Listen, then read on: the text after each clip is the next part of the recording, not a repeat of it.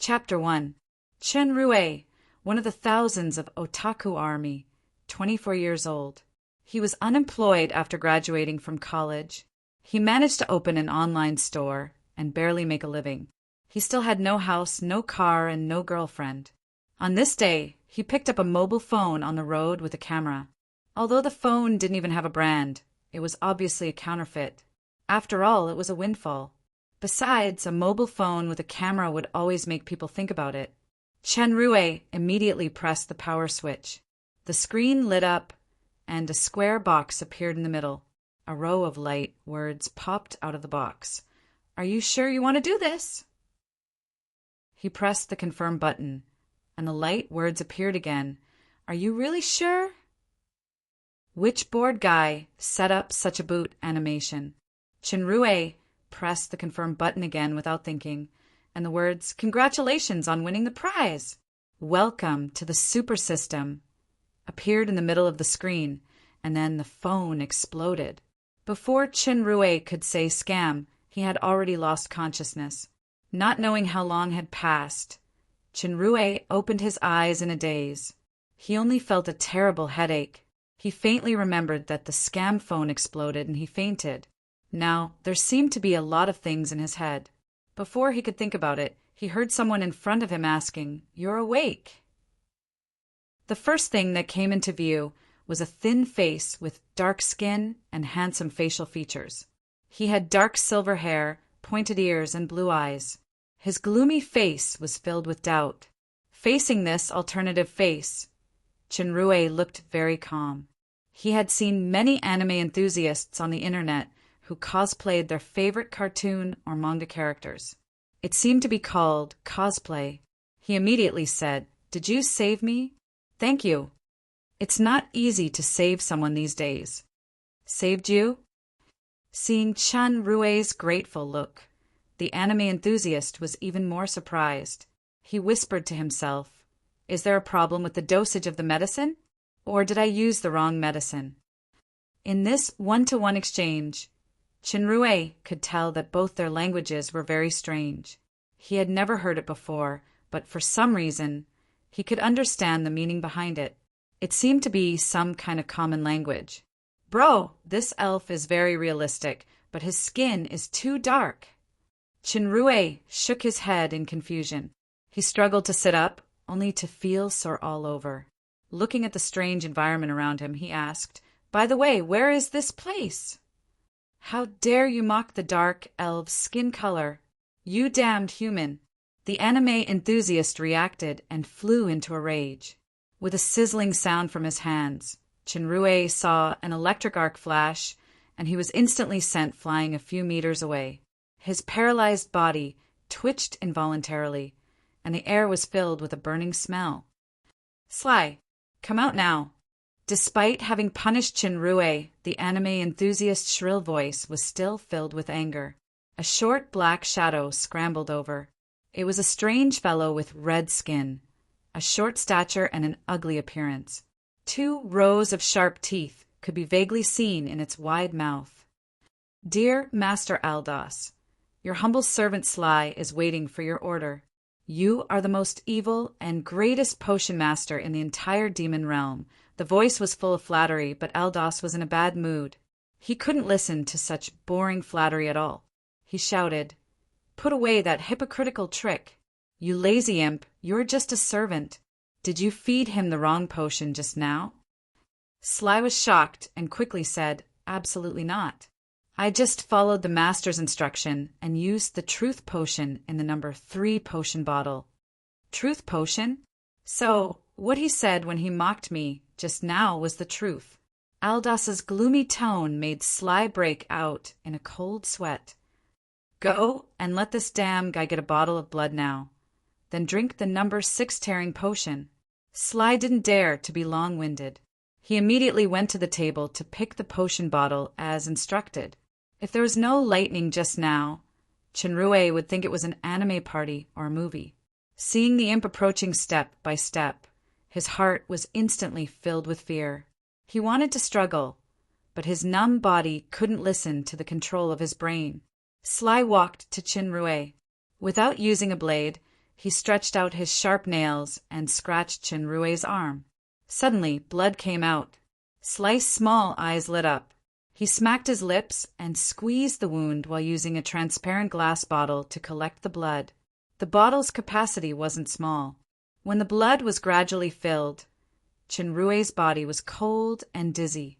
When the bottle was finally filled, the imp wiped it on the wound to stop the bleeding. He then put his claws into his mouth and sucked. His greedy expression was as if he was tasting the most delicious food, which made Chinrue's hair stand on end. However, this extra action immediately caused Aldous' dissatisfied snort. Slice shuddered and didn't dare to hesitate. He immediately poured the number 6 potion into Chinrue's mouth. When the potion entered his mouth, there was a faint, sweet taste, but on the contrary, it had a terrible effect. After a while, Chinrue's whole body began to feel pain. Every inch of his skin seemed to be torn apart. It was the first time in his life that he suffered this kind of pain. He couldn't help but scream. Chinrue's painful look made Aldous show a hateful expression. He nodded with satisfaction. It seems that the tearing potion is very effective. I don't know if the human physique is resistant to the truth potion, or is there something wrong with the potion itself? Aldous knew that the strongest effect of the tearing potion was yet to come. He was too lazy to listen to Chinrue scream and ordered, "Slee, take him to the dungeon and guard him well. Starve him for a night. If he dies in the experiment one day, I don't mind giving the body to you as food." Slee was overjoyed and blurted out a series of flattering words. Aldous' tone turned gloomy. "However, once I find out that you have another attempt to eat, you will be the next experiment subject." Slee stayed in the lab for a long time. Thinking of the miserable condition of the previous experiment subjects, he was shivering in fear. He nodded and immediately dragged Chinrue out of the house. The imp's strength wasn't weak. He dragged Chinrue along the way to a dark and damp basement and threw him in. "Hurry up and die, damn guy." Sir Slee has never tasted a human before. The imp was different from his humble and respectful look in front of Aldous just now. He arrogantly kicked Chinrue a few times and licked his fingers that were stained with blood. Greed flashed in his eyes, but he didn't dare to disobey Aldous' order. He closed the cell door and jumped out step by step. As Chinrue struggled to turn over, the pain in his body suddenly increased by 10 times. He couldn't help but scream again. A mysterious voice suddenly sounded in his mind. "Unknown poisonous substance found. Do you want to absorb and activate the super system?" Chinrue was in extreme pain, so he responded casually. There was a sudden coolness in his heart, and it quickly spread to his whole body. The pain actually weakened significantly. Insufficient energy supply. The system activation progress is 0. 5%. More energy is needed to complete. There was another ding in his mind, then it disappeared without a trace. Wait system? What is this? When Chinrue reacted, the voice never appeared again. Is it an illusion? Chinrue didn't have time to think about it because he was stunned by the large amount of information that was added to his mind. When he just woke up, he felt that there were a lot of memories in his mind that he didn't have before. After this torment, these memory fragments had been automatically digested and absorbed. It turned out that he was no longer the original Chinrue, but a young man named Arthur. This place wasn't Earth, but another world. It really is the soul transmigration.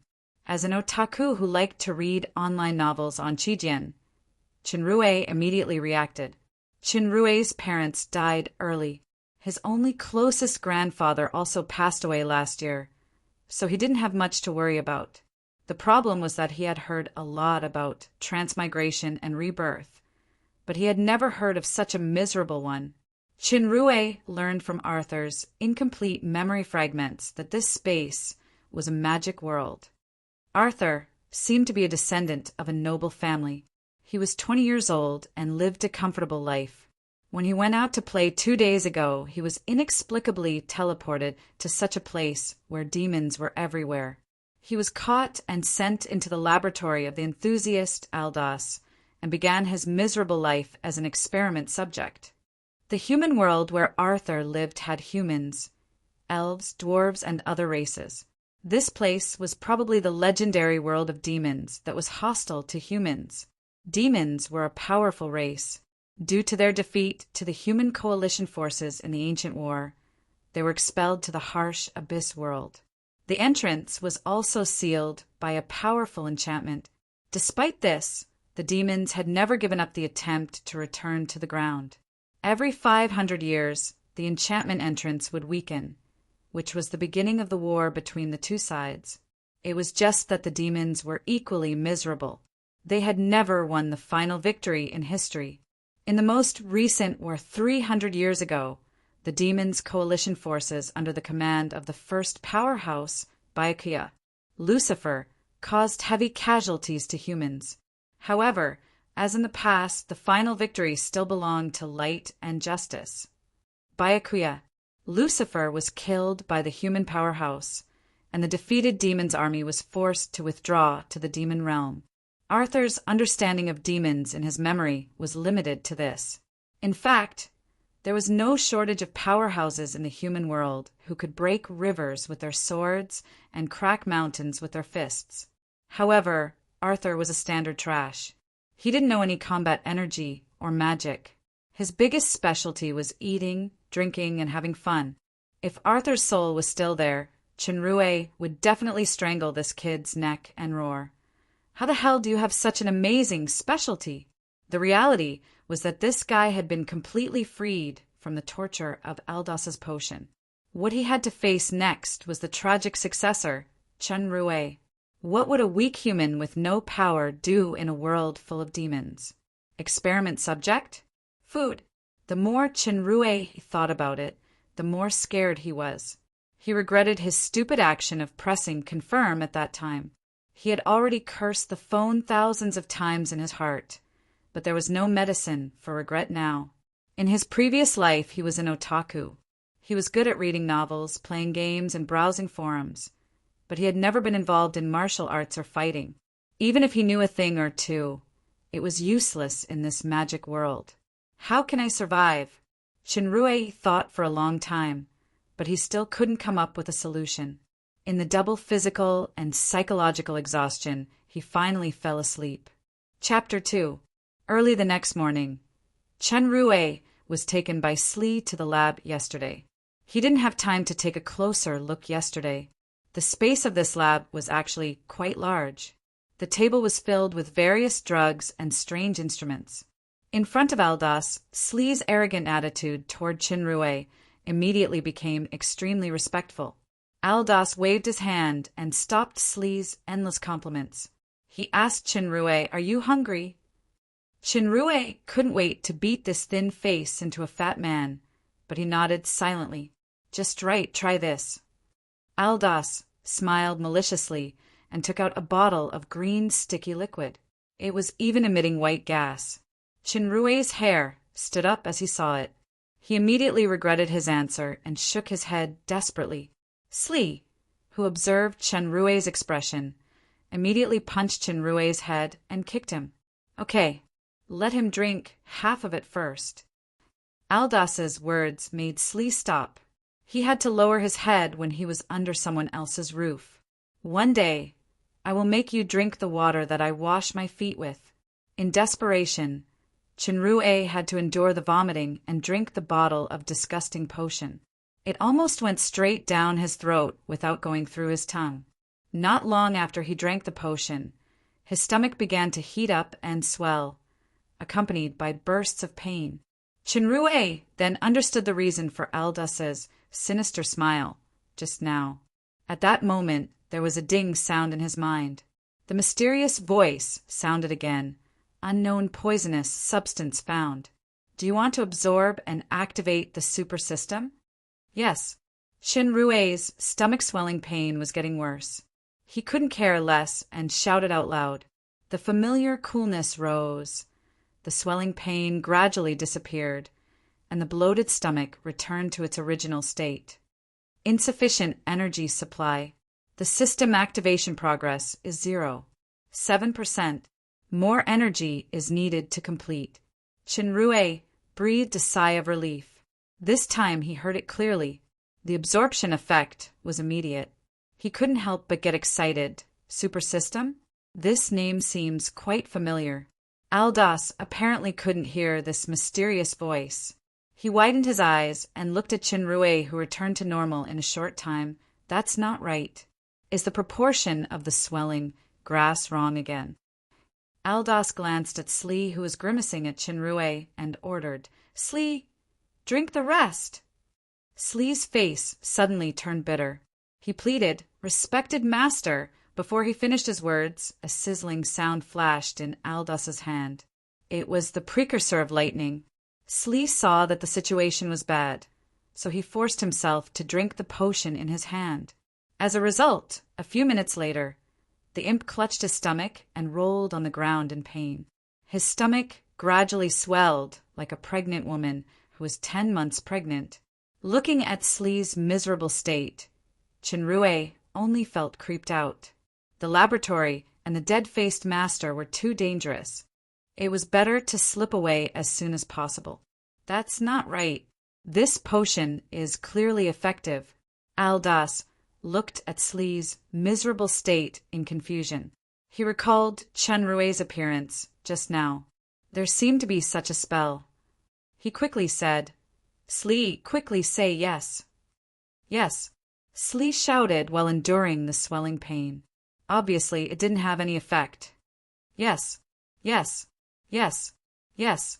Slee shouted desperately. As a result, he used too much force, and it became more and more painful. "You idiot, slow down. Make your accent more mellow." Aldas cursed Slee. However, when the imp couldn't say a word after saying yes, the effect of the potion still didn't diminish. "Stop!" Aldas shouted at Chenrue, who was moving. He leaped over a distance of 7 or 8 meters and blocked in front of Chenrue. There was another bottle of potion in his hand. "Quickly drink this." Chenrue's attempt to escape was discovered. He cursed this pervert in his heart. Why didn't he drink the half bottle of bloating potion just now? Looking at Aldas's terrifying expression, he didn't dare to say anything. He took it and drank it. This time, the effect of the potion was stiffness. When the prompt sounded in his brain again, Chenrue had lost all feeling in his body. He couldn't even speak with his mouth. When he expressed agree in his heart, the wonderful effect happened again. The stiffness disappeared, and the prompt showed that the system's startup progress had reached 2%. There was another prompt, completed substance transformation, for 3 consecutive times. Do you want to turn on automatic intelligent absorption? Chenrue confirmed in his heart without hesitation. This is a life-saving thing. Otherwise, if I encounter a quick poison that kills immediately, I'll be dead before I have time to remind myself. Aldas grabbed the empty bottle and glanced at the label on the bottle. He confirmed that it was number 103, powerful petrification potion. His expression was extremely shocked. "Damn human, what magic did you use?" "If I knew magic, would it be your turn to feed me potions?" Chenrue secretly criticized, but his face showed an innocent expression. Aldas grabbed him to the table, took out a bunch of bottles, and forced him to drink. Chenrue had goosebumps when he looked at the names Powerful Poison Potion and Powerful Heart Eating Potion. Fortunately, the powerful super system didn't reject anything and accepted them all, seeing that the potion bottles were emptied one by one. But Chenrue was still safe and sound. Aldas's breathing became heavier. The startup progress of the super system had reached 18%. Chenrue found that the more potent the potion, the higher the progress. However, when the same potion was taken again, the growth index was very little. His expectation for this unknown system was getting higher and higher. What would happen when it was 100% activated? Suddenly, Chenrue couldn't bear it and said, "Master, wait a minute." Aldas's eyes lit up. His gaze fell on the empty bottle that was drunk just now. He carefully picked it up as if he was grasping the last life-saving straw. He asked with hope, "Do you feel numb and have difficulty breathing?" "That's not it." Chinrue said apologetically, "I didn't eat last night. I drank too much water just now. I can't hold it anymore. May I know where the toilet is?" Bang! The bottle suddenly broke. Aldas's handsome facial features were twisted together. He gritted his teeth and said, "Too much water? Damn human! How dare you insult a potion master's lifelong effort?" Chinrue was shocked and shut his mouth tightly. "Yesterday I was struck by lightning because of skin color discrimination. Do I have to repeat the same mistake today because of discrimination? All right, I'll just hold it. It's better than being electrocuted to the point of incontinence. Unfortunately, the super system can't absorb lightning. Human's physique has actually reached this level. My research results, my new poison, are they all?"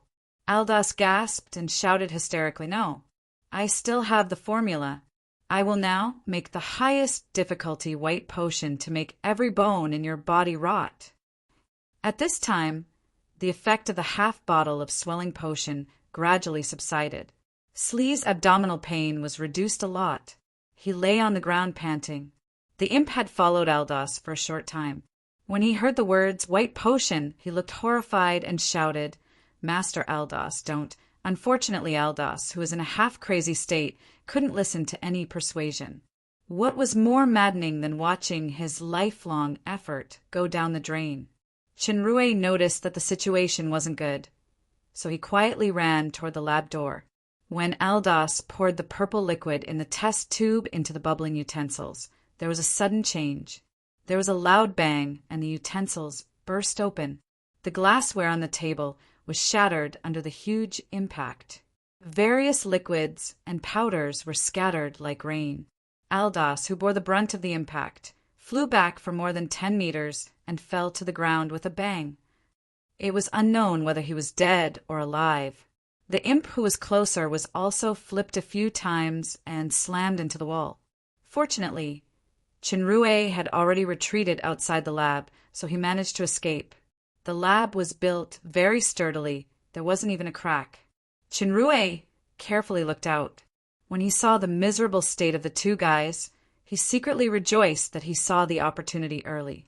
Although he was looking forward to the effect of the super system being fully activated, Aldas's madness was too terrifying.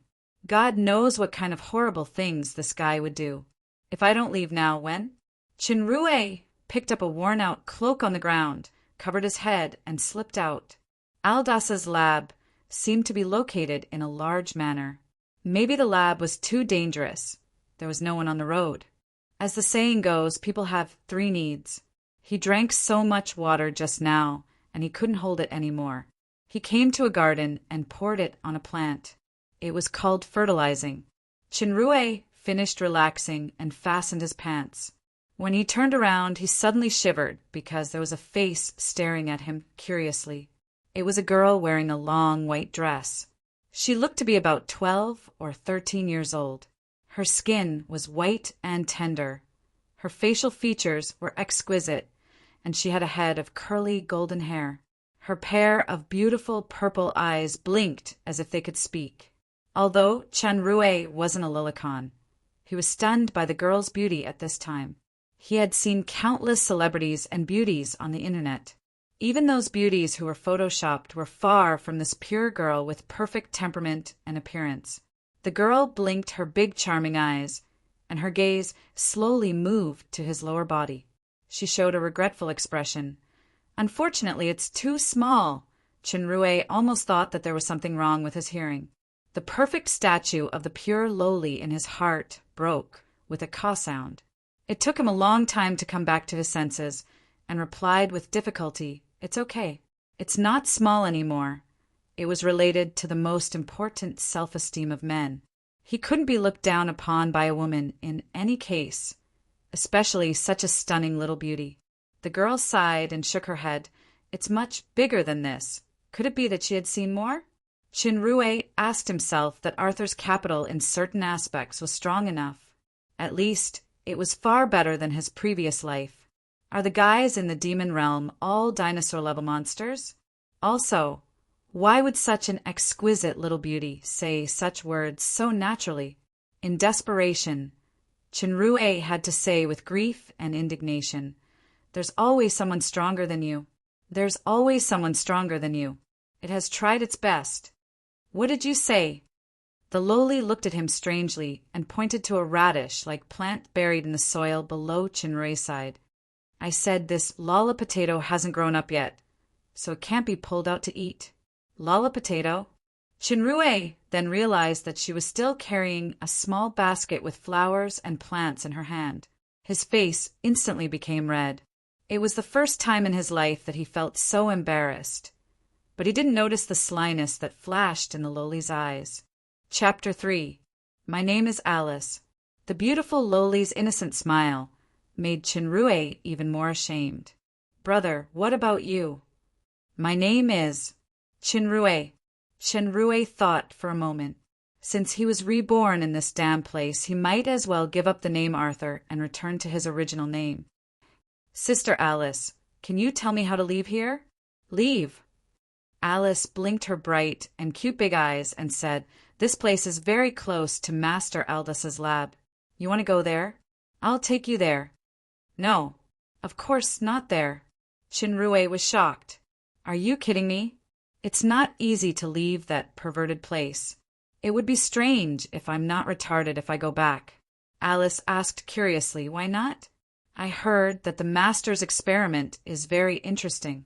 I want to take a look." "It's very interesting. It's just letting people drink poison like a drink." Chinrue looked at the innocent and cute little girl. He gritted his teeth and lied against his will. "So you still don't know?" "Something happened in the lab. I'm the Master's new apprentice.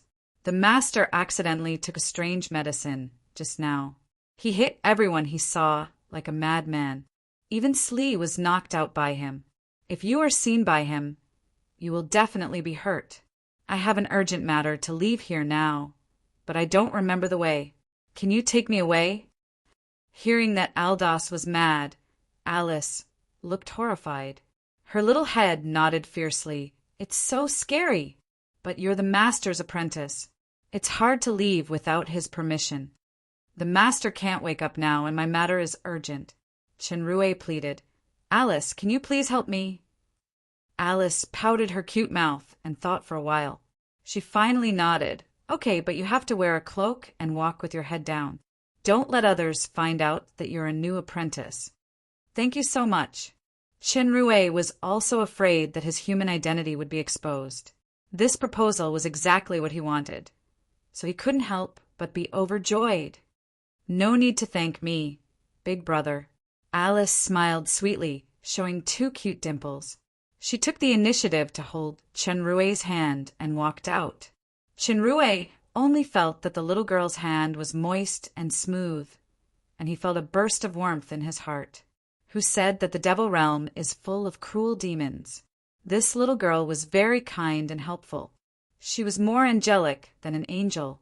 Along the way, the 2 of them encountered many strange-looking demons. Most of them were tall, ferocious, and armed. They were probably the guards of the manor. The little lowly seemed to be a regular customer here. Not only did the guards not come forward to question her, but they also showed a respectful expression. Seeing that no one came forward to stop him, Chinrue finally felt relieved. Remembering Alice's words, he hid his face in the cloak and walked with his head down, but he missed the extremely strange expressions on the guards' faces. This manor was very big.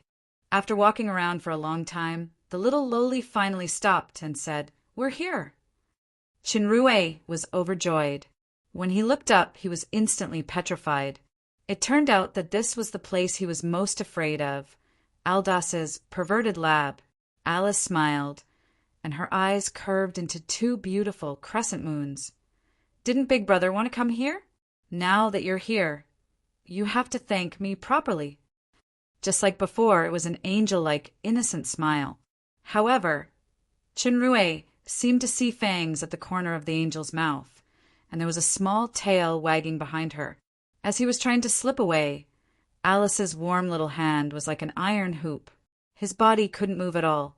"Is anyone here?" "I'm coming."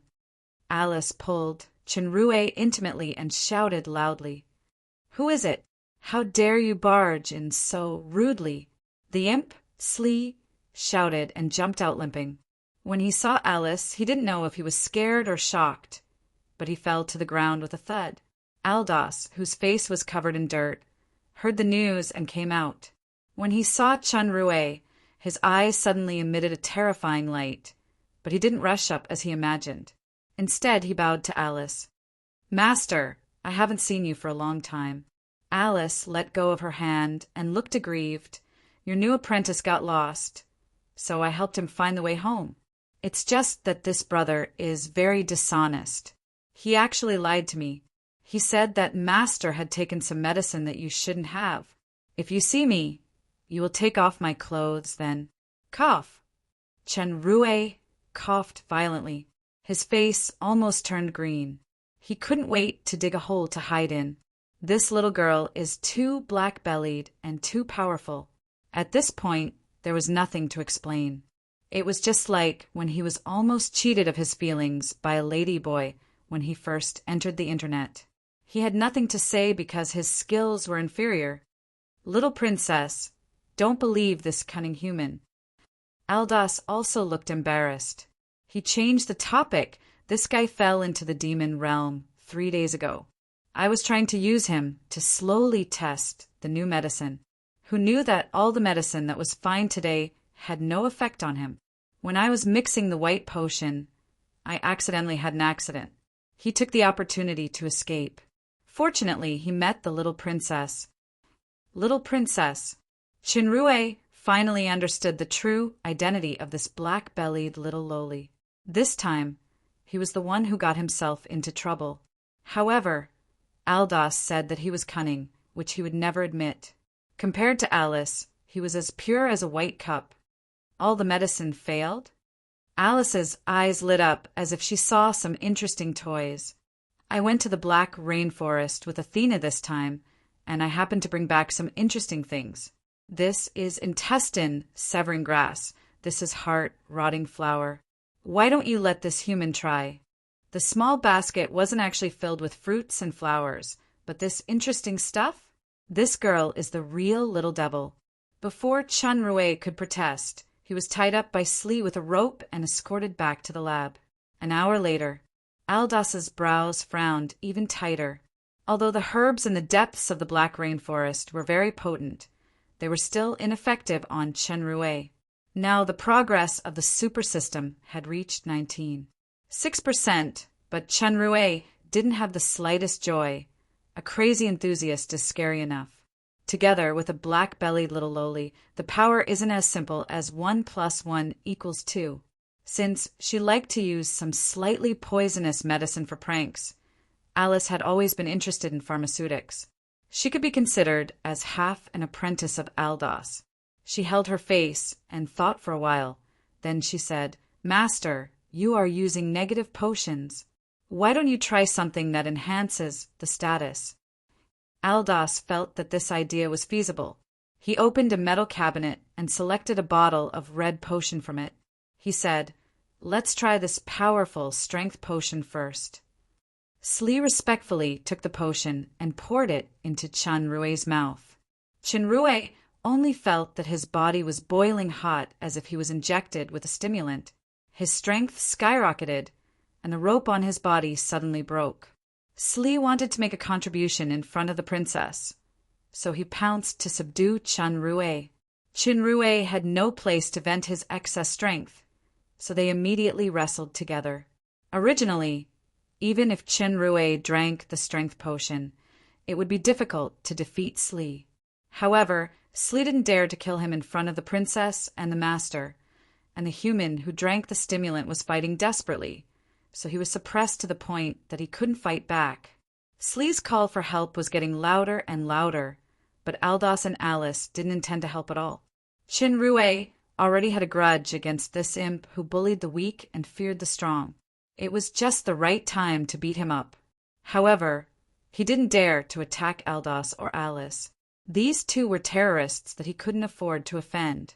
The strange thing was that the super system didn't absorb the energy of this buff, but the progress increased a little. It was currently 7%. When the imp was lying on the ground with a swollen face, the effect of the powerful strength potion slowly disappeared. Aldas carefully observed Chenrue, who had calmed down, and he was surprised again. The powerful strength potion can greatly enhance strength, but it still contains some ingredients with side effects. After the effect of the potion, one will be in an extremely weak state. Why is he not affected at all? Alice asked in surprise. Could it be that the master has formulated a true strength potion without side effects? Aldas was refreshed, then he shook his head and sighed. Impossible! The formula of that potion has been lost, and only the legendary Grand Master has the ability to refine it. You can't find a bottle in the entire demon realm. Chenrue on the side heard the word side effect, and his heart moved. Is it the effect of the automatic intelligence, absorbing the substances with side effects and leaving the beneficial ingredients? Although it's just a guess, this assumption is very likely. Otherwise, if all the beneficial substances are absorbed, how can I survive? I will starve to death, no matter how much I eat. Aldas tried several buff potions in succession and finally came to a crazy conclusion. Poison is useless to this human, but the more tonics the better. In front of this kind of person, the famous poison master is simply a kind and charitable nutritionist. There must be some potion that can restrain him. Aldas yelled. He couldn't care less about losing his composure in front of the little princess. He started to be stubborn again. In just a few hundred years has the human become so terrifying? He's just a weak, ordinary person. If so, what place do we demons have in the future? Alice was a bystander and shook her head. I don't think all humans are like this, but this guy has a problem. Master, why don't you make a magic tool to test? I can't make that kind of tool. Alchemy is broad and profound. I'm just doing some research on the pharmaceutics. Aldas seemed to be quite rigorous in academics. He suddenly thought of something, and his eyes were bloodthirsty. I once gave his blood to Slee, but there was no immunity effect. This time, I'll just cut his body open for research. Chenrue shuddered. What he had been worried about was finally going to happen. Master, wait. Alice said what Chenrue was thinking. Don't kill him. This guy is quite interesting. Let me play with him. At this moment, Chenrue felt the angel's halo once again fell on Alice's head. He even had the awareness of being a toy. He quickly said, Don't kill me. Master, I will try the potion obediently until you are satisfied. This idea was quite good. Not only could he save his life, but he could also survive until the super system was 100% complete. Maybe by then he could become a Superman, punching the imp and stepping on the dark elf. It was fine to say this a few hours ago, but now it was the biggest irony in Aldas's sharp ears. His gloomy face looked even gloomier. Chapter 4. Seeing that Alice was still interested in Chenrue, Aldas explained patiently, Little princess, if you can solve the mystery of this human, the power of the demons will have a leap. For our Dark Moon City, the benefits are immeasurable. At least, Princess Royal's situation will improve a lot. As soon as Aldas mentioned her sister, Alice hesitated and finally didn't insist. Chenrue had goosebumps as he saw Aldas approaching with a grin. Don't worry, I won't kill you at once. I'll just dissect you selectively. Aldas said gloomily, I will maintain your life and conduct more experiments. Damn, I don't want to be a lab rat even if I die. Chenrue was quick-witted and shouted, Wait, as long as you don't touch me, I'll tell you all the secrets. This sentence made Aldas stop. He stared at Chenrue with his eyes glowing. Say it! It all started from a place called Mount Huagua. When I went out to play, I accidentally fell into the waterfall. Chenrue's thoughts turned quickly and tried to talk about the plot he was familiar with. There is a water curtain cave in the waterfall. In the water curtain cave, I got the inheritance of a Grand Master. The Grand Master's name is Sun Wukong. Many things in this world were similar to the original Earth, such as time, units, common nouns, etc., so Qin Rui basically had no concerns. The more he said, the smoother he got. This Sun Wukong was the top Grand Master of Alchemy. He once made an artifact weighing 13,500 pounds, called Jingu Bang. It wasn't afraid of any magic and could freely change its size. It could be as big as penetrating the sky and as small as a needle. He also created an elixir, Jasper Lake Flat Peach, which was enough to let ordinary people have a lifespan of thousands of years or even immortality. Now it was a matter of life and death. He would lie as much as he could. Even if he was strangled to death by Wu Qinzhen and the fans of Journey to the West Again, he could only accept it. An artifact that could fight against the gods. An elixir that could live forever. A grand master of both mechanics and potions. The Dark Elf was stunned. If it's true, then this great grandmaster has definitely reached the god level. Aldas was shocked, but he immediately showed doubt. Since this Grand Master has such amazing achievements, why have I never heard of his name in the history books? Qin Rui's lie was almost exposed. He was shocked. Fortunately, he had read a lot of online novels and immediately found the plot to fill in the hole.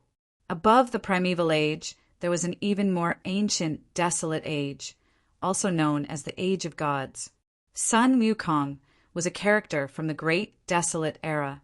Because his achievements were too shocking, he could almost allow ordinary people to contend against the gods. As a result, the gods panicked and sent an army of 100,000 to suppress Sun Wukong. In the end, they were defeated.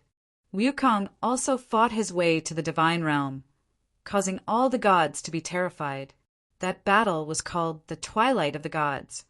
In the end, Wukong was suppressed by the most powerful main god, Buddha. The history of the Great Desolation Era was also deliberately concealed by the gods. Even those ancient books might not have records of this aspect. Only one or two related terms could occasionally be seen in some remnant books. Twilight of the Gods? I seem to have seen it in a book, but I can't remember. Alice's words shocked Qin Rui. Is there really such an illusion?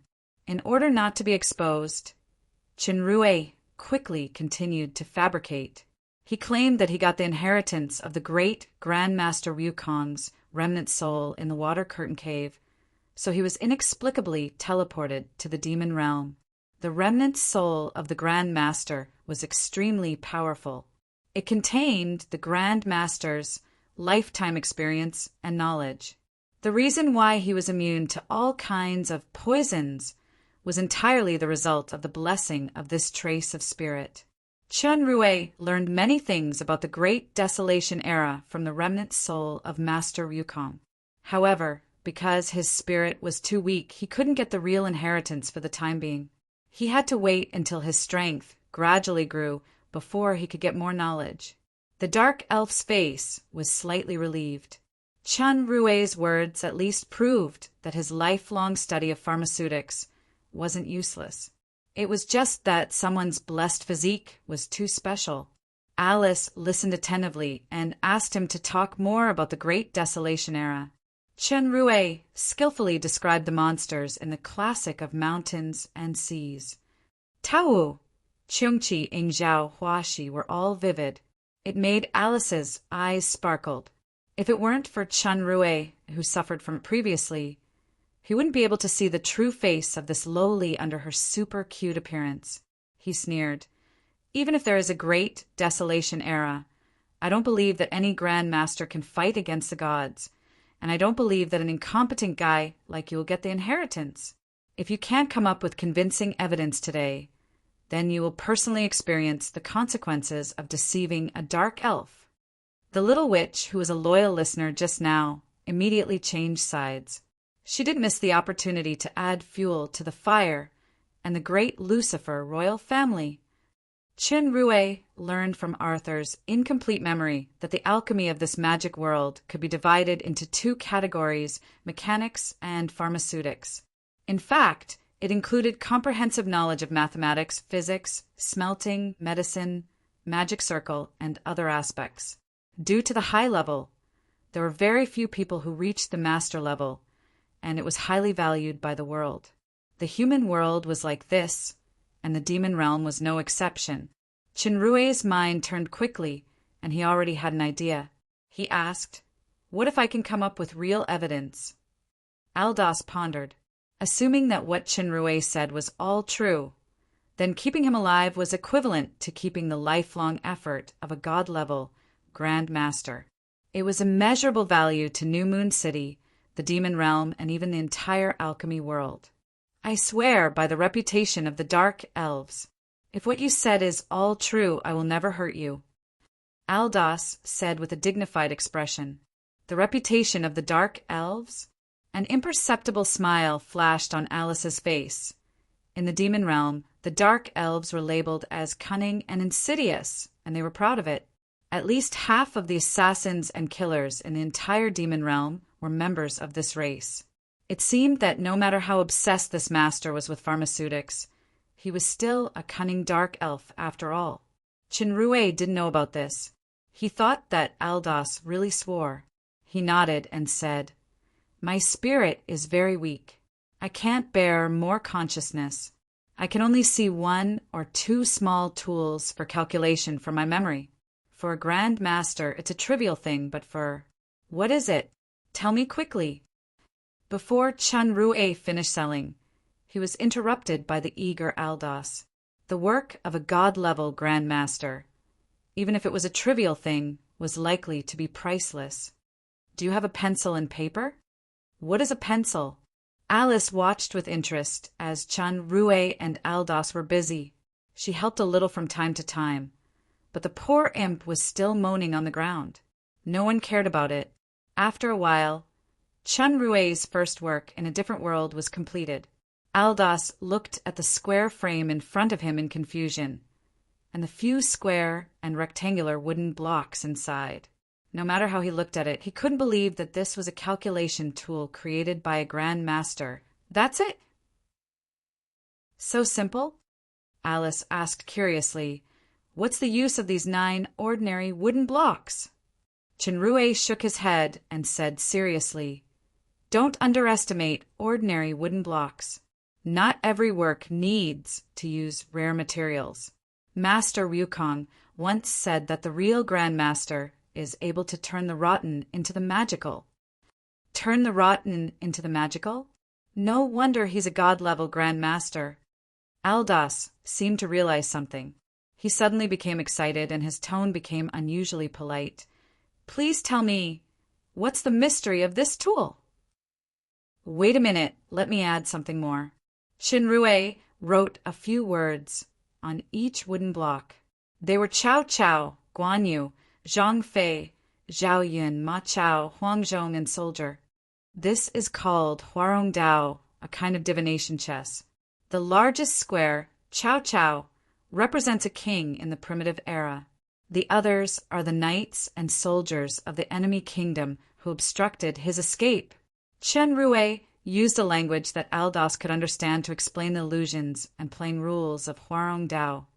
Huarong Dao was an ancient game known by almost every household in China. With its ever-changing and never-ending characteristics, together with Rubik's Cube and Diamond Solitaire, foreign intelligence experts called it the 3 incredible games in the intelligence game industry. The more Aldos listened, the more interested he became. As he was about to try, Alice was faster.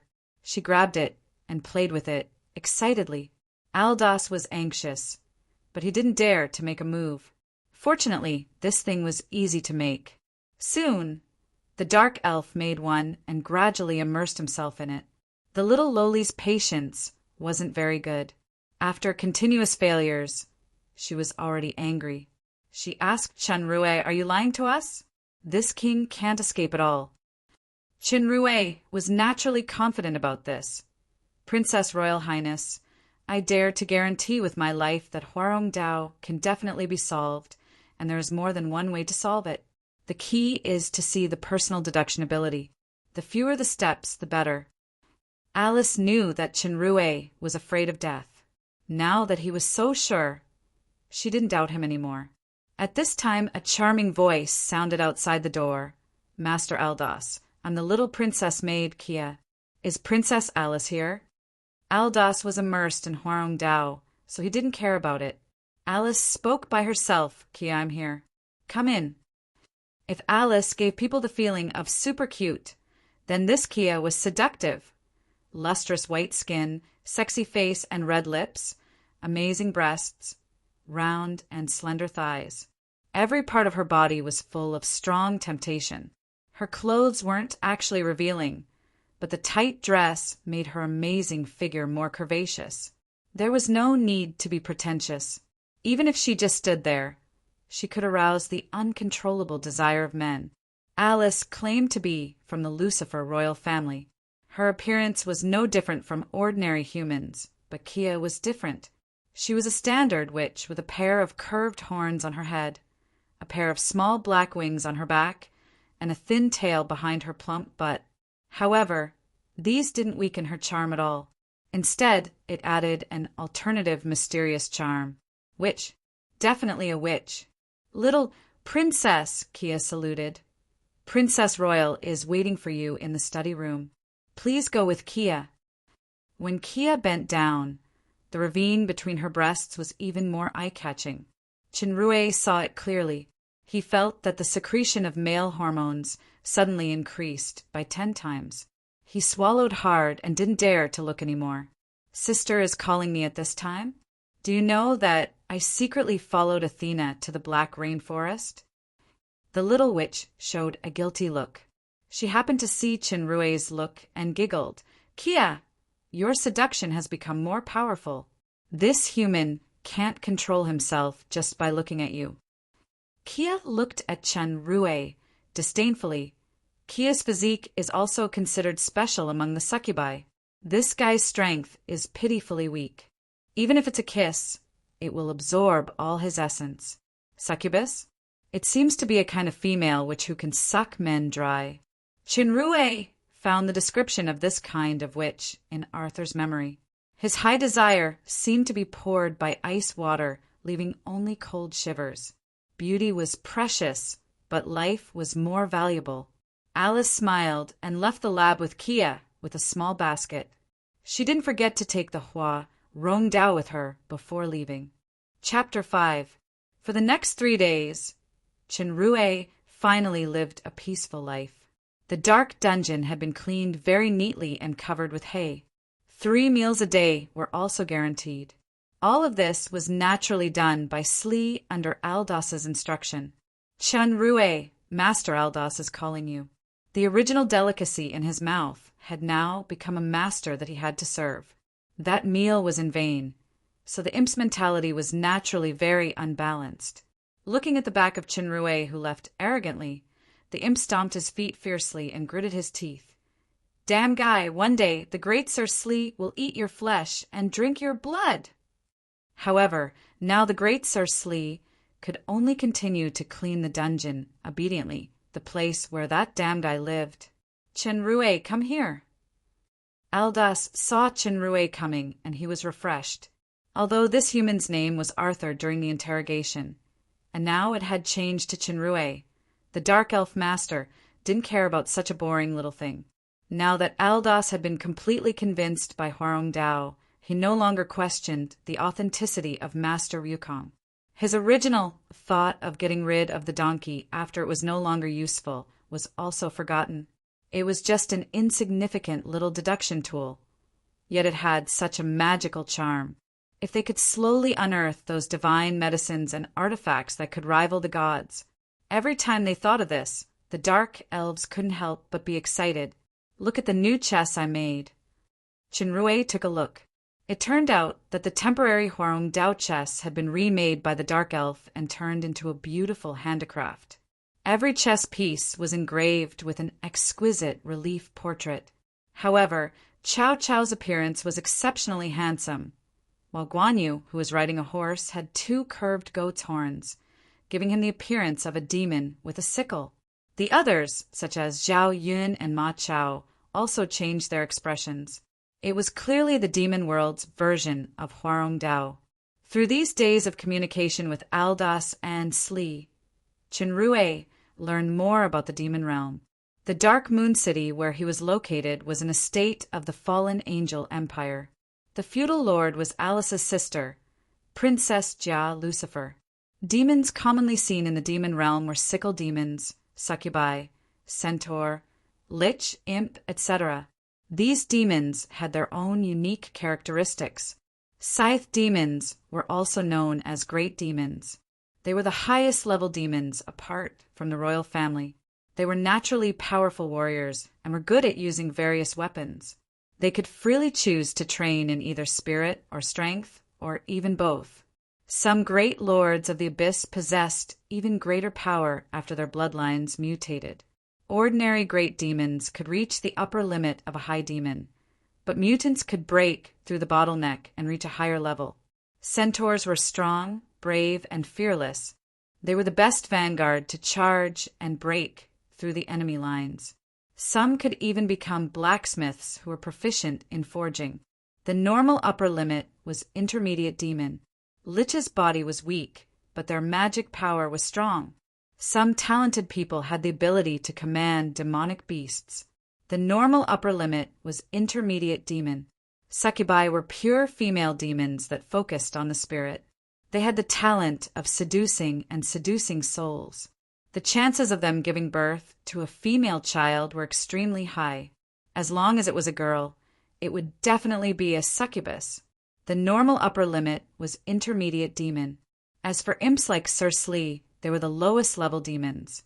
They were mostly used as cannon fodder on the battlefield.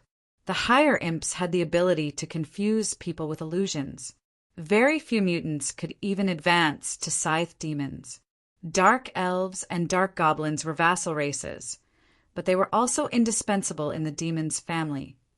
Dark elves were good at hiding, assassination, and using poison. However, Aldas, who specialized in pharmaceutics and became a master, was a very special case. There were also a few dark elves who had superb magic talent and could become necromancer who was stronger than Lich. Although dark goblins were short, ugly, and had no combat power, their creativity was amazing. They were best at handicrafts and inventions. There were also individual, outstanding ones who became mechanical masters of alchemy. Due to the special power of the demon realm's two moons, there was no such thing as a hybrid between the races in the demon realm. Even if two different races combined, the offspring would only be randomly born from the father or mother. In addition, there were many powerful creatures in the demon realm, such as elementals, evil eyes, fallen dragons expelled by the ground, and many demonic beasts. Everywhere was full of danger. Compared with humans, demons' starting power was much stronger, but the room for improvement was very small. Regardless of the talent of humans, the starting point after birth was almost the same. Demons were different. The difference in the lower rank throughout their life was more obvious. However, after adulthood, they could only reach a certain upper limit at most.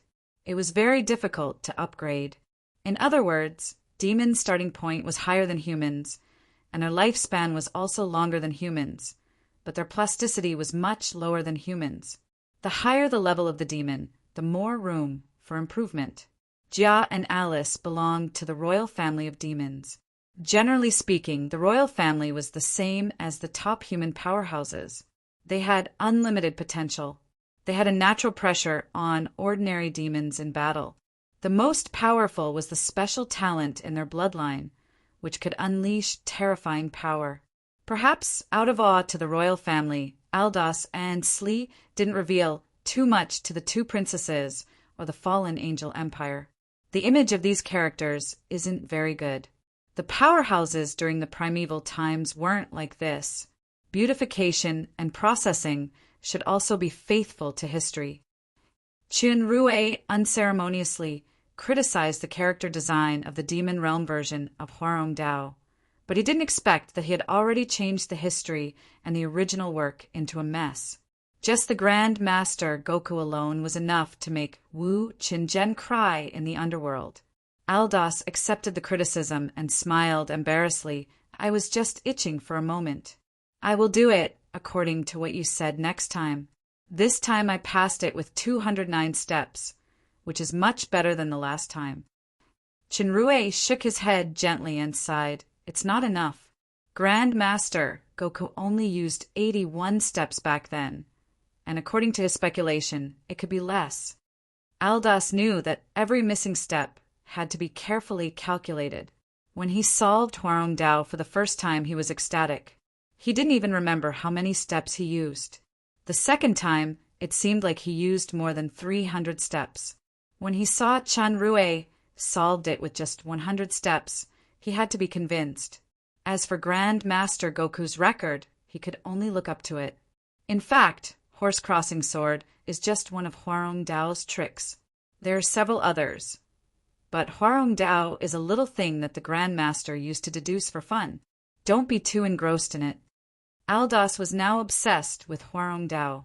Shinrue said this deliberately. He was obviously playing hard to get. Sure enough, the dark elf shook his head again and again. The Grand Master is indeed a Grand Master. It's just a little thing in his eyes, but it has great research value for us. But your pharmaceutics can't be abandoned. Shinrue's words changed and revealed his true purpose carelessly. Well, I will continue to help you test medicine. The more poisonous the medicine, the better. If you can break the Grand Master Goku's spiritual blessing, maybe your pharmaceutics can go to the next level. This is testing medicine. It's clearly to speed up the progress of starting the super system. Shinrue's heart was clear. Hwarong Dao can only solve a temporary crisis, but it's not a long-term solution. Only by truly mastering powerful strength can I escape from the demon realm and save my life. That mysterious super system may be the only hope. The dark elf looked surprised. Aren't you afraid that once the blessing is broken, your life will be in danger? In order to better understand the medicinal properties, Grand Master Goku once personally tasted various herbs. He was almost poisoned to death several times, but he still didn't give up. The reason why he can create a magical medicine like the Peach of Immortality is not only because of his excellent talent, but more importantly his unremitting diligence and persistence. Shinrue added Shinnong's halo to Monkey King this time. Personally testing medicine? Aldas's face was full of admiration. He sighed. No wonder he can become a Grand Master who can compete with the gods. It seems that, in addition to knowledge, I still have a lot to learn from the Grand Master. Shinrue saw the fanatical light on Aldas's face. He was afraid that this guy would really learn from Shinnong to taste the medicine, so he quickly said, In the past few days, I slowly felt some information from the Grand Master's remnant soul. I was deeply touched. I have made up my mind to inherit the Grand Master's will. Unfortunately, I didn't have any pharmaceutics foundation before, so I can't understand those esoteric knowledge. Master, are you willing to help me? Even though I'm a human. I'm willing. From today onwards, I will teach you the basic knowledge of pharmaceutics. As a dark elf, Aldas was definitely not an honest person with no conscience, but he was also a genuine potion master. This time he was really touched. He almost wanted to become sworn brothers with Shinrue. Thank you, Master. No matter how difficult it is, I will stick to it. Shinrue saw Aldas's excited expression. He knew that during this time, he basically didn't have to worry about his life. Besides, it was good to take the opportunity to learn some pharmaceutics knowledge. Anyway, it was never a burden to have more skills. Aldas found a book called Basic Herbs. When he was planning to start the education, the little Princess Alice came. Besides Kia, there was another strange, short-haired girl. This girl was beautiful with purple hair, red eyes, light wheat-colored skin, extremely well-proportioned body, and a hint of heroic spirit between her eyebrows. The orange leather armor on her body was a little revealing, and she was carrying a sheathed great sword. Her whole body exuded a kind of wild charm. Although the short-haired girl was also a beauty, Chinrue had experienced the psychological shadow of the black-bellied loli and the succubus.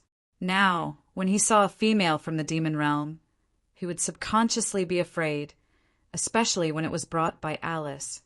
Athena, this is that human. He is quite interesting. Alice held Athena's arm intimately.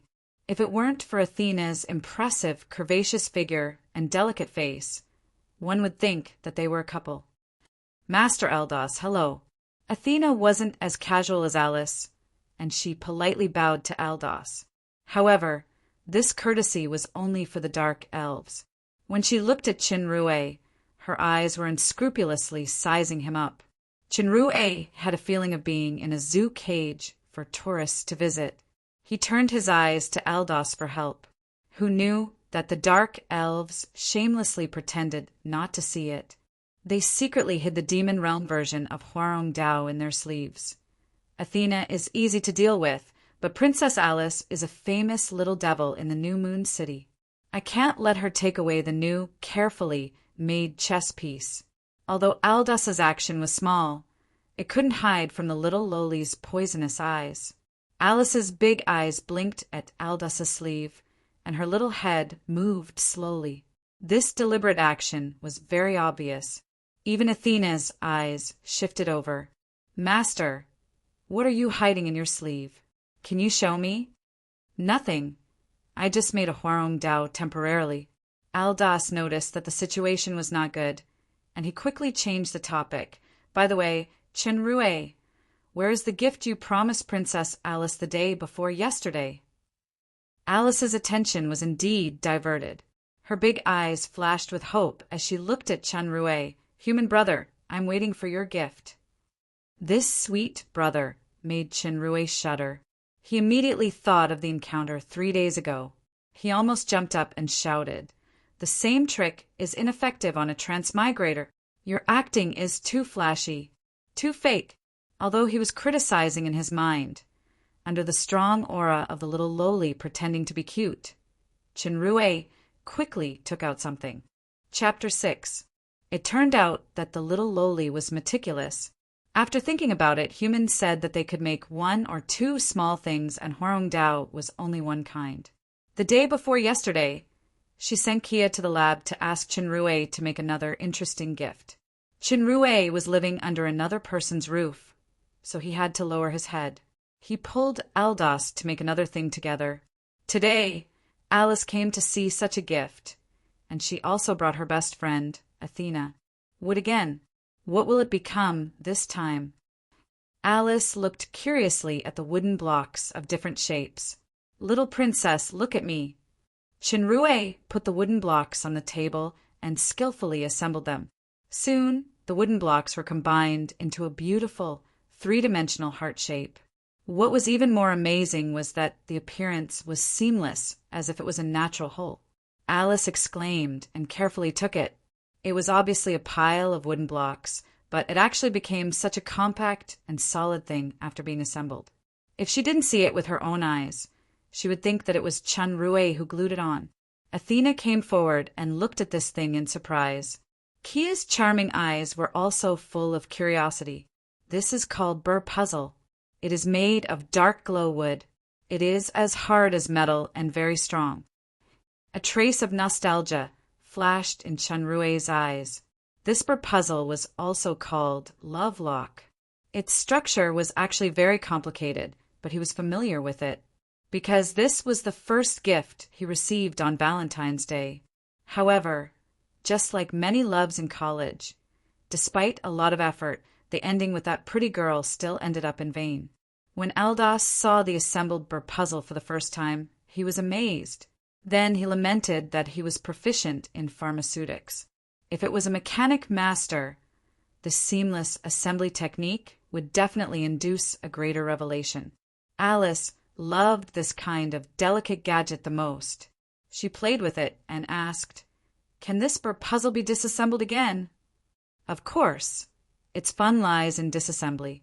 I believe with the little princess's wisdom, there will be no problem. Actually, Chinrue didn't mention that this Burr Puzzle was a complicated type. Without any hints, it would be very difficult to unlock. I'll just let this black-bellied little loli do as she pleases. I'll be able to settle down and focus on the activation progress. Alice fiddled with it carefully, as if she was afraid of breaking it. However, the burr puzzle was very tight, and she couldn't find the key part to remove it after a long time. Athena was eager to give it a try. She said, "Little princess, let me try." Alice pretended not to hear it and was still trying. After Athena shouted a few times and there was no response, her strategy changed. The jade dragon fruit at the blue lake seems to have matured. "I was just about to bring you there." Just as he finished speaking, a fair and tender little hand holding the burr puzzle was already in front of him. Chinrue only felt dizzy, and the fair little hand was empty. The burr puzzle was somehow in Athena's hand. Athena turned it around and said triumphantly, "Although I really want to take you there, Her Highness Jia knew that you followed me to the Black Rainforest last time. Her Highness Jia specifically ordered me not to take you out of the city again. So the fair little hand suddenly clenched into a fist, and it loosened after a while. Alice's face showed an innocent smile, and 2 cute dimples appeared. It was just like the angelic smile when Chenrue first met her. Chenrue knew that someone was going to be unlucky. Fortunately, the target this time was Athena. Athena, Wales, the daughter of the Empire's first general. George Wales, the strongest swordswoman in New Moon City. Do you have the ability to unlock this burr puzzle? The little loli stopped smiling and showed a solemn look. She had a bit of a princess's prestige.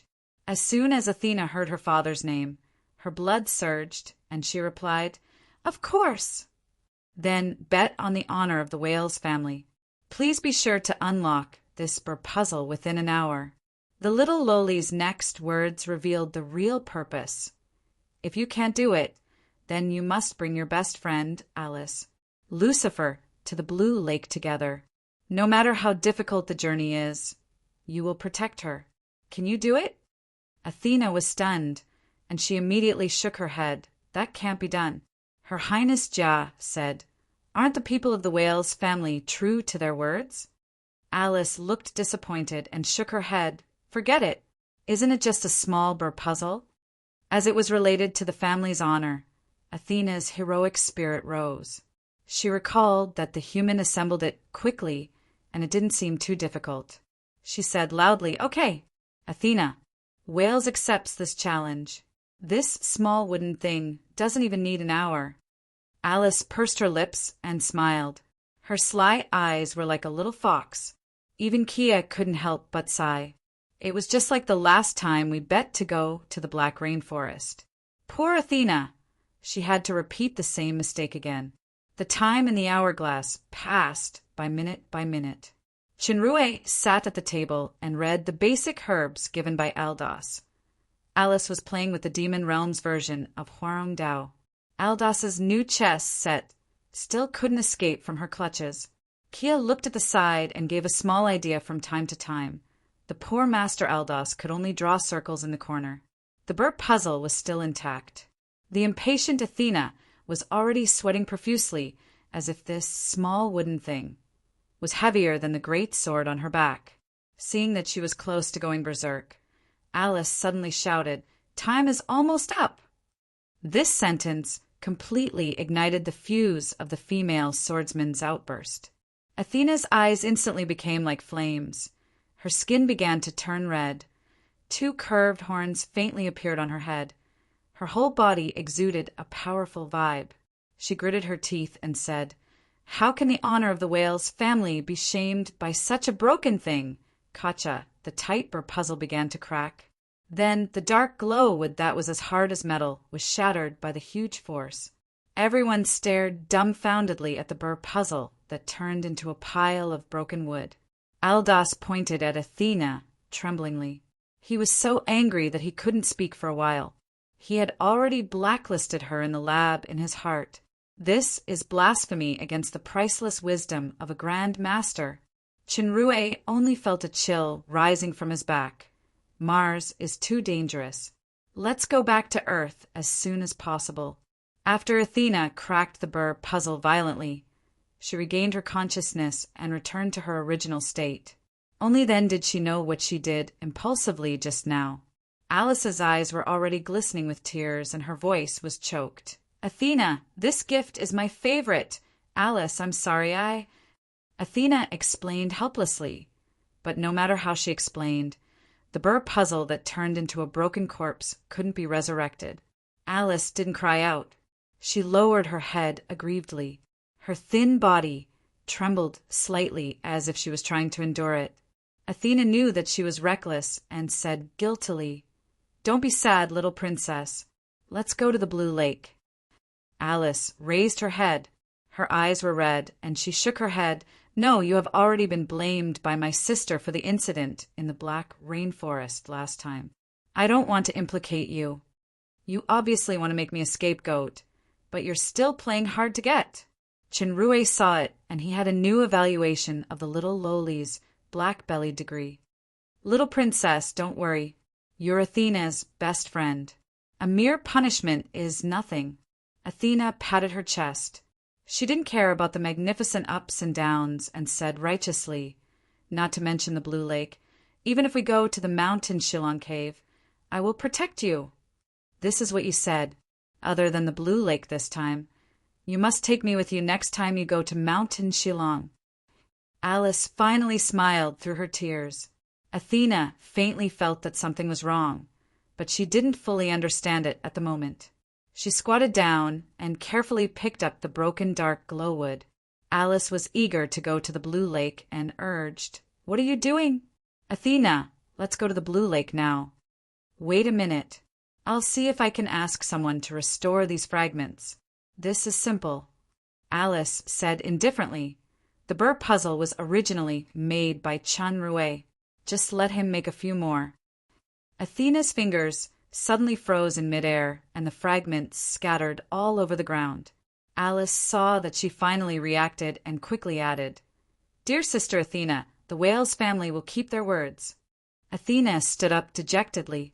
As Chenrue just gave this female swordsman a big chest and no brain evaluation, he heard Alice said to him, "Chenrue, your Highness specially allows you to go together."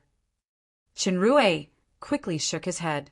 Going out to play with beauties was originally an erotic and pleasant experience. He couldn't ask for more.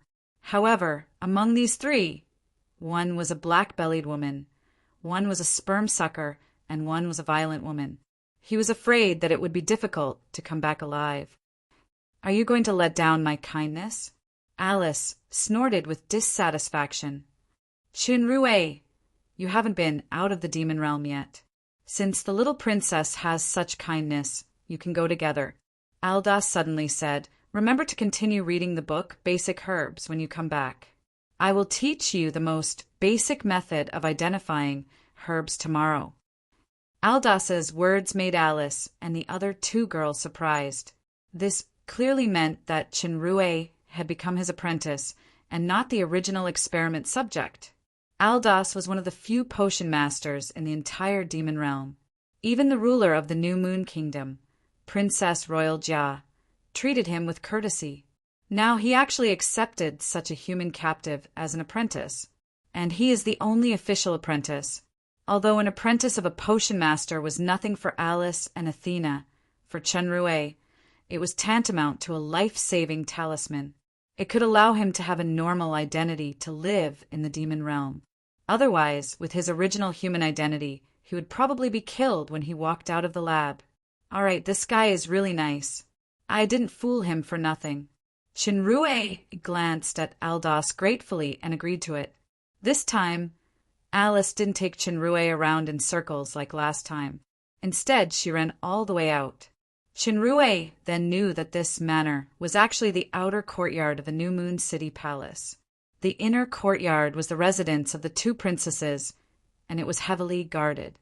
He was lucky to meet Alice last time. If he was bumped into by the guards of the inner courtyard, he would probably be dead.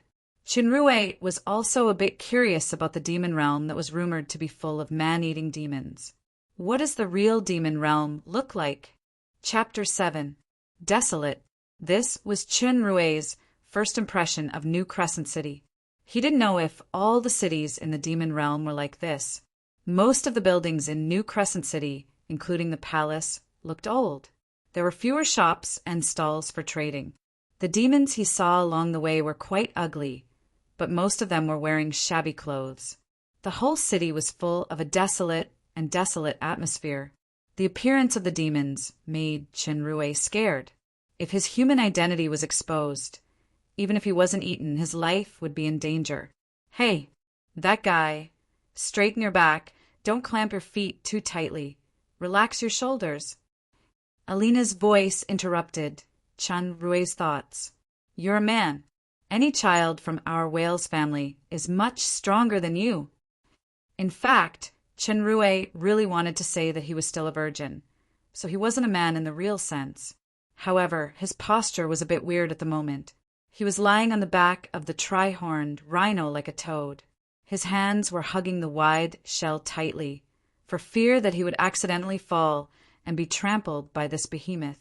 Sorry, it's my first time riding such a big guy. Chenrue was wondering why there were no stirrups or saddles in this world. It was a good opportunity to plagiarize his invention. He didn't expect that Alice and the others' tri-horned rhinos were all equipped with a full set of saddle equipment. It turned out that the treatment was just different. You don't have to clamp so tightly for the first time. Loosen your legs. Alina reprimanded loudly. The little loli didn't really understand, so she kindly advised, Alina, don't be so anxious. It's your first time. Of course, I'll clamp it tight. This sentence almost made Chenrue fall off the tri-horned rhino. Many demons along the way noticed his strangeness and pointed at him. Fortunately, Chenrue was wearing a cloak, so his human identity wasn't exposed for the time being. Only a few demons who were particularly sensitive to smell showed doubts. With the little princess and Athena around, no one dared to approach. When they reached the city gate, the 4 tri-horned rhinos were stopped. Your Highness Alice, where are you going? The one who stopped the tri-horned rhino was a male demon in armor. He was tall and strong, with red skin and 2 huge curved horns on his head. His facial features were deep, and his whole body exuded a fierce aura. From his appearance, he looked like a big demon. It turned out to be Sheriff General Allen. He actually patrolled personally today. Alice smiled slightly. We are going to the Blue Lake. General Allen frowned and said, Recently, there has been a small situation at the Blue Lake. I'm worried that there is something wrong with the sleeping poison dragon. I have already sent scouts to investigate. Your Highness Alice should wait until it is safe before going there to play. That poison dragon has been sleeping for thousands of years, and it still has the Lord of Midnight Sun's strongest lock of light and dark, so there's no problem at all. Alice pointed at Chenrue. Besides, I'm not going there to play this time. This is Master Aldous' new apprentice. The master asked me to take him to the Blue Lake to collect some herbs. Among the 2 branches of alchemy, if mechanics gave people the feeling of reverence, then potioneer was awe. People were more afraid of those poisons and negative potions, but they ignored their healing and buff effects. The keywords of a potioneer master were usually mysterious, terrifying, and vicious, and they couldn't be provoked. Aldous was such a representative figure. The screams of the testers often came from the laboratory. Even the palace guards didn't dare to approach. He really didn't understand why Princess Royal Highness was willing to place such a dangerous person in the outer courtyard of the palace. Such a mysterious and terrifying potioneer master actually accepted an apprentice. Alan was very curious about who this apprentice was. After taking a few more glances, his eyes suddenly became sharp. At that moment, Alice just let Chenrue take off his cloak. This is the human who was caught by us last time, a soldier behind Alan exclaimed. For a moment, all kinds of hostile eyes were focused on him. Chenrue forced himself to maintain a natural expression. Cold sweat had already flowed down from his forehead. Alan discovered Chenrue's identity earlier than the soldiers. He remembered that when he reported to Princess Royal Master Aldos, happened to be present. He personally offered to take this human away as an experiment subject. Now such a captive, or a slave, actually changed and became the master's apprentice? Alice introduced to Alan as if nothing happened. This human is named Chen Rue. Because he is very talented in pharmaceutics, he has now been accepted as an official apprentice by Master Aldos.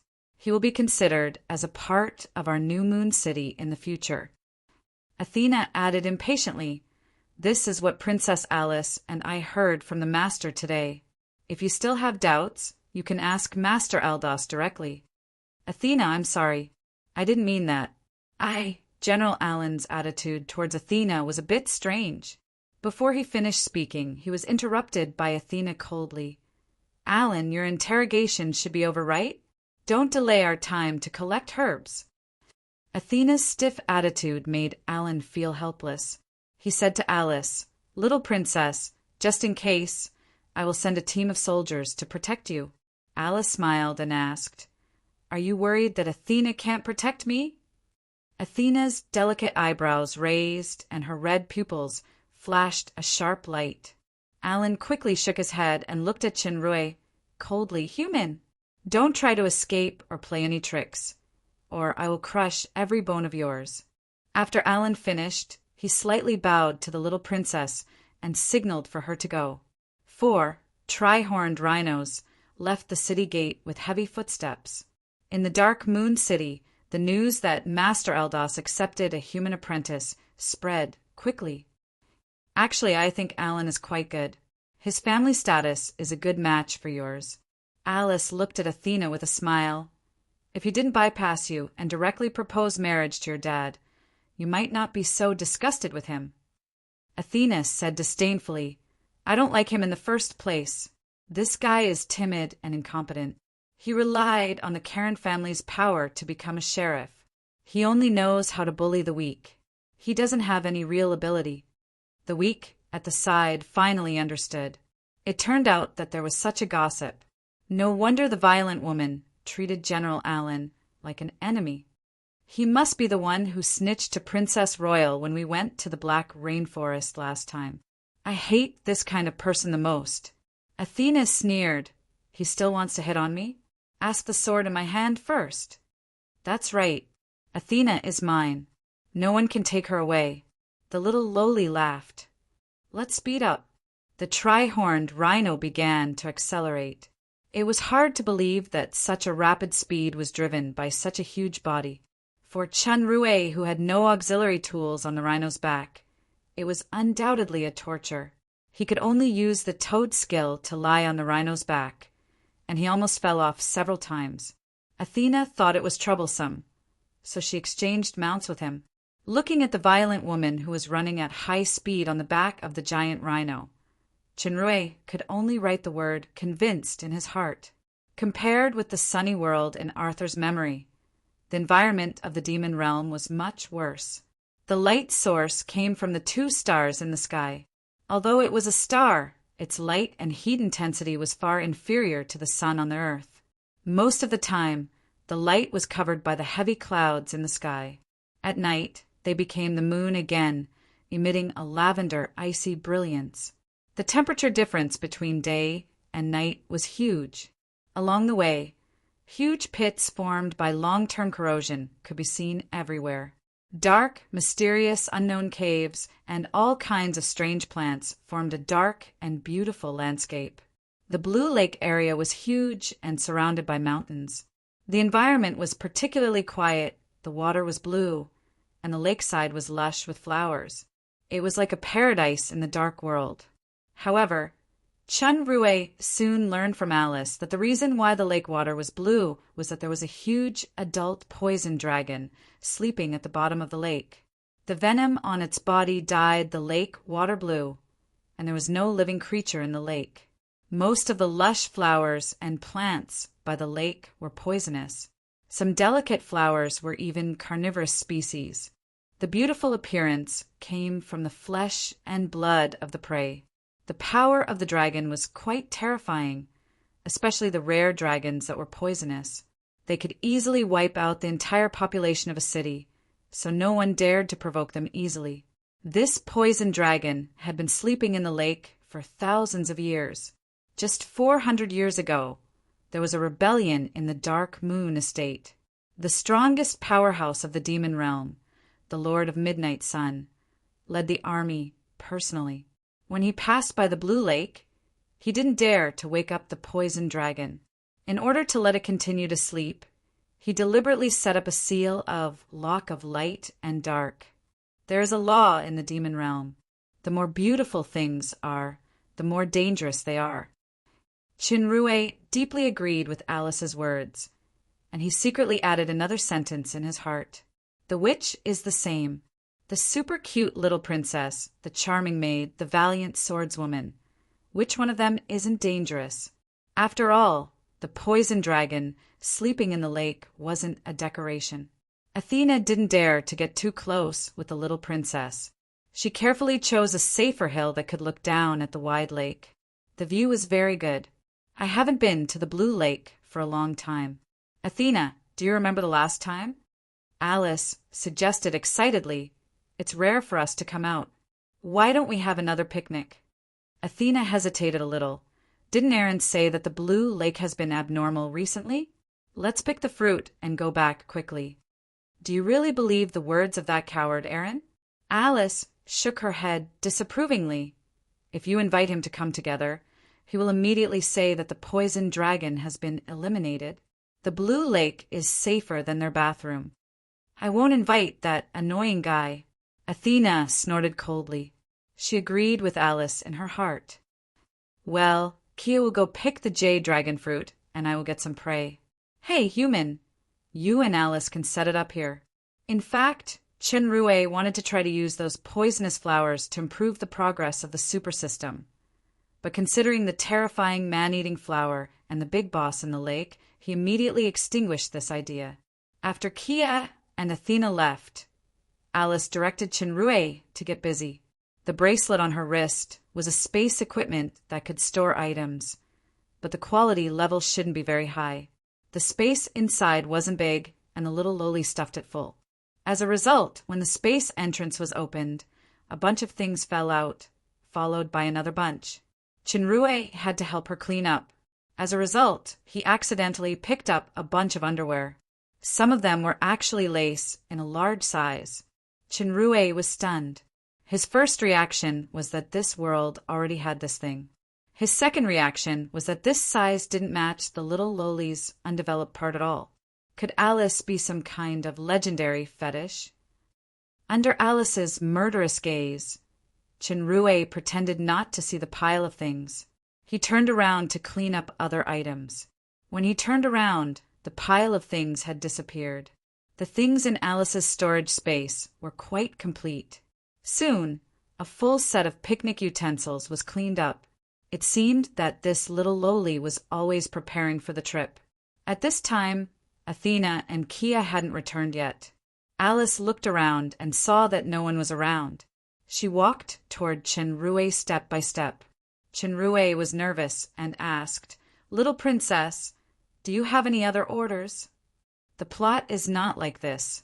Alice showed a strange smile and said, "You should say, 'Don't come over.' If you come over again, I will call for help. Then I will say, you can shout until your throat breaks, but no one will come to save you." Chinrue only felt a black line hanging on his forehead. He rolled his eyes and asked, "Then I shouted, 'Break your throat, break your throat.' In the end, the guy named no one came to save me?" Alice showed a look of surprise. It turns out that the human world also has the book, the Demon King, and the princess. Chinrue smiled inscrutably and didn't respond. It seemed that many things were common, regardless of dimension or race. But then he couldn't laugh because Alice said, "Tell me a good story, just like the primeval world last time. Your imagination is quite rich." Chinrue's heart skipped a beat as he listened, and he defended. "That's not a story, but a real thing. If I didn't inherit Master Wukong's divine thought, how could I make Hwarong Dao and Burr puzzle? I'll tell you a secret that even Athena doesn't know." Alice lowered her voice mysteriously and said, When I first met you, I just happened to awaken a special bloodline talent in the Lucifer royal family called mind reading, and I accidentally tried it on you. Chinrue was shocked, and he couldn't speak for a while. Accidentally your ass. Chapter 8. Hearing that Alice could read minds, Chinrue couldn't help but be shocked. So she knows everything? Including the super system and time travel? Don't worry. Alice proudly looked at his shocked expression. My mind reading is too weak at the moment. I can only see if you're lying, but I can't read your specific thoughts. For example, I can't read your crush on Kia. Hearing that he couldn't read his specific thoughts, Chinrue immediately breathed a sigh of relief and began to doubt whether Alice could really read minds. As for the later part about him having a crush, there was no need to explain at all. Kia was indeed a seductress, let alone the fact that she didn't like him. Even if she liked him, he couldn't seduce her for the sake of his life. The highest level of dried meat should be left to others. Okay, mind reading consumes too much spirit. I need to rest for a few days after using it. I'm too lazy to use it on you. Alice stretched out. I'm so tired. It would be nice if someone could tell me a story. The most idle person is actually saying that he's tired? Chinrue despised Alice's diligence in his heart. No matter what, I'd rather believe in the mind reading than not. This little lowly is a little witch. It's better to coax her first. Therefore, Chinrue told the little lowly the funny enhanced version of the Demon King and the Princess. This boring little story suited the little lowly's taste very well. Her two big eyes were shining as she listened. Finally, when she heard that the Demon King committed suicide, she showed dissatisfaction. She strongly requested to change the protagonists of the story to an evil human hero and a kind witch. Chinrue scratched his head. He was now Aldas's apprentice, which was equivalent to joining the demon realm. He should be regarded as a traitor of humanity. It was all because of this sad soul travel. If he was in the human world now, he might be doing well. At least he could be a rich second generation with the identity of Arthur. However, this was the demon realm. He could only try to save his life first. Maybe there was a chance to escape back to the human world. At that time, he might even be able to say to the little lowly, "Sorry, I'm a spy." Just then, Kia came back with a basket full of fruits. The jade dragon fruit was a bit like sun-dried walnuts, but it was much bigger, thinner, and fragrant. Chinrue tasted it. The taste was a bit like pistachio, but also a bit like longevity fruit. It was addictive. No wonder the little lowly insisted on coming to the Blue Lake. Not long after, Athena also returned to the top of the mountain with a few fish and 2 goat-like prey that had been skinned and cleaned. The fish was caught in the stream in the mountains. The water in the Blue Lake was too poisonous, and there were no living creatures. That's strange. I haven't been here for 2 months. Why is there so much less prey around here? Athena was puzzled. I only got these today. I don't know if it's enough. 6 fish and 2 sheep weren't enough for him? Chinrue was taken aback. There are only 4 people, 3 women and 1 man. Are you all gluttons? Athena and Kia were very agile. They cut the food into pieces very quickly. Then they pierced it with an iron rod, skinned and cleaned it. They also made a fire. It was warm and comfortable. When they were barbecuing food, Chinrue finally showed his skills. Although he was an otaku, he had a strong ability to take care of himself because he lost his parents early. He even had the nickname of Little God of Cookery in college. The seasonings that the little lowly brought were very complete. Chinrue had a certain understanding of those strange ingredients when he was organizing previously. After trying a little, he was even more proficient. After tasting the grilled fish made by Chinrue, all the barbecue tasks fell on him. Even Kia was a little impressed by him. The little lowly shamelessly said that she brought Chinrue out because of her unique insight. Only Athena didn't say a word. She destroyed the food at a rapid speed. Chinrue then knew why Athena said that the food might be less. Judging from her exaggerated table manners, She might not even have enough food for herself. While Alice was talking, Athena had already swept away the food on the plate like a whirlwind sweeping away the clouds. Alice was a step slower. She saw the few skewers of fish that Chenrue had just barbecued. She was about to rush up and grab it. When she saw his strange eyes, she finally felt a little embarrassed and said, "You eat first. Give it to me later." It was rare for the little witch to have a conscience. Chenrue shook his head with a smile and handed it to her. Alice smiled sweetly and continued to eat. This atmosphere reminded Chenrue of the barbecue outing with a few close friends in college. Unfortunately, life was like a phone call. Either you hang up first, or I hang up first. His life on Earth had already ended. He would never be able to see his close friends or the person he used to know. Alice took a few bites of the grilled fish. Seeing that he was distracted, she threw a jade dragon fruit over and hit his head. She laughed and said, "Chenrue, I didn't expect your grilled fish to be so delicious. I can consider letting you be my boy toy." Chenrue just picked up the jade dragon fruit and took a bite. When he heard this sentence, he almost swallowed the shell. Does this little girl understand the true meaning of the word boy toy? Athena's energy was all on the food. She was indifferent to this. Only Kia gave Chenrue a warning look. She didn't say anything. It seemed that she was used to the little girl's shocking words. After eating for a while, under Alice's coercion and temptation, Chenrue was forced to change from a chef to a storyteller. He began to tell stories. The story Chenrue chose was the well-known Snow White on Earth. However, as soon as he finished the story, the villain of the story, the queen, was despised by Alice. Her comment was that she was too retarded, especially that poison apple. She could even spit it out after eating it.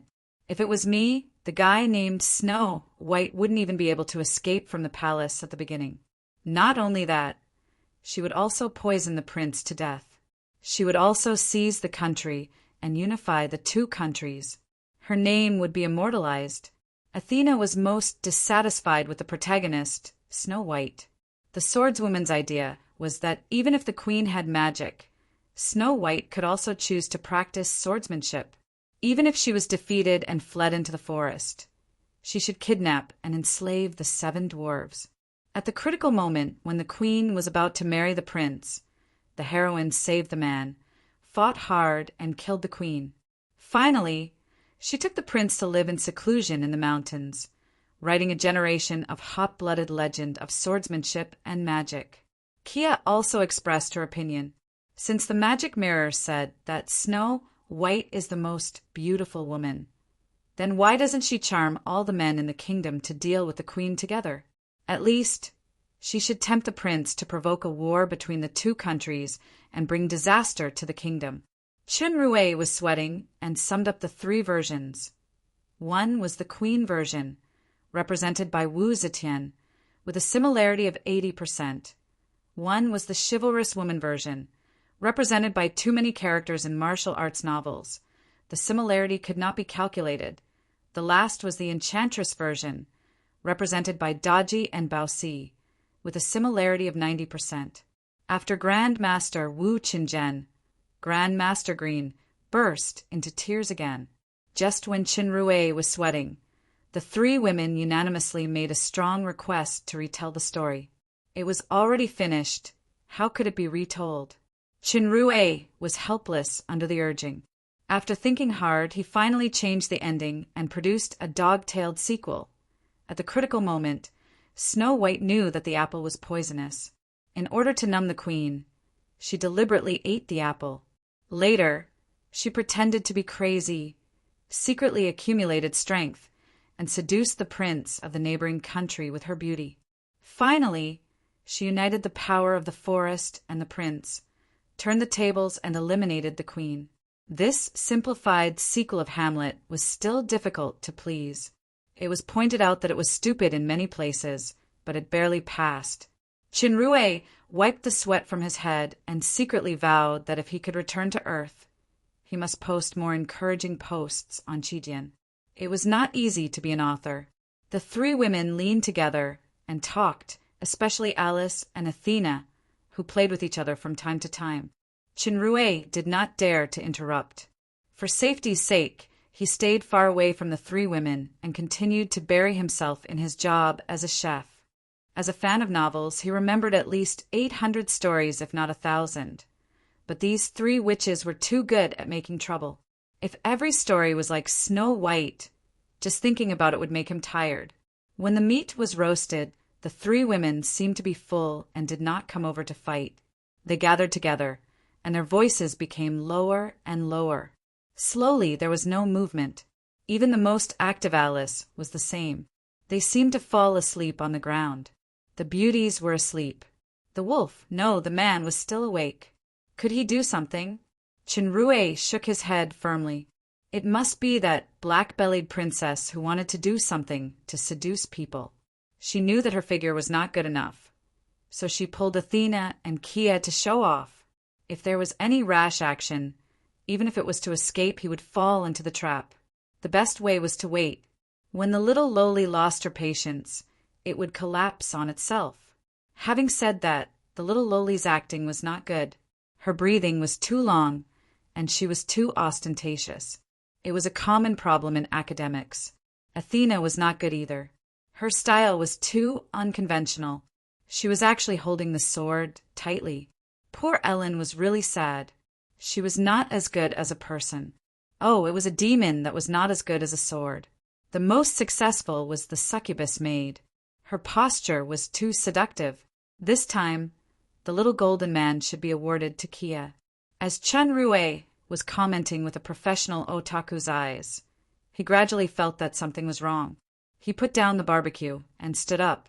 At that moment, the 4 tamed tri-horned giant rhinos began to become restless and made heavy snorting sounds. A prompt sounded in Chinrue's mind. The super system's startup progress was automatically increasing. It was still slow at first, then it became faster and faster. 20%, 30%, it actually increased rapidly to more than 80%. Even the many poisons in Aldous' lab only reached less than 20%. Why is there such a terrifying poison here that can make the system progress so rapidly? Originally, the super system's startup progress should be a happy thing. However, when Chinrue's gaze swept across the quiet blue lake at the foot of the mountain, he suddenly thought of something and broke into a cold sweat. A breeze blew, and a short-haired man suddenly appeared next to Chinrue. He was eating the barbecue in his hand. The man had black hair, brownish-yellow skin, and a strong figure. He was wearing a strange robe. His body seemed to be surrounded by a string of strange symbols emitting a faint light. "You're here." This question made the man stunned, and he asked, "Do you know me?" Chinrue snorted at the blue lake and asked tentatively, "Poison dragon?" "You should address me as the Great Poison Dragon, or Master Poison Dragon." The man grinned, revealing his white teeth. Chapter 9. In fact, Chinrue's ideal line was, "You're here. I'm here. You shouldn't have come, but I'm still here. You'll die if you come. You'll die if you live." After a soul-stirring, deep conversation, the two men who appreciated each other became confidants among enemies, and enemies among confidants. Then the confidant and the enemy confidant began to entangle again. Unfortunately, the poison dragon was a poison dragon, and the ancient dragon was an ancient dragon. Chinrue's heart was beating wildly. He tried to get close to the poison dragon. "Master Poison Dragon has been awake for a while, right?" No wonder Athena said that there are fewer preys nearby. Didn't they say that the poison dragon has been sleeping for thousands of years and was sealed by the top powerhouse of the demon realm with lock of light and dark? How can he wake up so soon? Moreover, I just happened to encounter such a good thing. The poison dragon ate up the barbecue in one breath.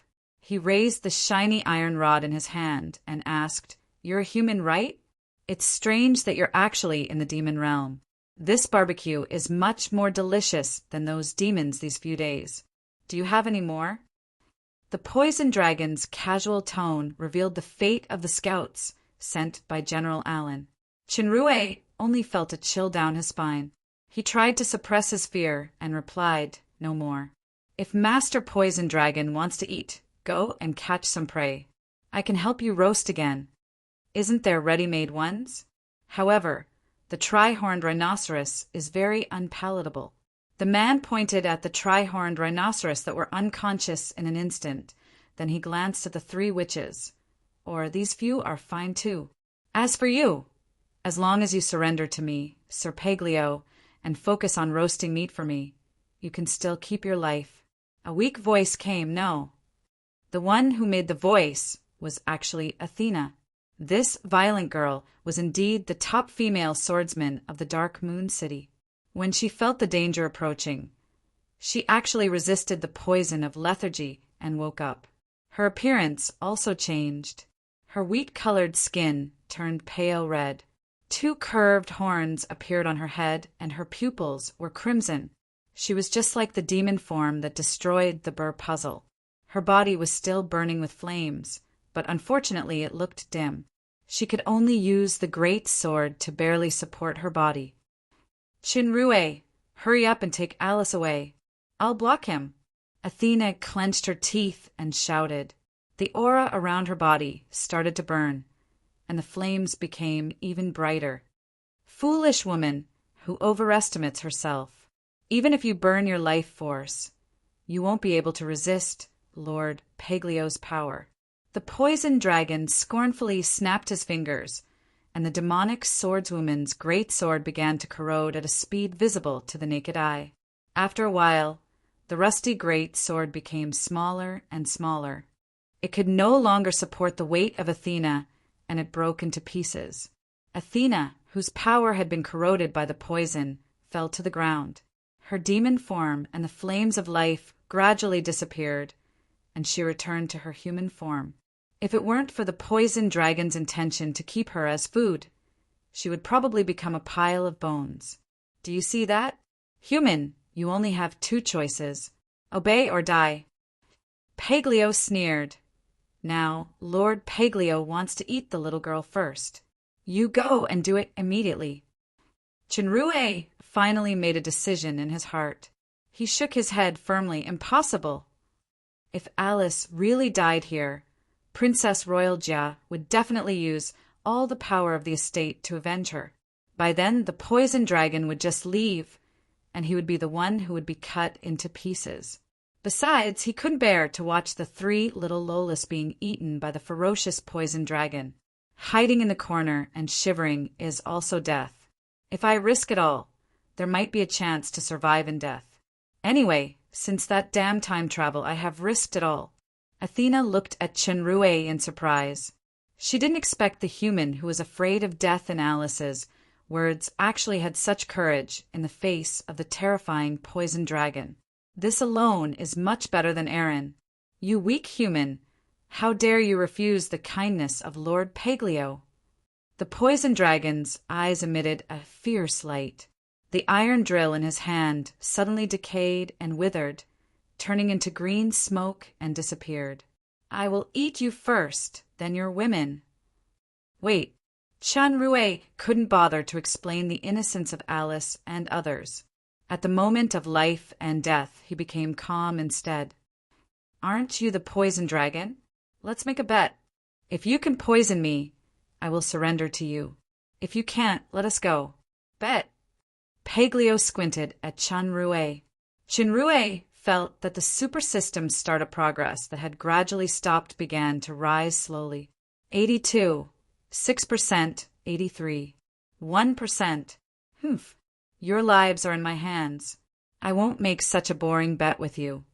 This poison dragon was quite cunning. He spoke while applying poison. After confirming that it was ineffective, he denied Chinrue's proposal. I can crush an ant like you with 1 finger. Chinrue secretly scolded this guy for being insidious. He immediately changed the topic and pointed to Alice, who was lying behind Athena, and said, This little girl is the little princess of the fallen angel empire, Alice. Lucifer, if you dare to hurt her, you will face the wrath of the entire fallen angel empire. Lucifer family fallen angel empire? Paglio sneered. So what? Don't underestimate the power of me, Lord Paglio. Even if Sakya, Lucifer, is still alive, he can only tie with me. Sakya, Lucifer, was the emperor of the fallen angel empire 2 generations ago. He was powerful and was known as the wings of demon god. Chinrue continued to test. Don't brag. Since you have awakened, why are you still staying in this damn place where you have slept for thousands of years and there is not enough food? The symbol-like chains on your body should be something like a seal, right? I heard that 400 years ago, the demon realm's strongest powerhouse, the Lord of Midnight Sun, once cast the seal of Lock of Light and Dark on you. The poison dragon frowned. Lock of Light and Dark? No wonder. Chinrue saw the poison dragon hesitating, and he boldly said, Let me guess, is Lord Poison Dragon's power sealed now? Or is your action sealed? Or both? If your power is not weakened, of course, no one dares to provoke you. Once the news that your power is sealed spreads, I believe many people are willing to come here to compete to be a dragon slayer warrior. Paglio's face changed, and he said angrily, Damn human, you dare to threaten Lord Paglio? I'm going to poison you into a pool of ashes. Chinrue noticed that Paglio was being tough on the outside, and he knew that he hit the opponent's weakness. He gradually calmed down. You should know that I'm not afraid of your poison at all. If the power in my body is awakened, before Chinrue used the name of Master Ryukong to scare him, Paglio suddenly showed an extremely shocked look and shouted, Wait, human, what did you just say on me? Symbols? Chains? Yeah. Chinrue pointed to the symbols on Paglio's body that were glowing faintly. They can still move. The circles are like chains. Paglio's emotions became extremely excited. What kind of symbols are they? What do they mean? Chinrue shook his head and asked Athena, Athena, look, is this the special text of Lock of Light and Dark? I can't understand it. What symbols? I can't see it. Athena widened her eyes in confusion. In her eyes, Paglio didn't have what Chinrue said. He can't even see such an obvious thing. Chinrue felt very strange. He imitated a few of the symbols and drew on the ground with an iron drill. This is the symbol. Isn't it Lock of Light and Dark? When Paglio, who was still suspicious, saw what Chinrue drew, he no longer had any doubts. He exclaimed excitedly, Lock of Light and Dark is bullsh asterisk T. This is ancient runes. It really is this kind of thing. Ancient runes.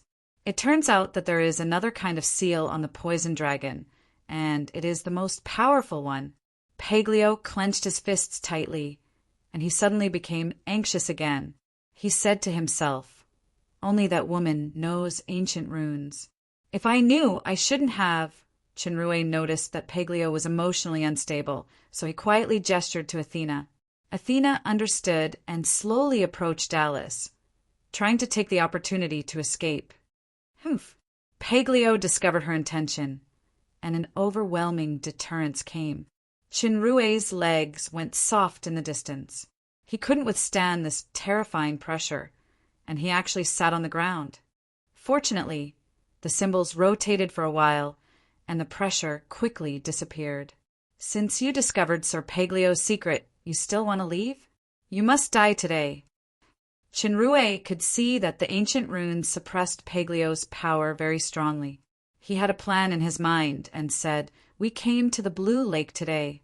Princess Royal and General Allen both know that if you kill us, you won't have a good ending if things get out of hand.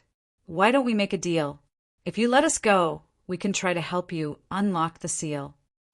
Paglio paused and asked, What ability do you have to unlock the seal of ancient runes? Since he knew nothing about ancient runes, Chinrue didn't dare to use Master Ryukong to fool him. He thought about it and said, Alice is the little princess of the fallen angel empire. We can find someone in the empire who is proficient in ancient runes and Lock of Light and Dark to help you. By then, I'm afraid it will be the so-called Dragon Slayer warrior. Paglio sneered. Lock of Light and Dark is nothing. The ancient runes is the real seal, and it was almost lost 2,000 years ago. Besides, this seal is set by that person. Except for a certain self-righteous woman, I'm afraid there is no one in the entire demon realm who can unlock this seal. Chinrue wasn't a fool. He was sure that this poison dragon didn't want to eat people now, but it wanted to use him to unlock the seal. Otherwise, it would have already swung its claws at him. Chinrue became more and more certain. Well, let's go find the self-righteous certain woman. That should be fine, right? Peglio looked up and down at Chinrue for a while. Chinrue was a little scared, and his tone finally relaxed. Are you sure you will help me? After getting an affirmative answer from Chinrue, Peglio said solemnly, in order to prevent you from deceiving me, we must establish a master-servant contract. The contract in this world was a wonderful spiritual rule. It required both parties to be voluntary. The party who violated the contract would be severely punished. The punishment of the master-servant contract was very harsh. If the servant betrayed, he would die immediately. Chinrue hesitated a little. He looked at Peglio righteously and shook his head. No need. Helping people in distress is the nature of a man. I won't use kindness to restrain your pursuit of freedom, and I don't need you to repay me. Peglio only understood the meaning of this sentence after listening to it. He couldn't help but have the urge to bite someone. He roared, I'm the master. You are the servant. Damn guy, this is not kindness, it's a deal. There was only a deal when there was mutual value. Chinrue smiled calmly. Since it's a deal, both parties should show sincerity and talk about the conditions. Chapter 10. Peglio snorted coldly. The strong are respected. I will spare your lives. As the price, you will become my servant. There is nothing to talk about, such a simple thing. Chinrue shook his head calmly. Our fates are already connected. If you kill us, it is equivalent to forcing yourself into a desperate situation. So between us, it is an equal relationship of transaction and cooperation. There can be no distinction of master and servant. We are bound together for good or bad. Peglio said disapprovingly, I only know that your little lives are in my hands. It is already a great kindness to give you a way out. If you dare to be verbose again, Sir Peglio will eat you all now. Chinrue stared at Peglio for a while, and his voice suddenly rose and fell. What joy is there in life? What is there to fear about death? Since I accidentally fell into the demon realm, I have already gone all out. Although I am a weak human, I am also a real man. I will never give up my remaining dignity to survive. Athena's eyes suddenly lit up. The more the life and death situation, the more she could see a person's quality. The thin back of the human seemed to become tall. This is true courage. If it were Alan or Joseph of the Alvin family, they would have been scared to the point that their legs were soft. In Peglio's view, this human was clearly putting on a rogue attitude. I am unlucky to fall into the demon realm. I may die at any time. Anyway, I have a rotten life. I will spend it with you today. Chinrue had the experience of opening an online store. There were some people on the internet who gave the worst evaluation of the online store to achieve the purpose of extortion. They were called professional bad evaluators. The seller, especially the seller of the new store, was a vulnerable group in this situation. Chinrue had encountered several such guys. After dealing with them, he lost money and gained a lot of knowledge. He knew that Peglio was now afraid of both sides, and he wanted to use him to get out of trouble. Therefore, he deliberately put on a posture of being unafraid of getting wet to reverse his weak position. If he hadn't seen the situation clearly, even if Chinrue had 10,000 guts, he wouldn't have dared to risk his life. Sure enough, the poison dragon didn't attack. Instead, he frowned. Chinrue took the opportunity to add, I, Chinrue, swear by the dignity of the humans in this world that I really want to help the poison dragon Peglio remove the seal. If you disobey, your body will be crushed and your soul will dissipate. Hearing such a heavy oath, Peglio was surprised. He didn't know that the title in the first sentence was exaggerated. Chinrue wasn't a human of this world. To put it bluntly, he was just blackmailing people. No, blackmailing dragons. Peglio, I'm willing to help you remove the seal, but not only do I want to live, but I also hope to get your friendship and help. In order to show my sincerity, I can tell you the biggest secret of my immunity to poison. If the previous negotiation was like giving a sweet date after hitting a stick, then it was like giving medicine after the sweet date. The poison dragon stared at Chinrue for a moment, and he finally nodded. Human, your eloquence is far better than your strength. If you can really show your sincerity, Peglio can consider signing an equal contract with you. Seeing Chinrue suddenly jump from an absolute disadvantage to an equal position, Athena had an incredible feeling. This is facing a giant dragon. Both wisdom and courage are the only commendatory words she can think of to describe this human. Chinrue didn't know that he had unintentionally established a high image in Athena's heart. His favorability was enough to overlook General Allen at the city gate. Chinrue's sincerity was nothing more than repeating the story of the Grand Master and the primordial world. He adjusted some small details, and the structure was more mature than the temporary patchwork. The poison dragon was obviously more difficult to fool than Aldos. He kept silent, but Athena was fascinated by it. In order to further gain the trust of the poison dragon, Chinrue contributed a set of novel gadgets. He drew 3 vertical and 3 horizontal lines on the mud, a total of 33 squares.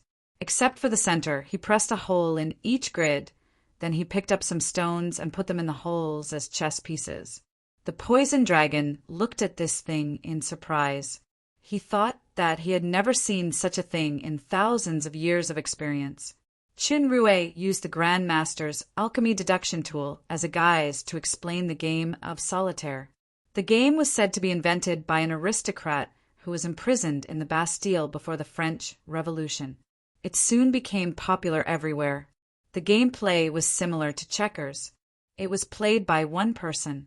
The pieces that were skipped would be removed from the chessboard. As the game continued, the fewer the steps, the better the remaining chess pieces. According to the number and position of the remaining chess pieces, it was divided into 6 levels. The highest was the Grand Master level that Chinrue defined.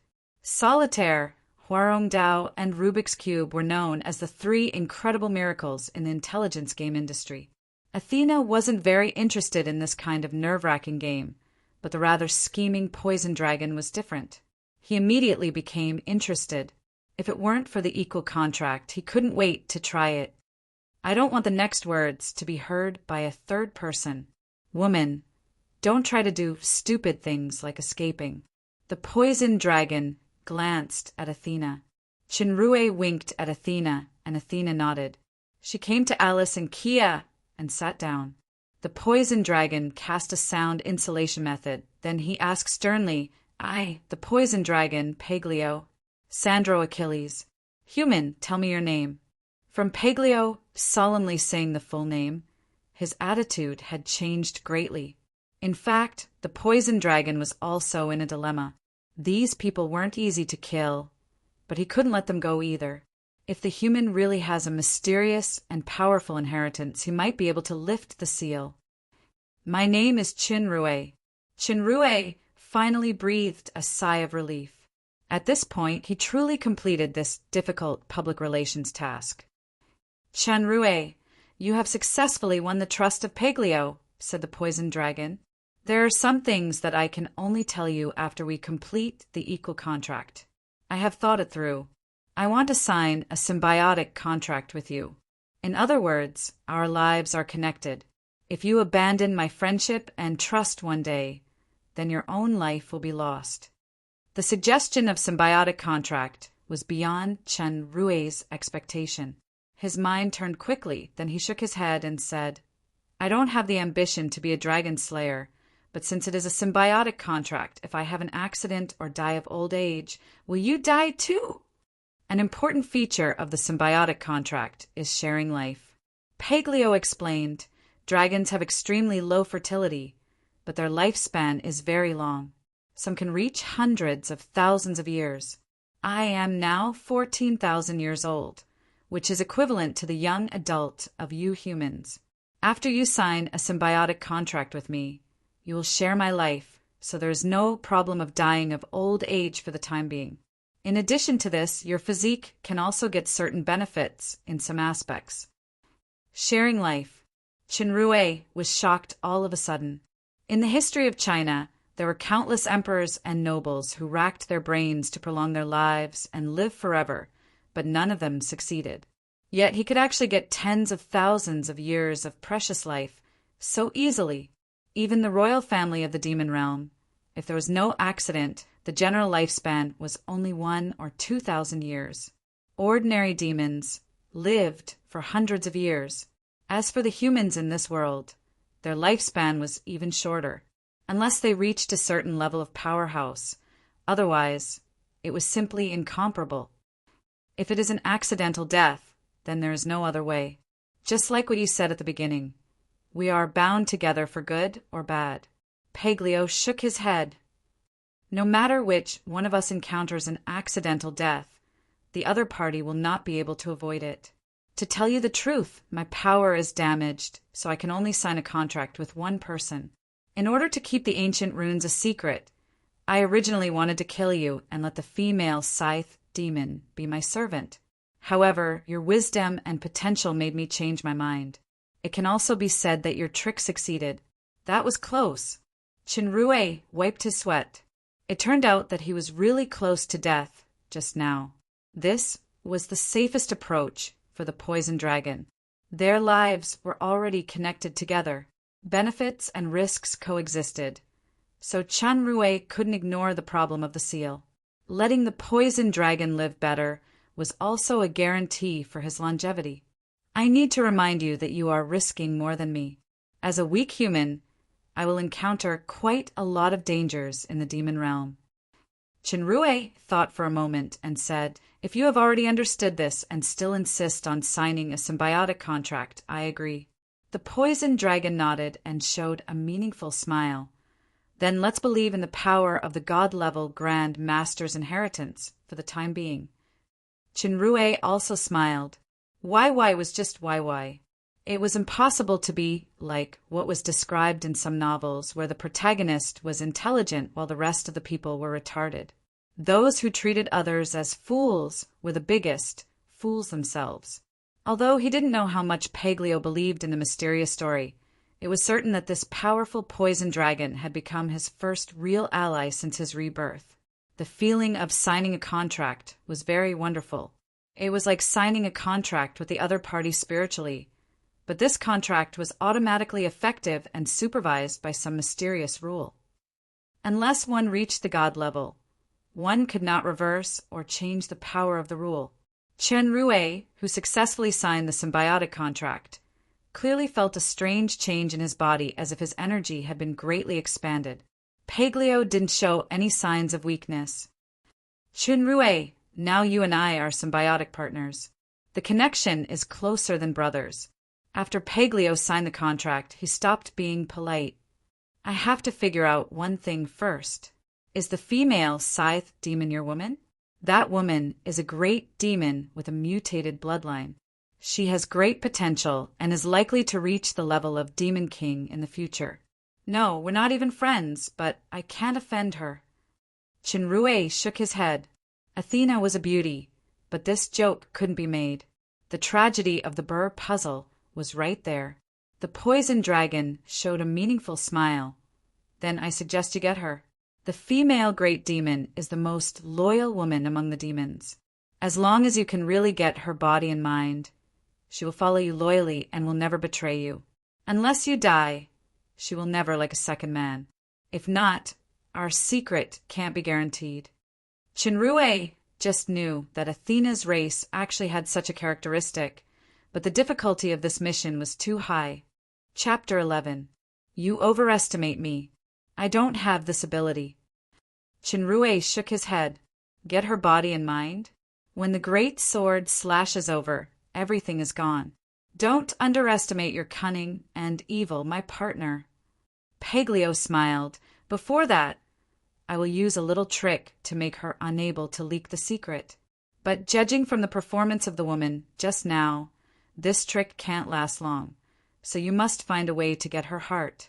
Her strength and potential are good, and it will be a good guarantee for your survival. You know, our lives are already connected. I'm also planning for myself. Cunning and evil. Are you complimenting me? Chenrue was speechless, and he had to say, "Don't worry. You and I are now grasshoppers tied to the same rope. I will try my best." Grasshopper? Is it a powerful creature from the primeval era? The poison dragon showed curiosity, then he said, "However, women are indeed creatures that are not to be trifled with. The one who is proficient in ancient runes is a woman that I once offended." Abandoned after seducing? Failed to seduce? When Chenrue was using his rich imagination maliciously, Paglio told him about the experience back then. Paglio was powerful and cunning. He had a good reputation, and he had a terrifying poison that could cause disasters on a large scale. Even several empires dared not provoke him easily. As dragons, the poison dragon naturally inevitably had the common trait of accumulating wealth. His desire for wealth was extremely strong. In a battle for treasure, Paglio and the fairy dragon Rolla joined forces to kill their enemy. The blue dragon, Rainieri, and severely injured Rainieri's ally, the crystal dragon Jacob. However, after killing the enemy, Paglio couldn't resist the strong temptation of the treasure. He temporarily abandoned the joint research agreement, sneaked an attack on Rolla, and snatched the treasure. The angry Rolla began to chase the poison dragon crazily. Fairy dragons were born powerful magicians and scholars. The awkward-sounding dragon language magic was as simple as yawning for them. Rolla was one of the best among them. She was also proficient in ancient runes. The cunning Paglio knew that he was not her opponent. He was afraid of losing the treasure, so he hid it in a secret base in the Silent Night wetland. He set up many traps and forged a series of illusions in another cave to confuse the fairy dragon. Paglio escaped from Rolla's pursuit, but he encountered another terrifying man. The poison dragon's strength and toxicity were like child's play in front of this man. He was quickly subdued. To the poison dragon's surprise, the man's goal was actually that treasure too. Paglio was not a foolhardy person. He pretended to surrender, promised to hand over the treasure, and brought the man to his secret cave. The cave was in a mess. There were scattered gold coins and gems on the ground as if they were plundered by someone. The trick originally used to confuse Rolla was finally useful. After the man's search was fruitless, he used ancient runes to seal Paglio in the Blue Lake. 400 years ago, the unaware Lord of Midnight Sun led the army to attack the Dark Moon. In order to prevent waking up the poison dragon and affecting the overall situation, he cast the seal of Lock of Light and Dark.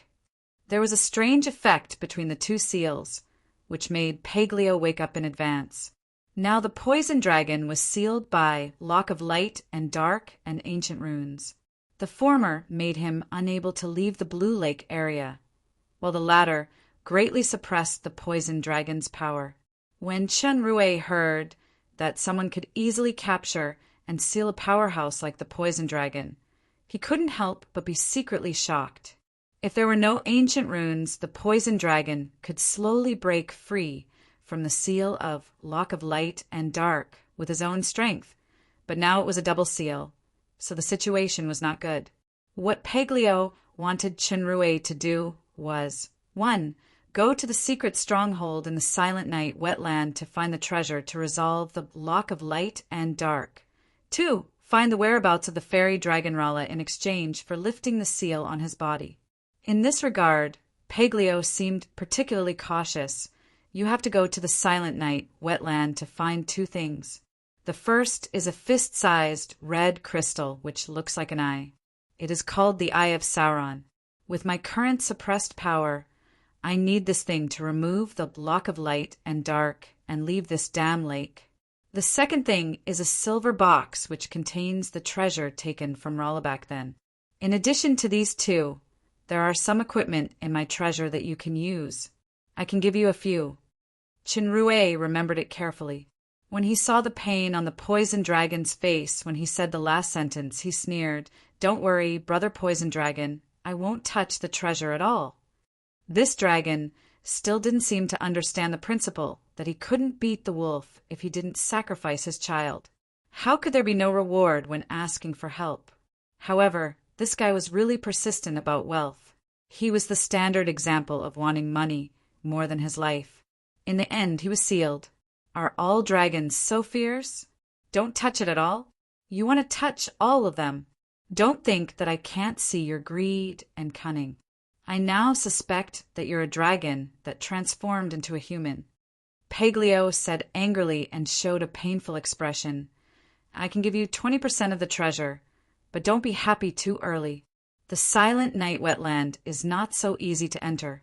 With your current strength, I'm afraid that you will become the demonic beast's food before you even touch the periphery. So, you have to trick Athena as soon as possible and let her accompany you. Not only that, you also have to learn dragon inscription, because I set up countless inscription mechanisms in the secret stronghold. Even if a giant dragon forcibly breaks in, it will suffer a big loss. The mechanisms will even destroy all the treasures inside. No wonder Paglio repeatedly emphasized that Chinrue should get Athena. It turned out that he had such a plan. Dragon inscription was a unique skill of dragons. It was similar to Magic Circle, but it was much more difficult and powerful. Paglio was quite proficient in this. Dragon inscription? Chinrue was a little afraid of English in college. Now that he heard it was a foreign language, he couldn't help but feel troubled. He said, "You don't have to be so troublesome. You just need to tell me the location of those mechanisms, and I'll go around them." The key is here. Paglio's face blushed, because my memory isn't very good, and now that I just woke up, I can't remember a lot of things, including the inscription mechanisms in the Silent Night wetland. You set up so many mechanisms with a bad memory, and there is even a self-destruct program. Chinrue rolled his eyes as he listened. It's really hard to get a free lunch from the sky. It seems that I have to reluctantly learn this foreign language. However, since the risk has increased, the plan of sharing the treasure has to be changed. Athena looked at Chinrue and Paglio shaking their heads and arguing fiercely.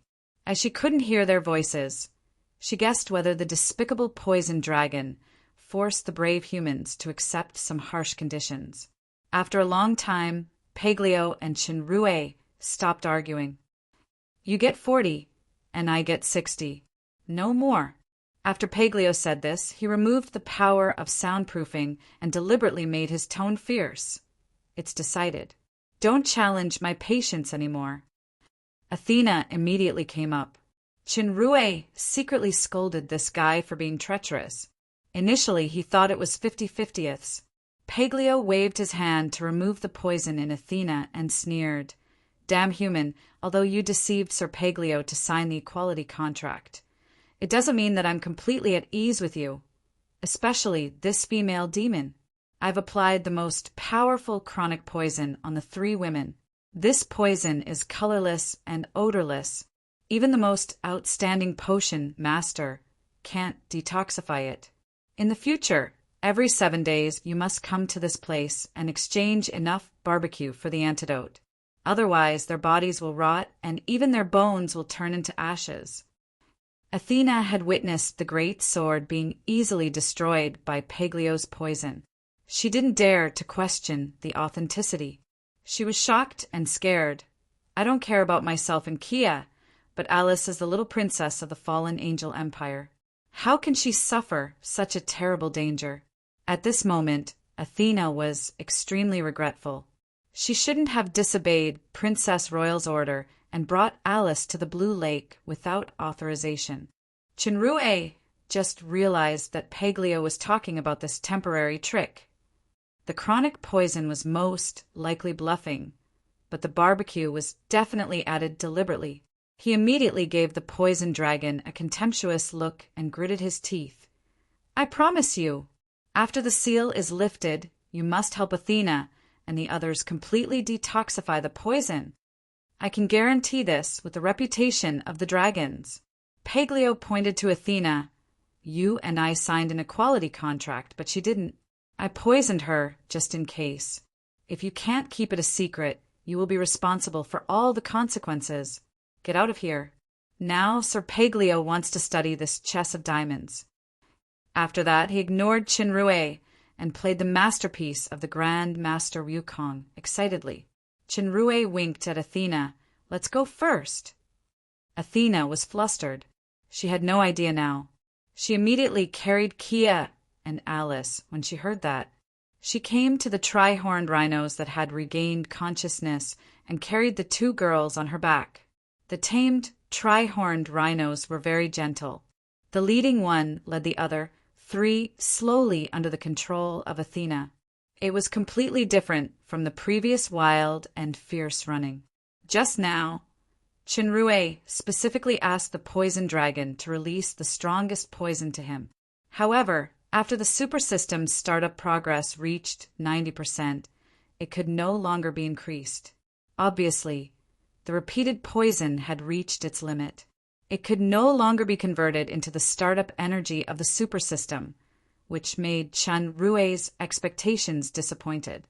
In fact, he had gained enough today. Not only did he get a powerful ally and a long life, but the startup progress of the super system had also increased greatly. Next, he only needed to use the resources of Aldus's lab reasonably. Then it could be officially started. It seemed that it was necessary to study pharmaceutics with the enthusiast master. Athena! Chinrue organized the words in his heart and said, Don't tell the little princess and Kia about the poisoning, lest they can't bear it psychologically. Also, the news of Paglio must not be leaked at all, because our lives are in his hands. Don't worry, I will find a way to remove the poison dragon seal as soon as possible and get rid of his control on you as soon as possible. Athena wasn't a person who didn't know the severity of the situation. She nodded and said, Thanks to you today, otherwise we may not be able to come back. I take back my previous rudeness. You are a brave human. Chinrue was surprised by Athena's praise. In his impression, the heroine's vision was very high. Even General Allen didn't look her in the eye. He asked tentatively, Just now, the poison dragon misunderstood our relationship. Please don't mind. I know. Athena answered in a low voice, and her face was slightly red. Fortunately, her skin wasn't as white as Kia's, so he couldn't see any abnormalities for a while. Chinrue breathed a sigh of relief. The big-breasted, brainless, violent woman was indeed much easier to deal with than the black-bellied little lowly. If it was Alice, it would never be so easy to get rid of her. However, the mission of picking up girls was too difficult. Chinrue only had one failed relationship. Do I really have to pursue Athena? Chapter 12. The tri-horned rhino walked slowly. Chinrue and Athena had their own thoughts, so they didn't make a sound. The atmosphere seemed weird for a while. Athena! Chinrue's question broke the awkward atmosphere. I'm a human who knows almost nothing about the demon realm. I'm also a member of the Dark Moon City now. I really want to know about the fallen angel empire. Can you tell me? This request was normal, so Athena explained without thinking. The demon realm originally had 7 royal families. After countless battles and eliminations, there were only 3 royal families left. They were the Lucifer royal family who controlled the fallen angel empire, the Mammon royal family who controlled the bloody empire, and the Asmodeus royal family who controlled the shadow empire. The 3 empires of the demon realm had their own ups and downs. They had been standing for tens of thousands of years. The barrier between the human world and the demon realm would weaken every 500 years, which was the beginning of the war between the 2 realms. The midnight sun Lucifer of the fallen angel empire was the top powerhouse of the demon realm. He was respected by all parties. In the war with the humans more than 300 years ago, he served as the commander of the demons' coalition army. He personally killed the 3 human powerhouses, which once let the demon army see the hope of returning to the bright world above the ground. However, the Midnight Sun was suddenly killed by a mysterious powerhouse, causing the army to be leaderless. The demon army was finally defeated and forced to withdraw to the demon realm. After the death of the Midnight Sun, the Crown Prince Grimm, Lucifer was too young to handle the government affairs. The 2 foreign enemies, the Bloody Empire and the Shadow Empire, were eyeing the fallen angel empire with both internal and external troubles. At this time, the younger brother of the Midnight Sun, who was also Grimm's uncle, Prince Obsidian, stepped forward and temporarily took over the government affairs. He was called the Regent. Although Prince Obsidian's strength and military talent were far inferior to the Midnight Sun, his political means were brilliant. He used his brother's heroic sacrifice for the demons as a reason. With the remaining prestige of the Midnight Sun in the demon realm, he signed a non-aggression agreement with the Bloody Empire and the Shadow Empire. However, after Prince Obsidian solved the external crisis, he did not return the power to his nephew, Grimm. Instead, he monopolized the power, eliminated the dissidents, and showed signs of replacing him. However, because Prince Obsidian did not get the approval of the artifact Sword of Fallen Angel of the Lucifer royal family, and the Lord of Midnight Sun's prestige in the army was extremely high. 2 of the 3 generals of the Empire supported the Crown Prince, Grimm. Therefore, Prince Obsidian could only continue to use the title of Regent, but he confiscated his nephew's Sword of Fallen Angel and infected him to the desolate Dark Moon Estate. He secretly sent people to monitor and control him. The Dark Moon Estate had a dangerous environment, poor resources, rampant bandits, and many terrifying demon realm creatures in the estate. It was impossible to develop and grow.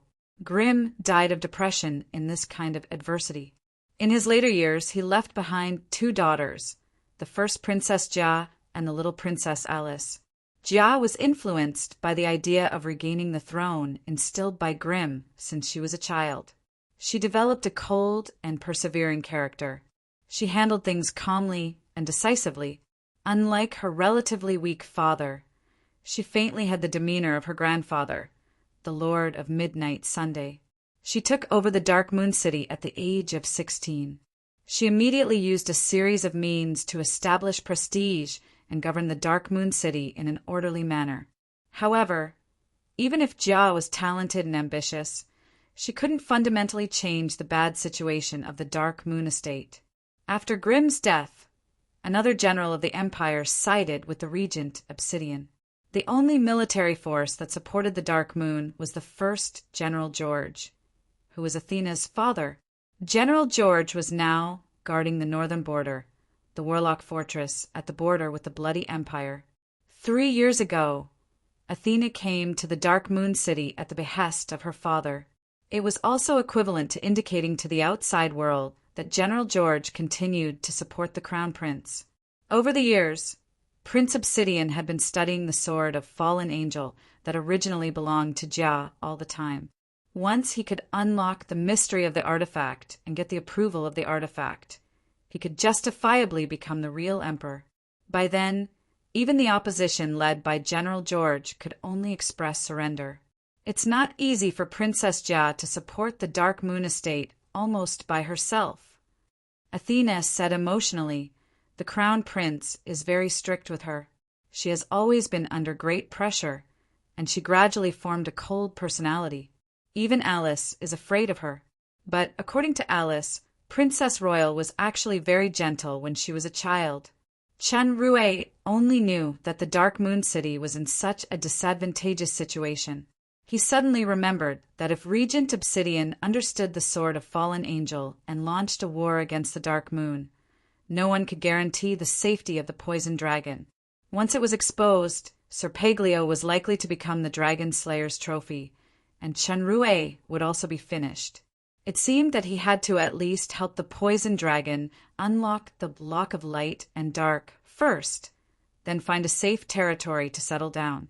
At present, it was still unclear what the super system's abilities were. He could only sacrifice his body to borrow Athena's power. Chinrue calculated while trying to get information. I heard Master Aldos said that the royal family has a special bloodline talent. I wonder what the talents of the Lucifer royal family are. Athena replied, I once heard my father said that the higher the level of the royal family's awakening, the more and stronger talents they can use. The most powerful talent of the Lucifer family is the heart of light and dark, which can devour all powers.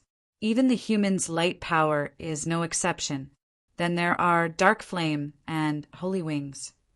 Back then, the Lord of Midnight Sun was invincible in the demon realm with these three powers. Even the strongest person in the demon realm today, Raisin the Great of the Bloody Empire, could only admit defeat.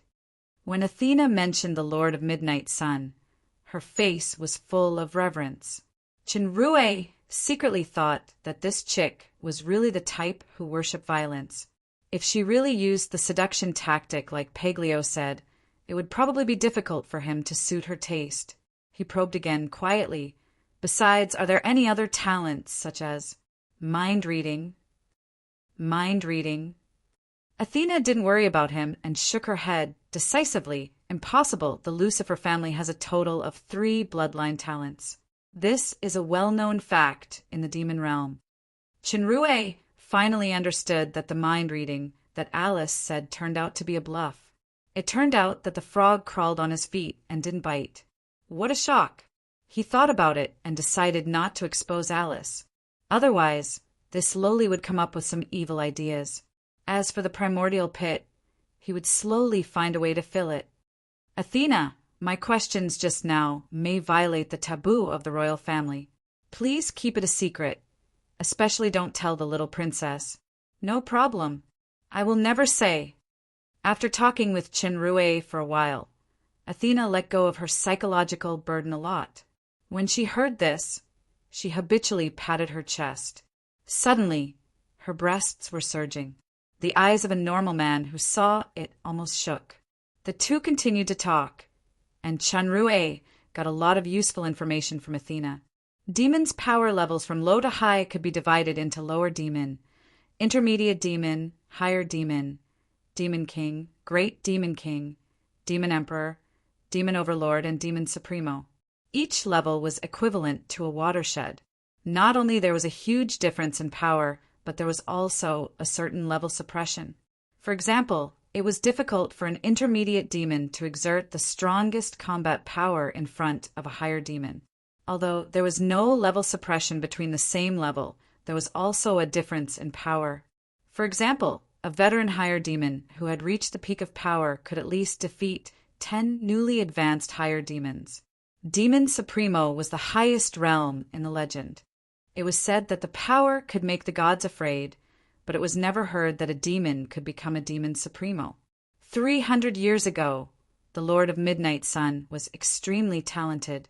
He cultivated to the peak of demon overlord. He was one step away from being promoted to demon supremo. Unfortunately, he died in the war with humans. Raisin the Great of the Bloody Empire and Catherine the Great of the Shadow Empire were both veteran demon overlords. There were also many powerhouses under them, but they were not as good as the Lord of Midnight Sun back then. Even powerhouses of the same level, there was a lot of gap in power due to talent and special abilities. Prince Obsidian, the strongest powerhouse of the fallen angel empire, had reached the peak of the demon overlord. But compared with the other 2 emperors who were also at the peak of the demon overlord, his strength was much inferior. Perhaps after obtaining the power of the artifact, Sword of Fallen Angel, he could truly compete with the other 2 empires in terms of strength. Athena herself was a great demon, also known as a scythe demon. The scythe demon was a naturally powerful warrior who was good at using various weapons. It was not limited to the signature scythe. Athena was proficient in swordsmanship. At the age of 19, she was already at the peak of intermediate demon. She was only a step away from higher demon. For the demons, she was a very outstanding genius. Not every demon could train all the way to the peak. For example, the upper limit of the scythe demon was higher demon.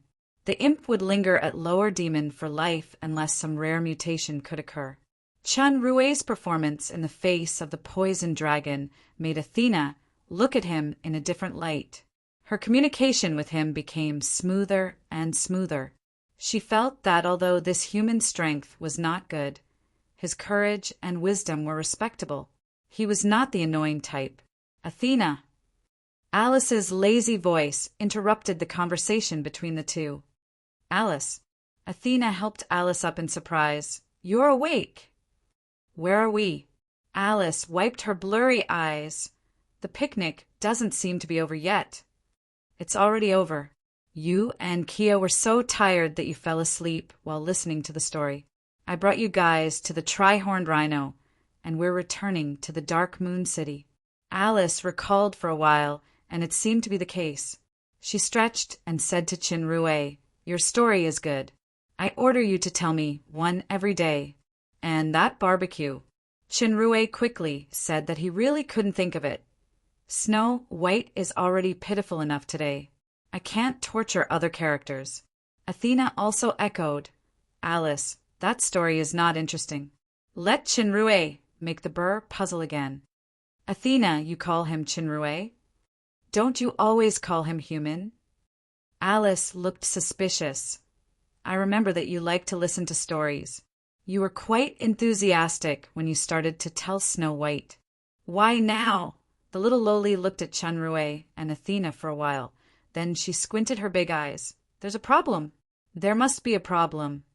Alice's sensitivity made Chinrue shudder. Athena was even more guilty. The little loli asked again, Athena, where's your sword? Athena looked regretful and lowered her head. I found a wyvern flying by earlier. I used a cross whirlwind to scare the wyvern away. As a result, the sword fell into the blue lake. Even if I fished it out, it would be useless. Although Athena didn't tell the truth, her regret for the sword was not fake. Alice knew that she had a killer move to throw the great sword, so she didn't doubt it. Two clear eyes fell on Chinrue's face. I don't remember how I fell asleep. Was I poisoned? Chinrue was sweating profusely as he listened. He picked up the kettle and took a sip to cover up the nervousness in his heart. If he wasn't confident in the poison dragon's toxicity and strength, he would still suspect that Alice had been pretending to sleep. This loli's reasoning ability was too terrifying. He heard Alice's voice suddenly rose. Chinrue, you must be coveting the princess's beauty, so you drugged the barbecue with evil intentions. As a result, it was discovered by Athena. You used the reputation of the Lucifer royal family as a threat to force Athena to keep it a secret and even succumb to your despotic power, right? Gee, Chinrue didn't have time to swallow a mouthful of water, and he almost choked from his nose. The evaluation just now is wrong. This little loli's reasoning ability isn't terrifying, but it's earth-shattering. Athena was also shocked by Alice's powerful imagination, but she was already accustomed to her friend's personality, so she was relieved instead. Chinrue finally stopped coughing. As he was about to speak, he saw Alice's sad look. She touched her lower abdomen and said, Oh my God, will I be pregnant with a human's child? Chinrue had no time to criticize Alice's superficial acting skills. He was directly shocked by the lines and vomited 3 liters of blood. Athena had already switched to the back of another tri-horned rhino with Kia, who had not woken up, pretending not to hear it. Alice was still feeling self-pity. When the child grows up and asks who the father is, how should I answer? Chapter 13. Soon Kia also woke up. When they drove the tri-horned rhinos back to the Dark Moon City, Chinrue, who was shocked by Alice along the way, still drooped his head and looked listless. Alice was very satisfied with her battle result and seemed to be in high spirits. When they arrived at the city gate, the sheriff, General Allen, stopped the 4 of them again.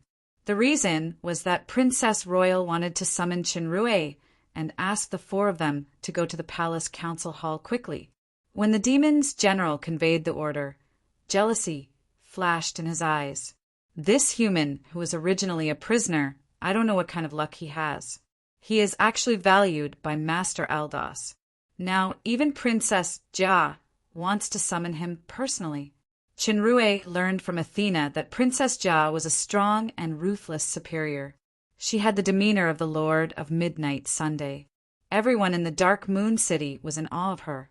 He knew that once the news that he was accepted as an apprentice by Aldos spread, it would attract the attention of the Princess Royal. However, he didn't expect to be summoned so soon. He was a little nervous for a moment. After walking into the palace gate, Alice pulled him to the side and said fiercely in his ear, "What I said on the road today, don't let my sister hear it. Otherwise, I will definitely castrate you." Although the threatening words were still fierce, Chenrue could hear that the little loli was finally afraid. Thankfully, Athena was right. This mischievous little princess still had a nemesis. Chenrue endured the itchy feeling in his ear and deliberately asked in a low voice, "Then I don't have to be responsible for you? Or the child in your stomach? You still dare to say it?"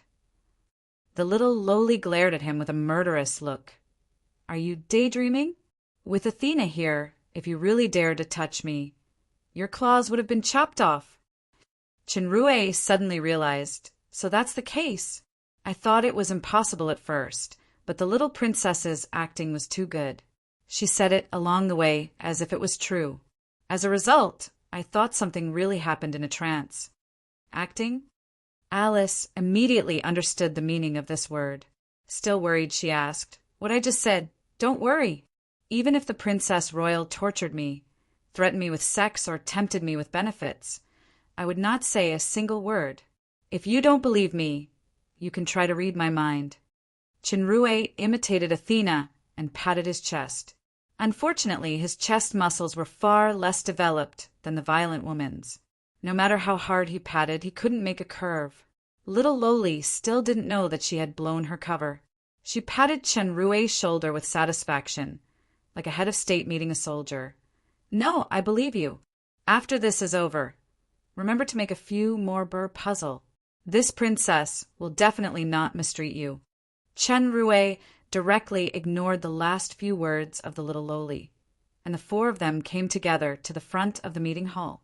An extremely cold-looking scythe demon bowed to Alice. "Princess Alice, please wait outside. Princess Jia wants to summon this human first." "Thank you, Captain Kagron." Alice's disguise was really powerful. Now, she had the standard demeanor of a noble lady. Kagron nodded slightly and came to Chenrue. His cold gaze did not change at all. He said, "Human, come with me." Chenrue followed Kagron into the meeting hall. The space of the meeting hall was very spacious, and the furnishings were very simple.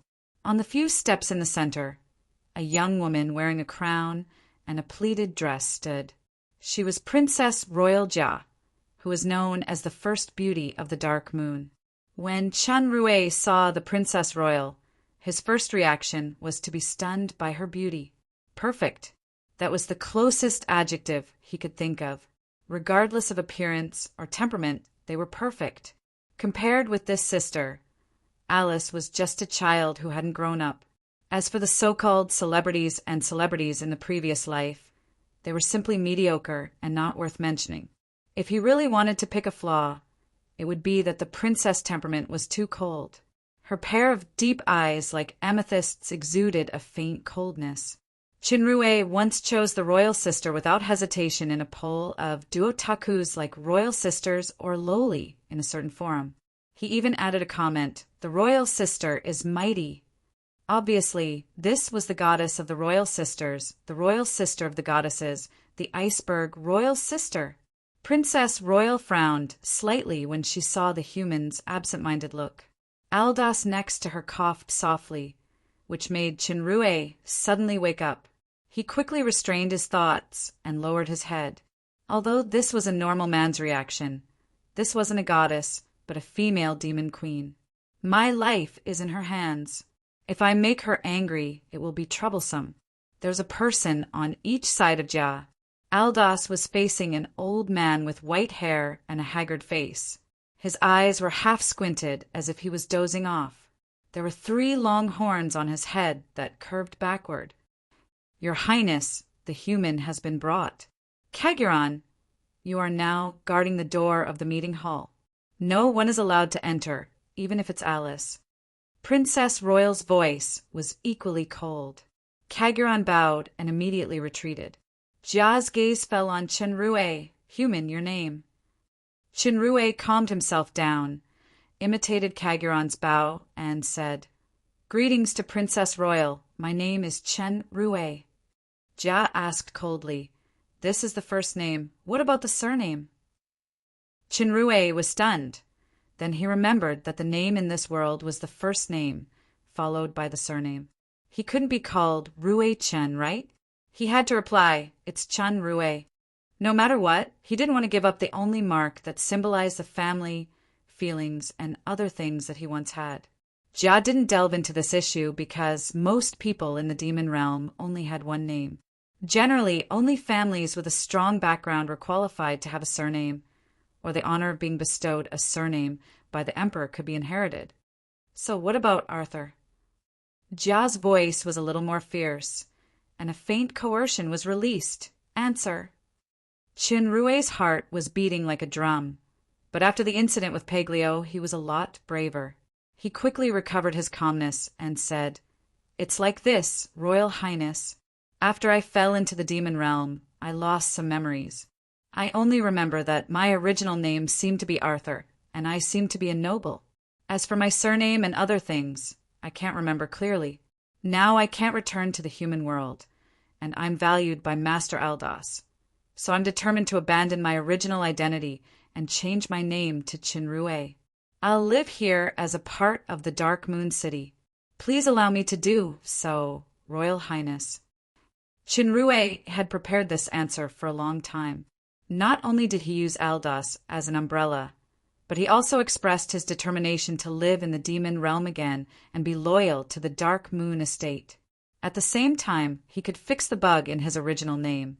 In fact, the memory he received from Arthur was indeed incomplete. The excuse of amnesia was not fabricated. "Gauss, what do you think?" Jia turned her gaze to the white-haired old man on the side. The old man, Gauss, nodded slowly. "When this human was captured, I participated in the interrogation. I did find that he had amnesia, and he only said that his name was Arthur. His power is extremely weak. He's basically a waste.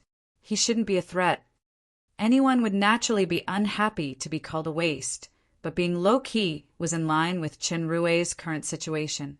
The super system and the poison dragon's ally were his two capital to settle down in the future. What he needed most now was time for development and a relatively safe living environment." Jia nodded slightly and said to Chenrue, "I heard some interesting stories from Master Aldas, but I don't want to hear them again. I'm only asking you one question. Did you really get the inheritance of the ancient Grand Master? Don't try to lie. You can't afford the cost of lying." Chenrue finally understood the reason why Jia summoned him so soon, but telling the truth would only make him die faster. He replied without hesitation, "I can guarantee with my life that I did get the inheritance of the Grand Master. However, the era of the Grand Master isn't the ancient times, but the more distant and almost unrecorded prehistoric era. I came to the demon realm inexplicably. It's probably caused by the residual power of divine thought. If your Highness can give me an identity to live in New Moon City, I'm willing to contribute the inherited knowledge to serve your Highness." Jia asked Aldas, "Master, what do you think of the credibility of this matter?" Aldas bowed slightly. The actual age of the Princess Royal was only 23 years old. According to the lifespan of the royal family, it was just the beginning, but it didn't affect the Dark Elf Master's respect for her. He replied, "Your Highness has seen Huarong Dao. This kind of deduction tool has never been recorded in history. I'm sure that even the human world doesn't have such a thing. Also, the burr puzzle that was destroyed by Athena could be considered a wonderful work of art. I have tried various poisons on him, but none of them worked. other than believing the reason of the Grand Master's inheritance. I really can't think of any other reason. Wonderful work of art? It seems that the idioms and allusions in this world are the same as the earth. I just don't know which demon king or human it originated from. After getting the affirmation from Aldos, Chenrue's mood was much more relaxed. He knew from Athena that Jia's current situation was very bad. It was the time when she needed talents and help.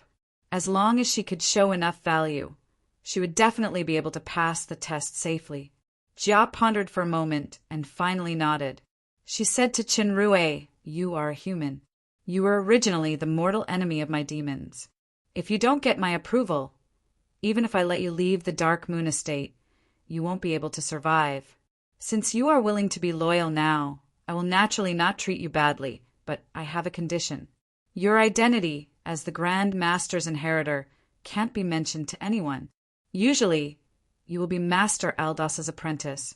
One day, when your inherited knowledge reaches a certain level, I will give you the courtesy of a master." This Princess Royal wasn't simple. She first pointed out his dangerous situation and used gentle means to win him over. It could be described as coercion and temptation. It seemed that Jia wanted to train Chenrue as a secret master to increase her leverage against Regent Obsidian. This approach happened to coincide with his original plan. The bird that sticks out will be shot. If he was arrogant without strength, he would definitely be a stupid bird that deserved to die. "Thank you, Princess Royal." Chenrue saluted again and looked a little excited. He hesitated and said, "It's just about the Grand Master. In addition to the three of you, Princess Royal, Little Princess, Athena, and the imp, Slee also know about it. Kia probably knows something too. Athena and Kia also know about it. I will let them keep it a secret." Jia thought of the human's absent-minded look just now, and her tone changed. "I also heard from Alice a few days ago that you seem to be interested in Kia. If you can really make a considerable contribution to the Dark Moon, I can give Kia to you. A naked honey trap." Chenrue thought of Kia's seductive look, and he couldn't help but feel thirsty. However, a sperm-sucking woman couldn't be provoked. If he couldn't control himself, he would become a jerk just by kissing her. As for the imp, just kill him. The murderous intention in Jia's words made Chenrue shudder. He instantly understood her intention of killing the chicken to scare the monkey. It seemed that Princess Royal's methods were really extraordinary. He thought about it and said, "Princess Jia, I am now preparing to learn pharmaceutics knowledge from Master Aldos. I need a subject to experiment. I wonder if you can give Slee to me?" Chenrue saved the imp's life, not because he was compassionate, but because he had his own plans. Jia thought for a while and agreed to the request. When Aldos left the palace with Chenrue, he said meaningfully, "Princess Royal's beauty is not something you can covet. Put away that thought and serve the Dark Moon well." Chenrue smiled. He was surprised by Jia's beauty just now, which was a normal male reaction. He really didn't have any delusions in this regard. However, Jia's promise to give Kia seemed to treat him as a lecherous person. Subsequently, the head of the palace guards, Kaguran, read the order written by Princess Royal in the center of New Moon City. Since then, Chenrue officially became a member of the Dark Moon City. He successfully took the first step to save his life in the demon realm. Chapter 14. In the outer courtyard of the palace, in Aldos's laboratory, a familiar scream sounded early in the morning. Even the courageous and strong palace guards in the distance couldn't help but reveal expressions of fear when they heard these cries. In their opinion, they would rather bleed or even die on the battlefield than suffer this kind of terrible torture where they could neither live nor die. It was still the same bottles and jars as a few days ago, but the roles of feeding and testing the potion had been switched. "Slee, how does this potion feel?" Chenrue looked at Slee, who was panting on the ground with interest. Slee said weakly, "Master, the potion of this soul-splitting grass is too strong. Slee feels that his head has cracked and he's about to die, No, I saw it wrong just now. This is actually a stun grass potion. Chinrue looked doubtful. Did I use the wrong amount? Or is it because of the special physique of the imp that the effect of the stun grass will transform into a soul-splitting effect? No way. It's better to cut open his brain and see. The imp, who seemed to be in a precarious situation just now, suddenly turned over and sat up. He dragged his clothes and begged, "Great master, your lowly servant only feels a little dizzy. There is absolutely no pain at all. This dizzy potion is very, very effective. Please don't cut open Slee's head." As soon as the imp finished his words, he saw Chinrue shaking the bottle in front of his eyes. Number 81, sober potion, was written on it. It turned out that this was a buff potion for dizziness and sleeping state. Slee almost cried out. It said that despicable and cunning are synonymous with imp. Why is this human more cunning than imp? Almighty Master, your wisdom is comparable to the demon realm's moonlight. Your humblest servant shouldn't be blinded by fear. Next time, even if Master asks Slee to go to the Blue Lake, I will bring the poison dragon back to Master. The imp immediately began to sing praises that he was best at. His loyal and humble look didn't have the demeanor of Sir Slee at all. With this kind of behavior, he still wants to bring the poison dragon back? Chinrue smiled and said, "If it wasn't for the master-servant contract a few days ago, I'm afraid Lord Slee would still be waiting to drink my blood and eat my flesh." At the mention of a few days ago, the imp couldn't help but feel sad. That was the beginning of Sir Slee's nightmare. Princess Royal's most trusted Sir Gauss brought this human to Slee. Sir Gauss was a lich who was proficient in magic. With his help, Sir Slee was forced to sign a master-servant contract with this human. If Slee dared to disobey Chinrue, he would suffer a strong backlash from the contract or even die. At this point, the imp could only accept his fate. As he was about to continue to flatter this new master, Chinrue said, "Slee, I know you're not convinced, but you were also there when I told the little princess and master about the secret of inheritance that day. This time, Princess Royal summoned me and gave a gag order. Before I become a master, I can't reveal this secret to anyone. You were supposed to be killed, but I saved you." Slee was shocked. Then he immediately thought of the rumors about the ruthless Princess Royal Highness. He immediately shuddered. It seems that what the new master said is true. But so what if my life is saved by this human?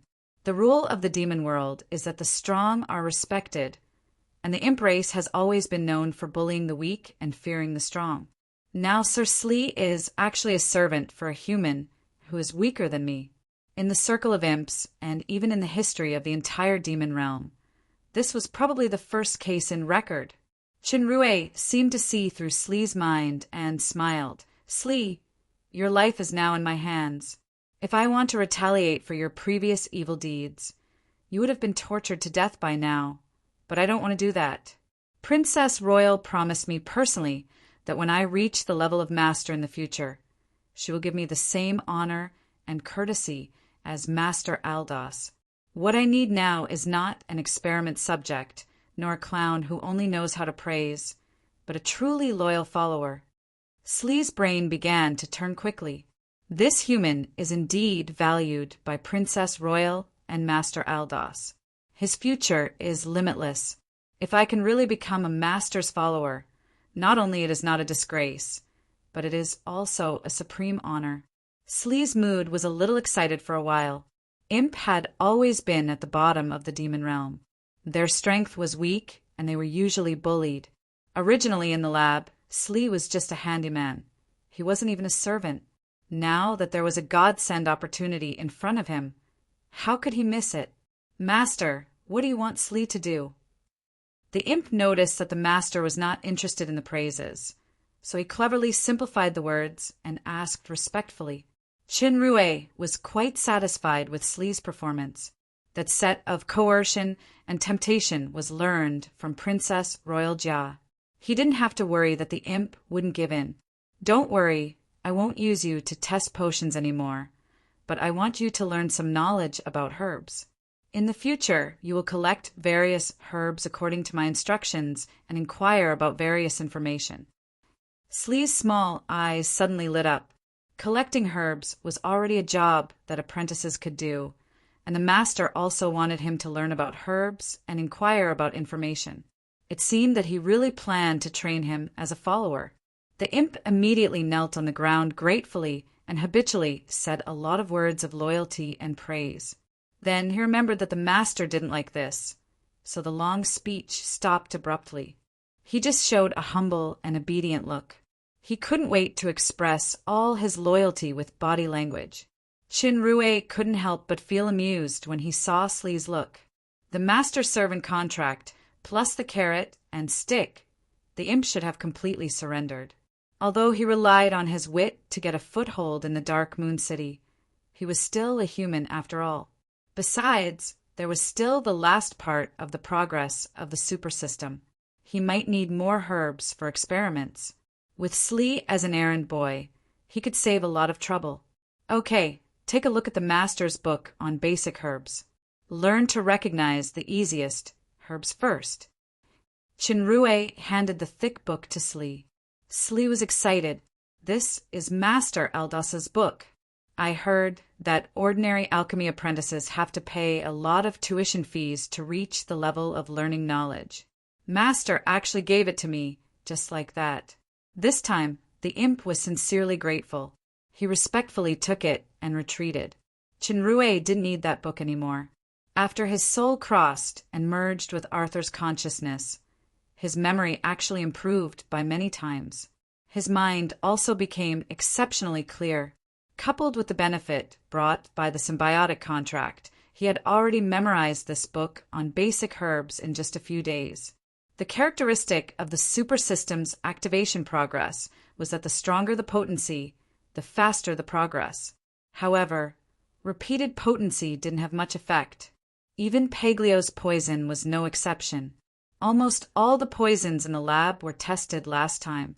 Chinrue wanted to figure out the components of those potions, then try to configure a new drug to activate the super system as soon as possible. At present, he hadn't experimented with other ways to speed up the progress, so he could only consider from the aspect of pharmaceutics. Slee walked in again and said, "Master, Madame Athena is here." Athena walked into the lab and saw that Aldas wasn't there. She asked, "Where's the master?" "The master studied chess of diamonds all night last night. He is still sleeping now. The day before yesterday, Chinrue made a set of chess of diamonds with the help of Slee and gave it to Aldas. As a result, Aldas immediately indulged in it as if he got a treasure. Chinrue suspected that if this continued, the potion master would defect to the mechanic camp. Athena said casually, "I see. Did Alice come to you these 2 days?" "She's here." Chinrue smiled bitterly. "I sent her away with Diamond Solitaire the day before yesterday. She wants novel things all day long. If this continues, my brain is going to be exhausted. Do you want to continue listening to the romance of the 3 kingdoms today?" Athena's eyes lit up and nodded quickly. In the past few days, Chinrue deliberately catered to her interest and told her the excerpts from the romance of the 3 kingdoms. Of course, due to the needs of the environment, the abilities of the famous generals were greatly deified. For example, Lord Guan's green dragon crescent blade became an artifact that could easily kill thousands of people. Lord Zhongsan's roar could make the waterfall flow backward. Liu Bei had the water element magic that could make his tears flow 1,000 miles. Athena admired powerhouses with extraordinary strength the most. She was suddenly obsessed and went to the lab every day. However, these stories were only told to Athena by Chinrue. He also said that it was a little secret between the 2 of them. It was considered as a small trick. "Wait, today let's go to the Blue Lake." Athena suddenly thought of her intention, but she was reluctant to give up the good story. "Tell me again on the way back, okay?" Chinrue just remembered that he had a good time these days. He almost forgot about the dragon inscription, so he nodded quickly. "I have prepared the tri-horned rhinos. Let's go now." Slee watched his master and Athena go away, and the surprise in his heart was like a stormy sea. How long has Master been in the demon realm? This Madame Athena actually took the initiative to date. As a matter of fact, Madame Athena couldn't even get close to General Allen. With great admiration for his master, the imp was full of unprecedented longing for the glorious future of the master's follower. Outside the palace, the two sat on the tri-horned rhinos that were already prepared. This time, both of them were equipped with a complete saddle. Obviously, the treatment of humans was completely different from the last time. After leaving the city smoothly, the two rushed all the way to the Blue Lake. At the place where he agreed with Paglio last time, Chinrue was surprised to see that the poison dragon in human form was still concentrating on the simple solitaire chess. Obviously, his energy these days was spent on this thing. Chinrue asked Athena to wait in the distance while he walked forward. When Paglio saw Chinrue, he asked fiercely, "Who are you?" Chinrue suddenly had a feeling that he couldn't afford to be hurt. Bad memory? You've forgotten too many things. This is clearly Alzheimer's disease. Chapter 15. Chinrue spent a lot of time explaining while being eroded by Paglio's poison as if nothing had happened. When he said that the treasure would be divided into 6, for he deliberately said 6 for humans, for dragons. Paglio jumped up all of a sudden. "Dream on. Greedy guy, it's clearly 40% for you, and 60% for me." Sure enough, wealth could leave a deep impression on dragons, but the symbiotic contract couldn't be forged. This guy most likely realized it earlier, and he was deliberately playing around. After Paglio righteously criticized his human allies' insatiable greed, he pulled him to the diamond chest and showed off his results in the past few days.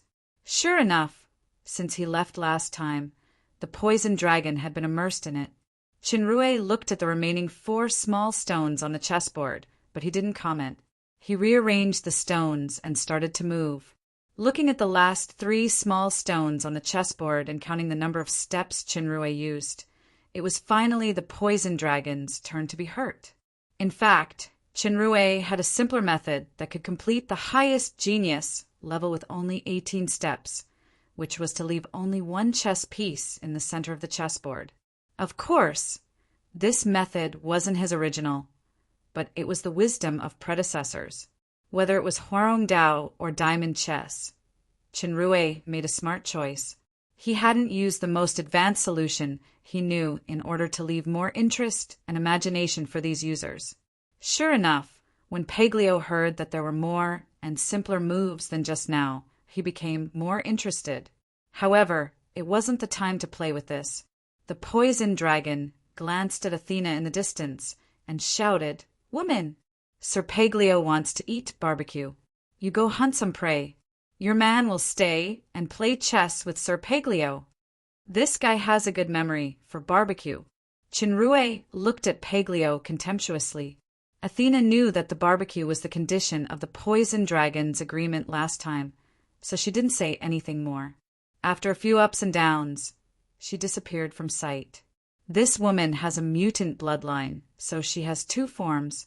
Even if her demonic form in battle does not suit your taste, her normal form should be quite beautiful. Paglio winked. "What do you think? Did you get her into bed? You only know how to think with your lower body. How could I have that ability? Actually, Athena is a pretty good person, and she's also very loyal. I don't want to lie to her, so I might as well be friends with her. She should be able to help me." Chinrue replied sourly, "It's up to you, as long as you achieve your goal." Paglio laughed strangely. "But we dragons have 2 sayings. There is no such thing as pure friendship between men and women. Friendship is the beginning of love. You've taken the first step, successfully. You're indeed a cunning guy." Chinrue knew that he couldn't explain it to the poison dragon, so he said, "Paglio, let's not talk about the topic. Now that Athena isn't here, let's start learning dragon inscription." As soon as he heard this, Paglio also became serious. Inscription referred to the engraved text. It was divided into yin text and yang text according to the concave and convex shape. Dragon inscription was a kind of inscription carved with the special incantation of ancient dragons. Each individual inscription contained a mysterious meaning and could exert a powerful force. The stronger the user's strength and the deeper the understanding of inscription, the greater the power of the engraving. Because it was too esoteric, there weren't many dragons who were proficient in this. A string of inscriptions arranged according to a certain rule would exert a power several times the sum of the individual inscriptions. Although the power of dragon inscription was powerful, due to the creator's origin of power, the inscription's lethality to the dragons was much weaker than that of other creatures. Paglio first taught some basic broken characters. Chinrue's memory was very good, so he remembered it very quickly. However, he felt that it was very difficult to understand. He could only memorize it all and slowly digest it when he went back. Seeing that Chinrue had such a good memory, Paglio simply taught him a few complete inscriptions. Soon, Athena returned with the prey, and Chinrue began his work as a chef. Last time, the poison dragon only ate the leftovers of Alice and the others. This time it was a feast. After Paglio finished the barbecue, he took a branch and picked his teeth calmly. He nodded and said, "Okay, you guys can go now. Remember to come back 7 days later." Wait. Athena suddenly got up and asked sternly, "Where's the antidote?" Paglio asked in confusion, "What antidote?" "This foodie." She even forgot about the antidote. Chinrue quickly asked for it while winking at Paglio. Paglio finally remembered. He hesitated for a long time and took out 3 small green beads from his clothes. Chinrue thought of the sweat pill used to trick people in some novels, and he felt a chill in his heart. His disgusted look made Paglio furious. He put up a soundproof enchantment, grabbed Chinrue's collar, and said angrily, "You ignorant guy! This is a jade pearl, a special crystal of the poison dragon. Not only can it quickly recover from injuries, but it can also permanently enhance the body's resistance to poison. It takes almost 200 years to produce one. If each one melts in water, it is enough for 10 people to consume.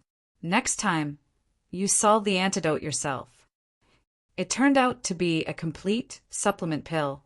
Chinrue smiled embarrassedly. Paglio looked at Athena, who had drawn out her greatsword and was ready to rescue him. He smiled meaningfully and let go of Chinrue's collar. Chinrue gave Athena a look that he was fine and quickly left the lake with her. Along the way, Athena kept her head down on the back of the tri-horned rhino. She didn't talk to Chinrue, and she looked sullen. Chinrue thought that Athena was still afraid of the poison in her body. He handed over a jade pearl and said, "Athena, why don't you take this antidote first? We will come again in 7 days. You should be fine. It's all my fault."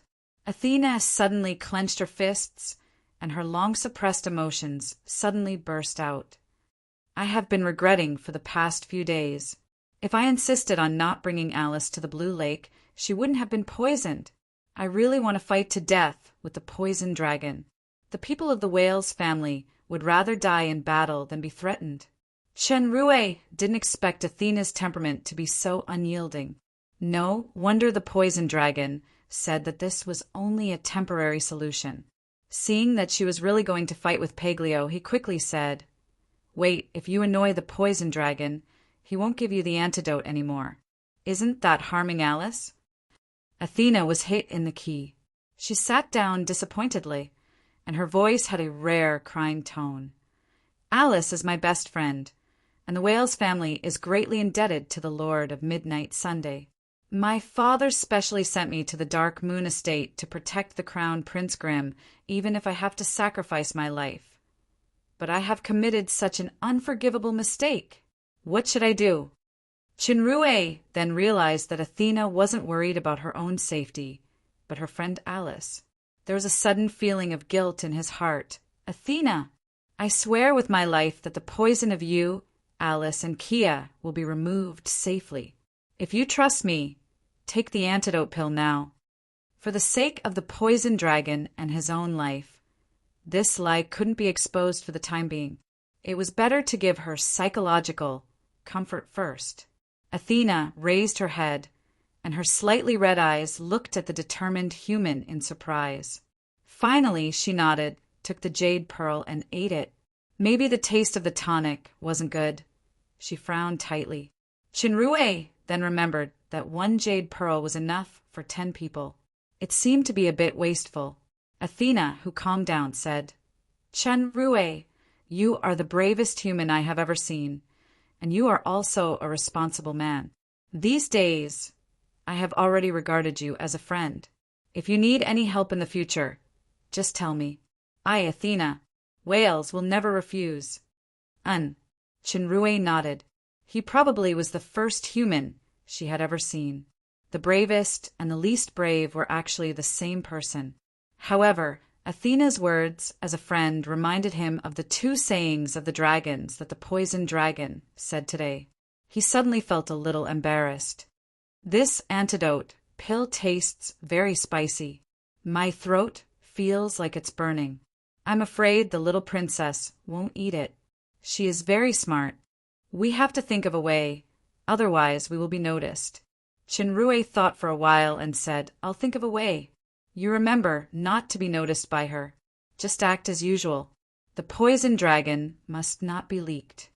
Athena nodded and said, Don't worry. I will never tell anyone about you receiving the inheritance. Her Royal Highness Jia has instructed on this. Don't think about the unhappy things.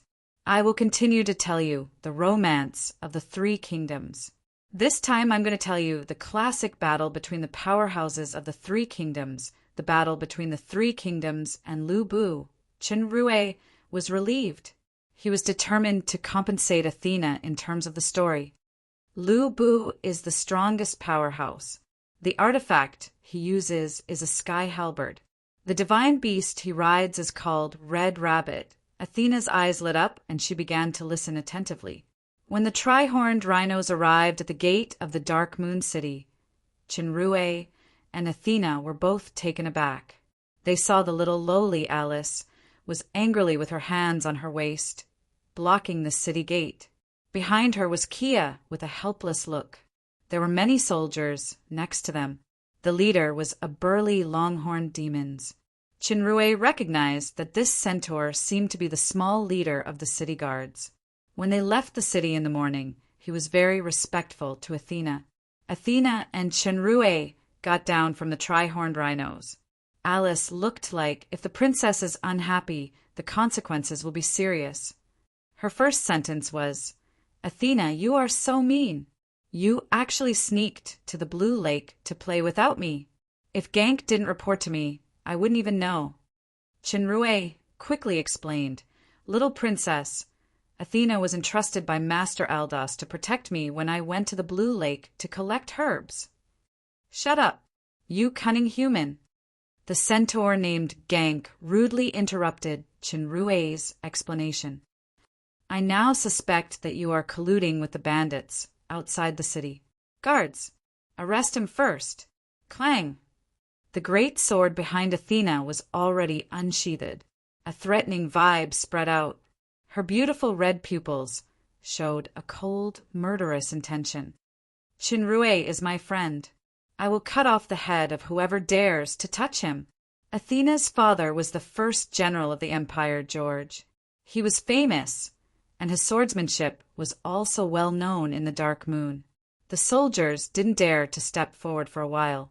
When Gank saw that Athena was so protective of humans, he couldn't help but be taken aback. He shouted, Madam Athena, don't be fooled by this guy. Athena waved her hand and turned the great sword. She slapped Gank with the back of the sword. Gank quickly raised the hammer in his hands to parry. There was a sound of gold and iron clashing. The centaur, who was famous for his strength, couldn't even defeat Athena's one-handed attack. He was shorter, and both his ankles had sunk into the soil. Chapter 16. Even in a sealed state, Paglia was far from Athena's level, so Athena couldn't exert her strength in front of the poison dragon. However, in the face of Gank, the great sword immediately showed its amazing power. Athena slashed down with the sword again. This time she used the blade. Sparks splashed everywhere. Gank's hammer was split into two, and his feet sank a little deeper. Athena's control of strength was quite precise. After breaking the hammer, the great sword stopped right on top of the centaur's head. Chenrue hurriedly came to Alice and explained in a low voice. Then he handed a basket to the little lowly. F***CK off, you little minion. Call that coward Aaron out. Athena wasn't stupid. She immediately guessed the instigator behind Gank and slowly retracted the sword. Gank felt the terrifying, murderous vibe leaving his head, and his forehead was full of cold sweat. He knew that Athena had been merciful. Otherwise, the terrifying sword just now wouldn't just cut the hammer. When they were in a stalemate, he suddenly heard a loud shout, "Stop!" It was actually Chenrue who spoke. The human pointed at Gank and said loudly, "Gank, how dare you attack Madame Athena? Princess Alice is a noble princess. You already gave orders without permission. Do you still have the little princess, the Princess Royal, and the Lucifer royal family in your eyes?" I didn't. When Gank heard Chenrue said that he attacked Athena, he was anxious. It was obviously Athena who attacked first, so he quickly defended loudly. It just so happened that Chenrue mentioned the Lucifer royal family.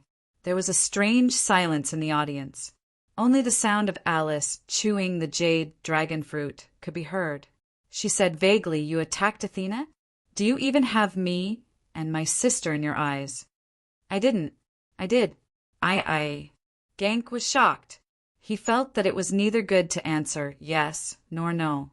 He was at a loss for words. "Little princess, this human is too cunning. Don't believe his words." "This human is indeed cunning," Alice nodded. Just when Gank was secretly delighted, the little lowly pointed at Chenrue with the jade dragon fruit, and her tone changed. "But he is more reasonable than you. Chenrue doesn't know whether it is the words that make sense or the jade dragon fruit that make sense.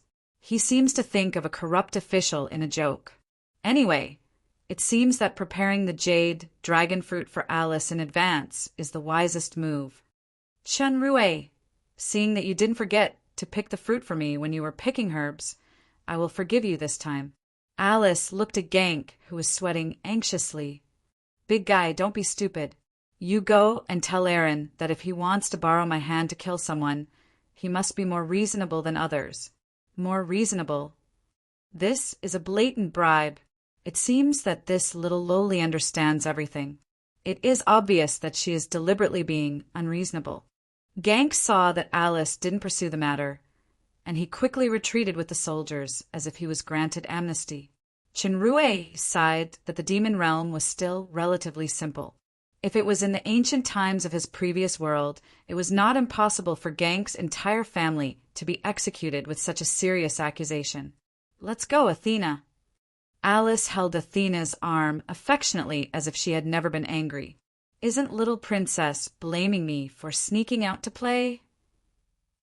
Athena deliberately shook off Alice with an unhappy look on her face. Kia on the side saw this and pursed her lips and smiled. Alice was indeed a cynical person who could adapt to circumstances. She smiled and whispered to Athena for a while, then she made a joke. When they just arrived at the palace gate, the two had already restored their sisterly intimacy. When Alice heard Athena said that she brought back a few preys, she thought of the scene of the last picnic. She couldn't help but drool. She smiled and looked at Chenrue. Chenrue only felt that under that gaze he seemed to have become a kind of barbecue on an iron rod. He quickly said, "This time there is a new way to eat. Compared with barbecue, it has a different flavor. But I don't know if little princess is afraid of spicy food? Is it really as delicious as barbecue?" The little lowly asked in a low voice. After getting a guarantee from the human Athena patting her chest, her volume suddenly increased. The word fear has never been in the dictionary of the Lucifer royal family. I, Alice, Lucifer, am fearless. When the palace guards saw the little princess's impassioned and righteous words, they all looked at her with admiration. All of them stood upright and felt proud of being a warrior of the Lucifer royal family. They didn't know that the real purpose of the little lowly's bold words was to get free food and drinks. Alice enjoyed everyone's admiring eyes and walked fearlessly to Aldous' lab. When she came to the lab, Slee saw the three of them and quickly greeted them. Chinrue learned from Slee that Master Aldous had an urgent matter, so he went to the palace to discuss with Princess Jia. With the help of the imp, Chinrue began to get busy. Kia and Athena also helped from time to time. However, Athena lacked talent in this aspect, so most of her help was not helpful. Alice was bored waiting, so she picked up the diamond solitaire that Aldous left on the table and played. Chinrue estimated that this exquisite new chess set couldn't escape from her clutches. The master could only go to the corner to draw circles again. After a while, Chinrue finally succeeded. Alice, who had been sniffing the fragrance in the air, had her eyes lit up. She looked at the strange big pot on the table with a flame burning below. She asked curiously, "It smells so good. What is this?" "This is called hot pot. Come, try it." As Chinrue said, he asked Slee to take out the tableware and distribute it to everyone. He put the cut meat slices into the pot and put some supplementary side dishes. After the barbecue last time, he already knew some common seasonings in the demon realm. It was all thanks to Alice, the glutton, who brought them all. Although the ingredients and seasonings here were far less abundant than Chinrue's previous life, there were several unique spices that weren't available in that world. It was more than enough to deal with some home-cooked dishes. Alice learned from Chinrue and wanted to pick up a piece of meat and put it in her mouth, but she couldn't use Chinrue's homemade chopsticks. She simply scooped out the soup with the spoon and put it in her mouth. "Wow, it's hot. It's so spicy," Alice exclaimed exaggeratedly, but her hands moved faster and faster. Soon, not only the little lowly, but also Athena and Kia fell in love with a new thing called hot pot. "Don't rush. You can continue to add dishes. Eat while it's hot." Chinrue handed the lettuce to Alice. He saw the imp, who was drooling but standing respectfully. He said, "Slee, what are you doing? Come and eat." "Slee can also eat?" Slee almost thought he heard it wrong. It took a long time for him to react. He recalled the bullying. He was bullied since he was a child, and his small eyes suddenly burst into tears. "Oh my God, what a great and kind master this is. It's simply a gift from the demon god. Even without that contract, Slee will not betray his master, unless there are 100 black crystal coins in front of me. No, 200 coins." Chinrue didn't have Alice's mind reading, so how would he know the bargaining struggle in the imp's mind? He added some dishes to the newly recruited servant. Anyway, he had to have both carrots and sticks. This touching action suddenly doubled the bargaining chip of betraying his master to 400 black crystal coins. The deep-rooted concept of the lower class made Slee afraid to eat at the same table with a royal family like Alice. He scooped some from the bowl and sat in the corner to eat. He felt that this was the most delicious thing he had ever eaten in his life. After a clean meal, Alice touched her round belly with satisfaction and looked at Chinrue approvingly. "Chinrue, you're very good. I've decided that you will be my favorite subject in the future." This rhythmic voice echoed in the laboratory, making the Sir Favorite Subject speechless. However, the Sir Favorite Subject servant still looked envious. Fortunately, it's not the boy toy mentioned last time. It's just a word difference, but it's 1,000 miles apart. Having said that, if I really dare to be Alice's boy toy or something, I'm afraid I'll be promoted by Princess Royal Highness immediately, a eunuch official. This is a great honor. Alice counted with her fingers and said, "The favorite subject is my close subject. He has to tell stories and cook delicious food every day. He has to hand over half of the magic crystal coins he usually earns to me. When I go out to eat, he is also responsible for paying the bill. Isn't this worse than being a servant?" Chinrue broke into a cold sweat and shook his head decisively. "I've always been noble and unquestionable." I'll give this great honor to others. Athena saw with her own eyes that Chenrue put the antidote into the hot pot. Alice didn't doubt it as expected. She even ate a lot with Kia. She finally felt relieved and secretly admired her human friend's wit. She said, "Alice, stop it. The hot pot has been eaten. Let's go back early. Why do I always feel that you're speaking for this guy?" Alice glanced at Athena suspiciously, then glanced at Chenrue. "By the way, at the city gate, you seem to have said that a certain human is your friend." Athena's face was slightly hot, and she admitted it openly. "Yes, although I haven't known him for a long time, I think Chenrue is a worthy friend. He's much better than Aaron, that insidious and cowardly guy. Chenrue can tell stories and cook fun and delicious food." Alice tilted her head and thought for a while. She nodded and said, "Since he is Athena's friend, then he can be considered as Alice's friend." Chenrue felt helpless about Alice's criteria for choosing friends. Alice walked over and patted Chenrue's shoulder like a big sister of the club. "If someone bullies you in the future, just say my name, and no one dares to touch you. Of course, except when I bully you." At that moment, Aldous' figure appeared at the door of the lab. "Master." Chenrue stepped forward. "Come, try this new flavor of good stuff." The dark elf master uncharacteristically shook his head and didn't speak. Chenrue then noticed that Aldous' gloomy face had an unprecedented gloominess and heaviness. Chapter 17. Dark Moon City, a residence hall somewhere. Alan listened to Gang's report with a livid face and asked, "Did Athena really say that the human is her friend?" Gank replied with lingering fear, "Yes, General. Many soldiers saw it at that time. Madam Athena even attacked me in front of everyone. I almost lost my life. Damn human. What does Athena see in him?" Alan said while gritting his teeth. He only felt jealous. Athena never treated him, the sheriff, seriously. She didn't even look at him. Now, she actually called the human she just met as a friend and stood up for him. It was intolerable. "Okay, Gank, you can leave." Another faint voice sounded in the hall. "Yes, Sir Joseph."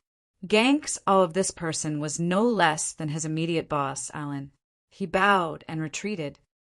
"My friend, I really don't know what about that savage woman makes you so obsessed. If you want women, you can just grab a bunch of them. Do you want me to give you a few succubus slaves of the highest quality?" Joseph poured a glass of wine and said slowly. Joseph had a human appearance. He should be a mutated bloodline. He looked elegant and calm, which was completely different from Alan's violent warrior temperament. "Humph, no need." Alan snorted coldly. "Aren't you also interested in Princess Royal? It's just that although Royal Highness Jia is beautiful, she is an iceberg. She has no interest at all. I don't understand why you like her." "Stupid thing. My liking is different from yours." Joseph sneered in his heart, but his face was still calm. "Just like you. Everyone has different hobbies. I had just returned to Dark Moon City. I still don't know the origin of the human named Chenrue. He's just a good-for-nothing with surprisingly good luck." Alan gritted his teeth. This human fell into the demon realm about 10 days ago and was captured by the soldiers. During interrogation, he changed his name to Arthur. He is a nobleman with no combat power. At that time, he was taken away by Master Aldous as a test drug, but a few days later, he miraculously became Aldous' apprentice. His identity was even publicly recognized by Royal Highness Jia. I don't know what's so attractive about this guy, but Athena and the little princess go to see him almost every day. Joseph thought for a moment and said, "In that case, his biggest reliance is the dark elf master's attention. I know the little princess very well. She's just curious. Princess Royal should be doing this to win over Aldous. However, Aldous couldn't protect himself now, so he would leave the Dark Moon City soon. At that time, this human will lose his value. Even if you want to chop him into 7 or 8 pieces, Her Royal Highness will not stop you. With the help of the person from the capital, Aldous will definitely lose." Alan turned from anger to joy. He nodded and raised his glass to Joseph. "You're right. Come, cheers." In Aldous' lab in the outer courtyard of the palace, after Alice and the other two left, only Aldous and Chinrue were left in the lab. The observant imp noticed that the master was in a bad mood, so he retreated early. Aldous took out a thick book, refining essentials, commonly used potion formulas, poison, supplement. "Chinrue, these books are for you." The dark elf sighed. "In the future, when I'm not around you, you have to study hard. Although you have the inheritance of the Grand Master, there is no end to learning. You must not slack off. As long as you keep working hard, one day, your achievement will shock the entire demon realm." Chinrue was shocked. "Master, what happened? Where are you going?" "I am likely to leave the Dark Moon City." Aldous shook his head. He looked gloomy and explained the reason. The demon realm worshipped the strong. Not only power, but the competition in various fields was extremely fierce. The rules of the pharmaceutics world were quite unique. If one wanted to become a pharmaceutics master, there were two ways. The first way was to go to the Potioneer Alliance in the capital and pass a series of complicated assessments, including accurately making the highest level of white potions within a specified time. Moreover, one must be recognized by at least two masters. The second way was to directly challenge the famous master under the witness of the Potioneer Alliance. If one succeeded, he would be promoted to the master level directly. If one failed, he would be deprived of the master status and exiled for 3 years. 3 years later, he could only challenge or assess the master level again. If the challenged refused to accept the challenge, it would be regarded as a failure directly. However, the challenger was not without risk. He needed to bet a huge amount of wealth. Once the challenge failed, the wealth would belong to the master, and he couldn't challenge again within 3 years. Chinrue understood. It was just like gambling. Aldous went on to explain that money was very important for a potioneer because alchemy was a costly discipline. Whether it was pharmaceutics or mechanics, they all needed a lot of financial support. Even if it was to assess the alchemist level or learn from an alchemist, it would cost a lot. Therefore, ordinary alchemists would seek support from financial forces and work for them. Chinrue secretly thought that compared to that, it was too easy for him to become a free apprentice. Aldous himself was once in debt due to financial problems and was treated coldly. After he failed to assess the master level, he almost lost his confidence in life after losing all his fortune. At this lowest point, Aldous met Princess Royal Jia. At that time, Jia was only 16 years old. She had just taken over the Dark Moon City, but she had a good eye for talent and provided valuable funds for Aldous. After Aldous became a master, he returned the favor by resolutely refusing the capital's invitation. He stayed in the Dark Moon City to serve Jia. Chinrue showed a look of understanding. No wonder the Dark Elf Master has a sincere respect for Princess Jia. Aldous sighed. "A few months ago, I received letters from Master Zola and Master Kemp from the capital. In the letters, they promised me a lot of benefits and persuaded me to serve Regent Obsidian, but I rejected them flatly. Today, the Potioneer Alliance's capital branch suddenly sent a magic message. The capital's Potioneer, Sandro, officially challenged me. Now, the 2 Potioneer Masters and Sandro are already on the way to the Dark Moon City. They will arrive in 2 days. Since he refused a toast, he was forced to drink a forfeit. Aldous was Jia's right-hand man. If he was defeated and exiled, then the reputation of the Dark Moon Estate and Jia's strength would be greatly damaged. Obviously, this was a means of Prince Obsidian to weaken Princess Jia's strength. The capital was very far from the Dark Moon City. Even with the fastest flying beast, it would take nearly a month's journey. Yet the magic message only reached Aldous now. It seemed that the other party deliberately wanted to catch him off guard.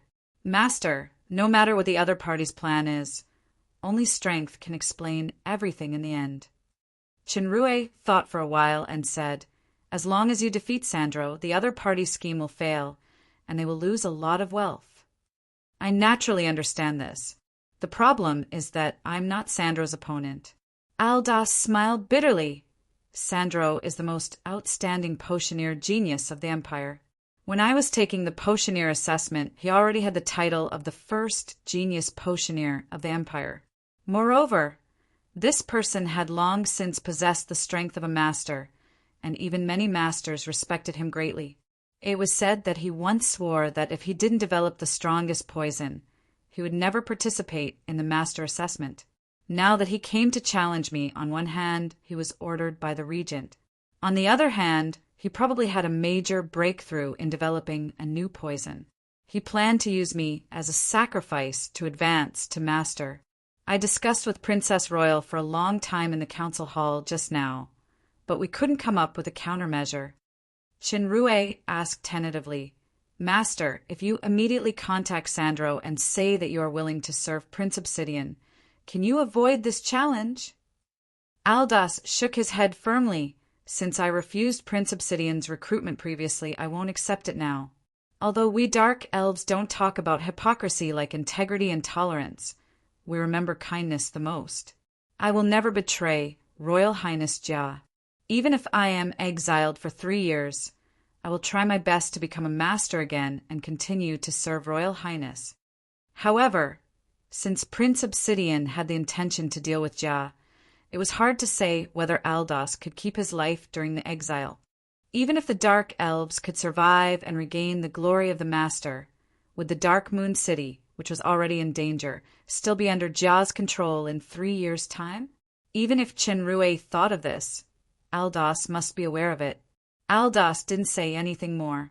He continued to clean up the potions and books, and was ready to leave at any time. Chinrue didn't help Aldas clean up. He frowned at the side and said nothing. Aldas was very rigorous in academics. Although he was a bit cunning like the Dark Elves, he didn't hold back when teaching Chinrue pharmaceutics. There was no so-called racial discrimination. At the same time, this master was also Chinrue's best protection, whether it was for others or for himself. Chinrue had to try to help him. Also, now that the super system's startup progress was stagnant, Sandro's new poison might be an opportunity in contemplation. A bold plan gradually formed in Chinrue's mind. "Master, wait. Don't be too pessimistic. We may not necessarily lose. If my plan succeeds..." After Chinrue thought about it, he smiled and said, "Perhaps we can first discuss the distribution of that huge amount of wealth." This sentence made Aldas's movement pause. His originally gloomy eyes suddenly widened. At this time in the Dark Moon Estate, under the circumstance that someone intentionally spread the news that the capital's potion genius, Sandro, would officially challenge Master Aldas in 2 days. The entire Dark Moon was discussing this major event. 2 days passed quickly. Just like the time of the magic message, a group of people from the capital appeared outside the Dark Moon City on time. Chapter 18. In this team from the capital city, there were majestic knights and well-equipped soldiers. The most eye-catching one was the middle-aged man riding a black demonic horse.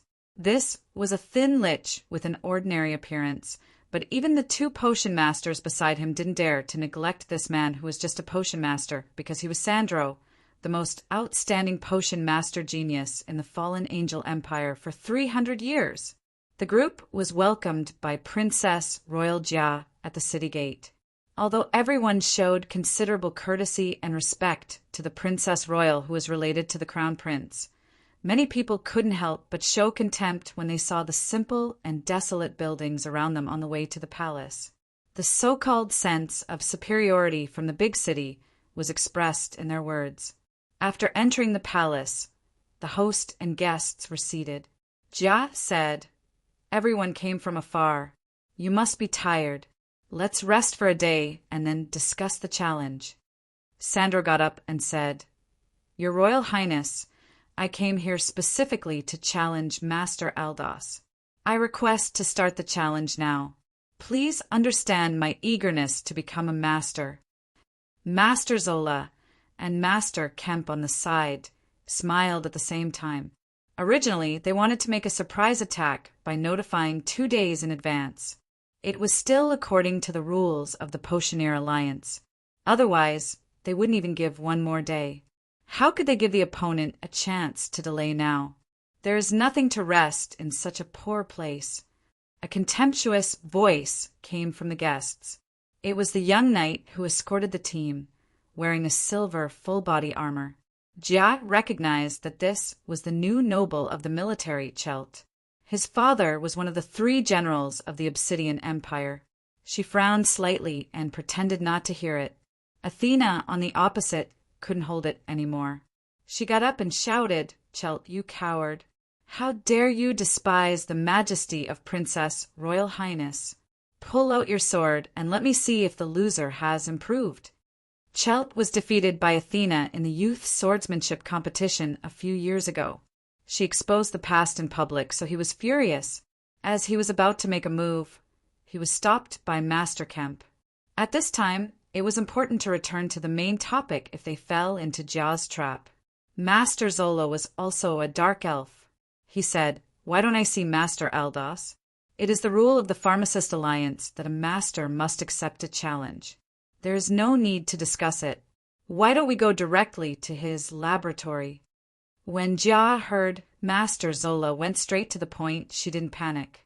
She just said with a little embarrassment, "Actually, Master Aldos had an accident when he was experimenting with a powerful new drug 3 days ago.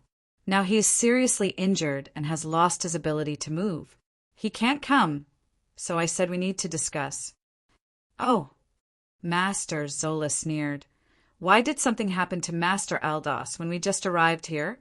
Could it be that he's afraid of Sandro's reputation and faked an injury to avoid the challenge?" Jia's expression remained unchanged, and she asked, "Master Aldos had an accident 3 days ago. At that time, he didn't know that Sandro would challenge him. Based on your journey, it should have taken you at least more than a month to get here from the capital. Why did we only receive a magic message from the Pharmacist Alliance 2 days ago?" This rhetorical question hit the nail on the head. It not only clarified Aldos's innocence, but also vaguely pointed out that this was a conspiracy. Master Zola was speechless for a moment. Master Kemp, who enslaved the demons, said, "Princess Jia misunderstood. Originally, we were invited by the Red Spirit Lord, Sir Josh, to visit the Red Spirit City. Sandro had a sudden idea and decided to come to the Dark Moon Estate to challenge Master Aldos first. That was why the magic message was so rushed. If Princess Royal doesn't believe it, you can ask Sir Josh's eldest son, Joseph. I remember he seems to be the financial officer of the Dark Moon City." The Red Spirit Estate was adjacent to the Dark Moon Estate. As a confidant of Prince Obsidian, the Red Spirit Lord, Josh, was the eye of the capital to monitor the Dark Moon. Since most of the resources and funding of the Dark Moon Estate came from the Red Spirit Estate, Jia had to put Joseph, who came to serve. Joseph was a member of the Dark Moon City on the surface. If he testified for this matter, then it was even more impossible to refute. Taking a step back, Sandro's challenge was in line with the procedure. There was no point in arguing on the notification time. No need. Why wouldn't I believe Master Kemp? Jia nodded calmly. "I have just sent Kaguran to ask the injured Master Aldos to see if he has any request to postpone this challenge." Kemp and Zola looked at each other and quickly exchanged opinions. He could hide for a while, but he couldn't hide forever. If the other party wanted to postpone, then Sandro would stay in the Dark Moon City until Aldos recovered to accept the challenge. Anyway, he wouldn't stop until he chased Aldos away. Soon, the report from the head of the palace guards, Kaguran, surprised the guests from the capital, including Sandro. The seriously injured Master Aldos was unwilling to postpone the challenge. He promised to openly accept Sandro's challenge in the center of the Dark Moon City's arena. Sandro initially thought that the other party wanted to delay, but he didn't expect the other party to accept the challenge directly. However, he was confident that he was brave and said proudly, "It's rare for Master Aldos to accept the challenge with an injury. In order to show my respect to him, I will go to the arena now and start the challenge." There was no fluctuation on Jia's cold face. She said faintly, "If that's the case, please wait for a moment. I will immediately send someone to the arena to arrange everything." The Dark Moon Arena was one of the largest buildings in the city. It was quite famous 400 years ago. At that time, the Beelzebub royal family who had disappeared appeared in the Dark Moon City. They controlled the Dark Moon Estate and attempted to invade the Red Spirit Estate and threaten the capital. The Lord of Midnight's son heard the news and came. He fought with the Beelzebub royal family in this arena. In the end, he severely injured the opponent, and that person disappeared. Corresponding to the long history of the arena was the shabby furnishings. With the busy work of Kaguran and the other guards, the arena was quickly cleaned up, a high platform was erected, and rows of seats were placed there as the VIP seats. As for the rest of the people, they naturally didn't have such good treatment, but it didn't affect their enthusiasm at all. The originally deserted arena was suddenly overcrowded. Although everyone was quite afraid of Master Aldos, who often screamed, from the bottom of their hearts, they still hoped that he could defeat those outsiders and win glory for the Dark Moon. In the eyes of the crowd, Sandro's attendants skillfully arranged a series of tools and materials. On the other side, Master Aldos was also carried into the arena on a stretcher, followed by the new apprentice, Chinrue, which caused a commotion among the audience. Human? The appearance of Chinrue made Sandro frown. After listening to Jia's introduction of Chinrue's origin, he showed a disapproving look. When Zola and Kemp heard that Aldos actually accepted a human captive as an apprentice, they were scornful. It was the first time that Chinrue faced such a big scene. Looking at the countless strange demons' faces around him, he calmed down and bowed to the VIP seats. He said loudly, "I'm Chinrue, the new apprentice of Master Aldos. As the master was accidentally injured in the experiment, he is temporarily unable to move, so he will be commanding me to accept the challenge." Does Sir Sandro agree? Commanding apprentice to accept the challenge? Moreover, it's a newly recruited apprentice. This was the first time in the history of the master's challenge. Although Aldos had the reason of being seriously injured and unable to move, Sandro still clearly felt insulted. Could it be that Aldos knew he was going to fail, so he tried to humiliate his opponent before leaving? I agree. Sandro stared at Aldos in the distance, and his eyes flashed with murderous intention. I request for a life and death battle. I wonder if Master Aldos still has the guts to let the human apprentice replace him? Life and death battle. Zola and Kemp were surprised. A life and death battle was where the potioneers directly tested each other's potions instead of substitutes. The one who was poisoned first was judged to have failed. Usually, only two parties with deep hatred would do this. Under this rule, even if Aldos sent an apprentice to fight, as long as the apprentice was poisoned, he himself must accept the death penalty.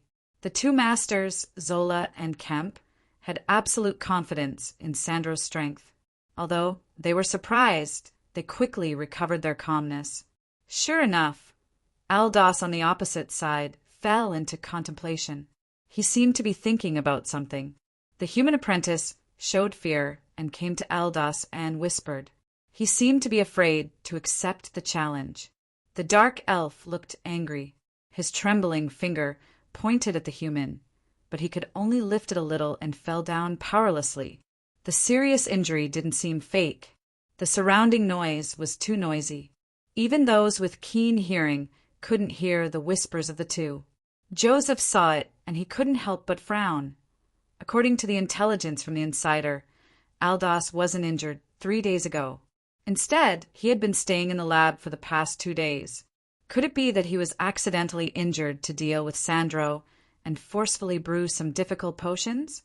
In the end, Aldos made a decision to let the apprentice Chinrue replace him to accept the life and death battle. It seemed that the Dark Elf Master was planning to use his death to repay Princess Royal's kindness. After the guards announced the rules of the life and death battle to the ignorant audience, the people of Dark Moon City were in an uproar. They felt more and more excited.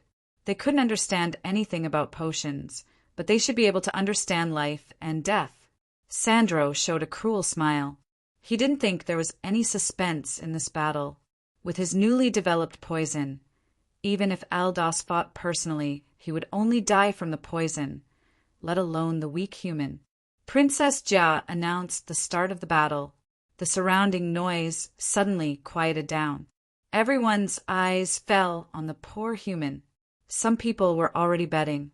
How long would it take for the human to be poisoned to death? 1 second or 2 seconds? Sandro quickly began to dispense the potion. His skilled and precise technique made the two masters, Zola and Kemp, as the judges, feel inferior. The genius potioneer really deserved his reputation. In just 2 minutes, a bottle of potion was dispensed. On the other side, the apprentice Chenrue was clumsily following the instructions of Aldous' gestures. He didn't even complete the classification of the raw materials. According to the rules, if one party dispensed a potion first, then the other party could only stop and dispense the antidote within the specified time to try the poison. The life and death battle was not only about the potion's strength, but it was also a test of the potioneer's own skills and wisdom. If the potion was only fast, then the potion might not be effective enough. If it was too slow, the opponent would take the initiative. Sandro signaled the judge to let the opponent try the potion. Chenrue looked very nervous. He first closed his eyes and prayed for a while. Then he took the bottle of dark green potion with trembling hands. No one knew that he was praying for progress. Progress. Chapter 19. How could such a mediocre person who barely passed the master assessment with the support and funding of Princess Royal crack the new poison that I, a master genius, secretly made for many years? Sandro was fearless. The Lich itself was a talented race in magic. Moreover, once Aldous hurt someone, then this life and death challenge would be judged as a loss, which was equivalent to sentencing the Dark Elf to death. Aldous came to his senses and temporarily suppressed his anger. What can you do? As we all know, detoxification is much more difficult than poisoning. In this case, it is also limited by time and materials. Could it be that someone secretly gave the new poison that I successfully developed for many years to Aldous in advance, so that the other party can develop the antidote? This assumption is obviously impossible.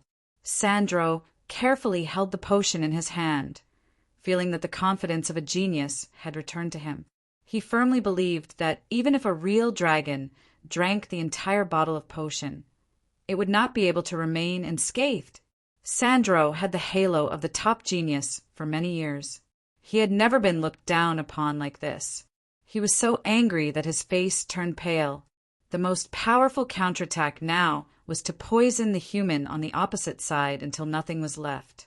Only then could the audience shut their damn mouths. He had the halo of a genius for nearly 100 years. When he was famous in the early days of the Empire, the fallen Dark Elf was still an apprentice somewhere. If it weren't for the vow of the new poison, he would have become a master long ago. Even those potion masters were respectful to him. Just when Master Kemp was puzzled, Sandro finally completed the concoction of the soul-eating poison. The genius potioneer who was motivated performed perfectly this time and successfully concocted the poison in one go. I think the poison he concocted can't even kill a bug. If I were to go up, it would definitely be easier than that human. The effect is not bad. It actually increased by 5% under the premise of completing so much progress. This is impossible. Sandro's face was full of disbelief. He gritted his teeth and shouted. The result once again surprised the potioneer genius and potion master. After a period of time, the human was still alive and kicking. In the roar of the audience, the system's startup progress had reached 94%. 10 minutes later, Sandro's new poison was released again, and Chenrue barely mixed a part of the formula according to the proportion. Even the ignorant audience could see from Aldous's anxious look that the situation was not good. These words were already very arrogant. He completely ignored the existence of Princess Royal Jia. When the audience heard how Sandro looked down on the Dark Moon City, they all showed anger. Master Kemp set his eyes on Chenrue. He keenly felt that something was wrong, but he couldn't tell exactly what was wrong. As he spoke, he came to the table, poured out a few bottles of medicine, mixed them, and drank them as an antidote. Then he raised his head and drank the bottle of soul-devouring poison. Joseph's eyes narrowed slightly.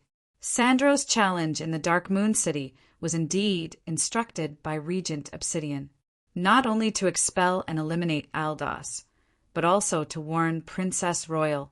It seemed that Princess Jia's actions over the years had gradually attracted the attention of Regent Royal Highness. What Regent Obsidian needed was a livestock that could be slaughtered at will, not a beast that could bite back at any time.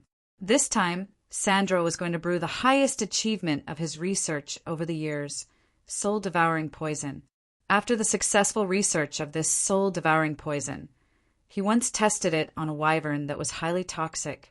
As a result, even the wyvern couldn't resist the poison and died. It was very difficult to brew soul-devouring poison. Even at Sandro's current level, there was a certain chance of failure, which would be accompanied by great danger.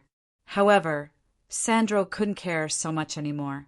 He wanted to prove to everyone that he, Sandro, was the most outstanding genius potion master, and the other geniuses were just stepping stones under his feet.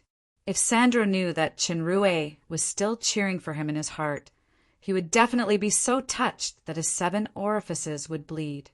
However, at this time, the Lich had already finished focusing on the blending of the potion. He had to admit that this Lich, who was supposed to be proficient in magic, did indeed have an extraordinary potion master talent. When he entered the state, his anxiety and anger gradually calmed down. All that was left was focus. Athena and everyone cheered together. Only the little lowly on the side shook her head calmly, using the human's own new term. This kind of acting is too lacking in connotation. At most, it's at the level of a bento box. If it's me, I can at least get the best nomination for the Pita Card Award. Sandro's expression became more and more ferocious. Suddenly, he grinned. By the way, don't you have a sister who has been separated since childhood? I will do everything I can to find her. Then I will train her to be the most despicable bitch. If I'm really tired of her, I can also use her as a target for testing poison. It's a wonderful idea just thinking about it. Since Sandro's poison failed for the second time, Master Kemp began to pay attention to the actions of the human apprentice. Judging from the clumsy movements and rusty techniques, this Chenrue was definitely a novice. The poisons that he slowly mixed seemed to be the most basic formulas. It was impossible to use them in this level of life and death battle. The antidotes that this guy mixed were even more messy and unreasonable.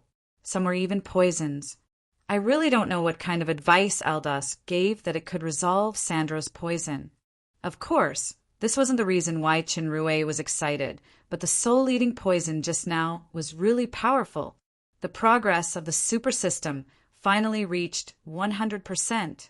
Sandro used magic echo to speak, which resounded throughout the entire arena. The surroundings immediately quietened down. Like many cities in the demon realm, the residents of the Dark Moon Estate had a strong sense of territory.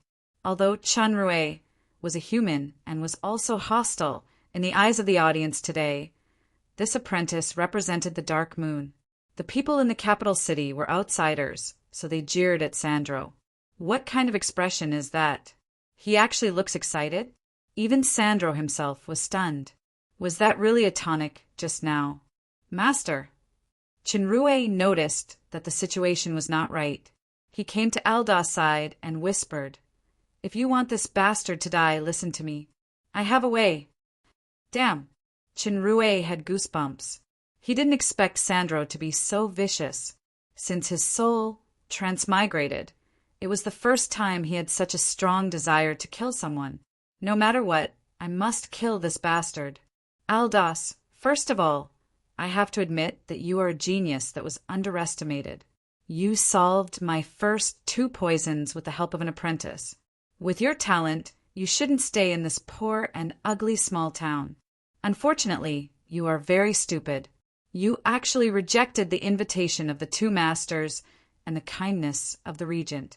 So, you only have one way to go today. Humph, I was just lucky.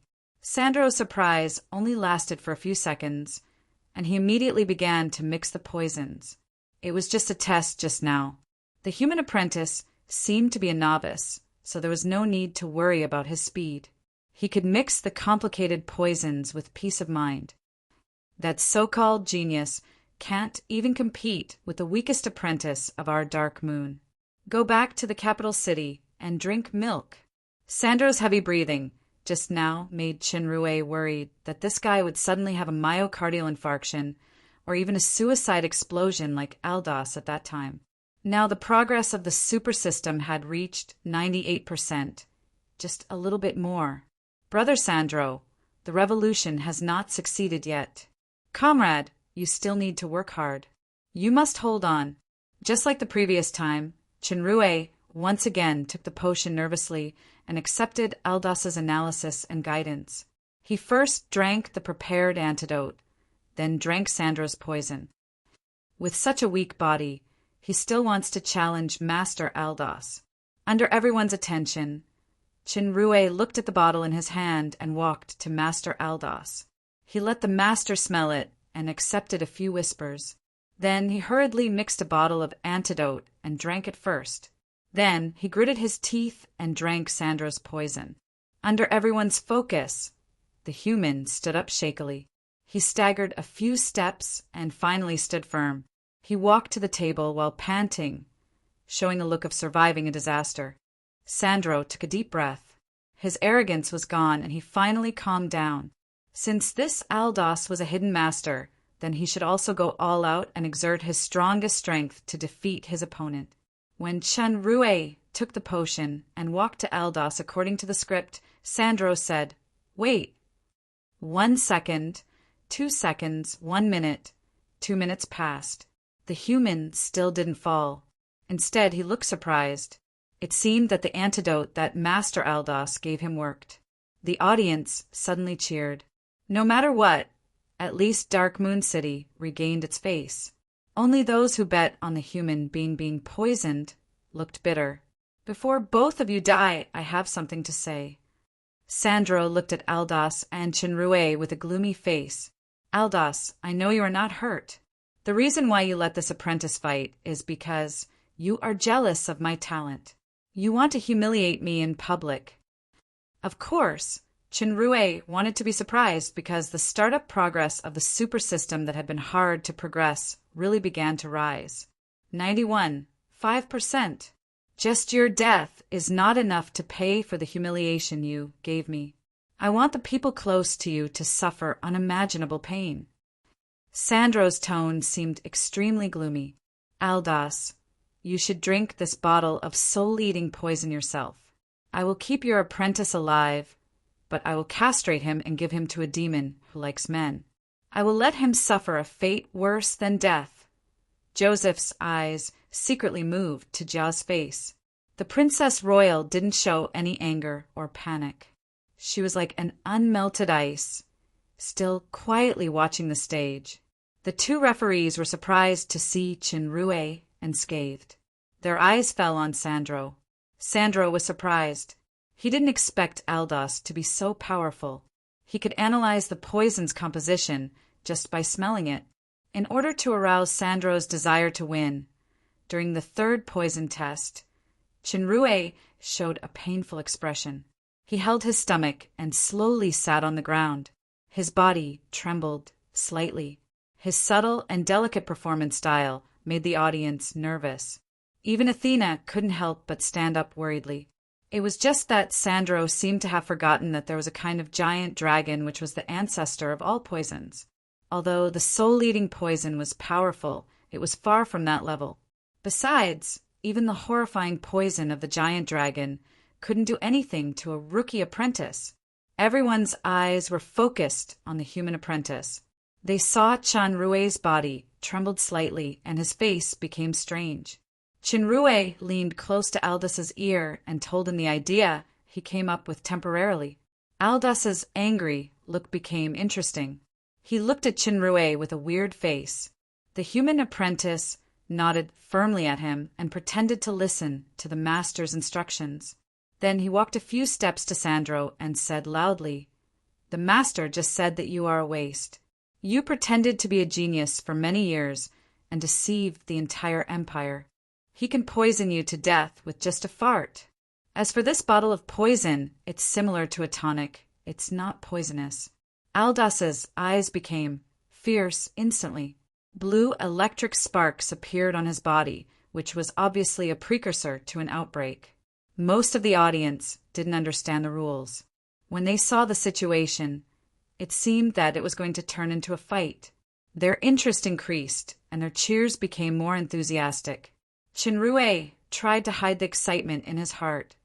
Let the storm come fiercer. Chapter 20.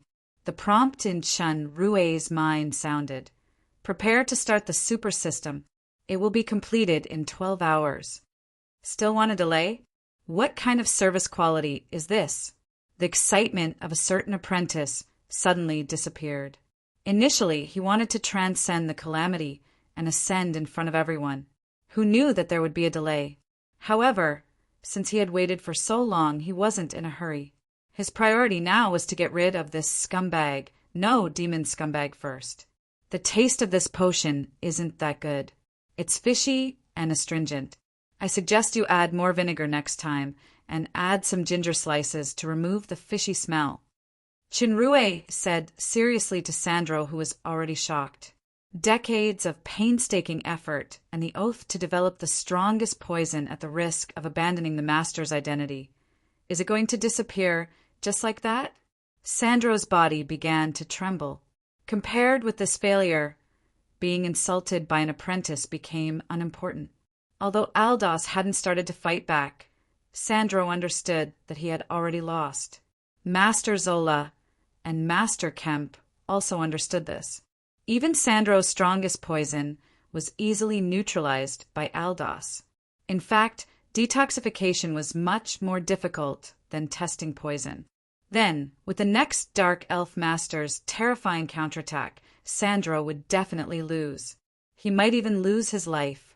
The first genius potioneer of the Empire, the genius master in a practical sense, the darling of thousands of brilliance, actually lost in such a remote place. He actually lost to this unknown dark elf. If they knew that Sandro actually lost to the clumsy rookie apprentice, they would probably lose their minds. This duel doesn't seem to be over yet. Just now, Master Aldous said that he can poison you to death with just a fart. This loud sentence made the entire arena suddenly quiet down. That's right. Aldous had accepted all of Sandro's challenges. Now it was time to fight back. However, a fart can poison the legendary genius of the Empire, Sandro? For a moment, all eyes were focused on him. The human apprentice came to Aldous with a solemn face with a collection bottle. The dark elf's face suddenly twisted. It turned out that the fart that Chinrue said just now was actually true. I really have to do this. After all, he was also a celebrity in the Dark Moon City, a potion master. Was he really going to? The human apprentice's expression was resolute, and he nodded his head in encouragement. Aldous had the urge to jump up and choke this guy, but he was now a wounded person who was severely injured. Just when the dark elf was about to faint himself, he suddenly thought of the human's promise to kill Sandro. After a fierce struggle in his mind, he finally turned sideways as if he was going to die. Chinrue carefully placed the bottle behind the dark elf master's buttocks and turned his face to the other side.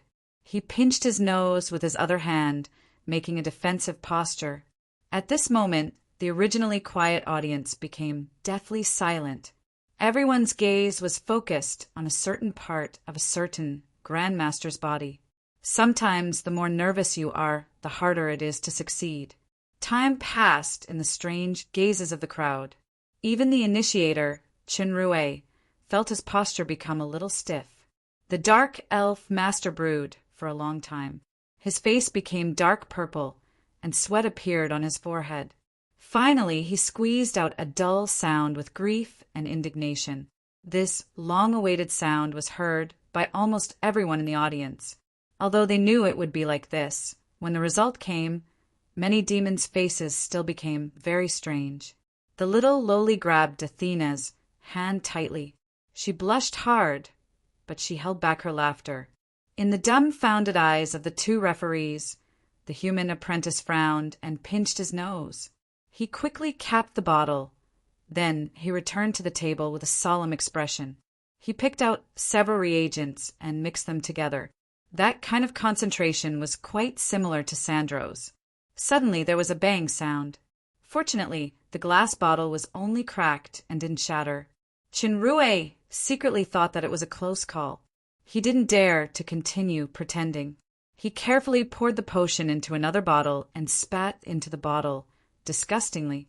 He mixed a few more potions and finally poured them all into the bottle that Master Aldos released.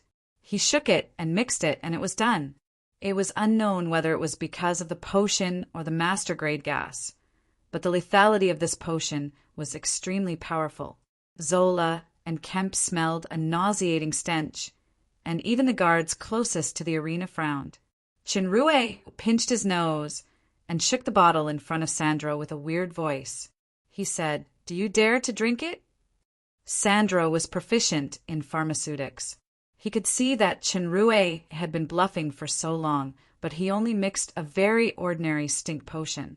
At most, he just added a few ingredients to double the stench. This potion had little toxicity. Even if he didn't use any antidote, it wouldn't kill him. It was just that the smell was too unpleasant. It was originally used to drive away some demonic beasts. However, Aldos first farted in it, then the human apprentice spat.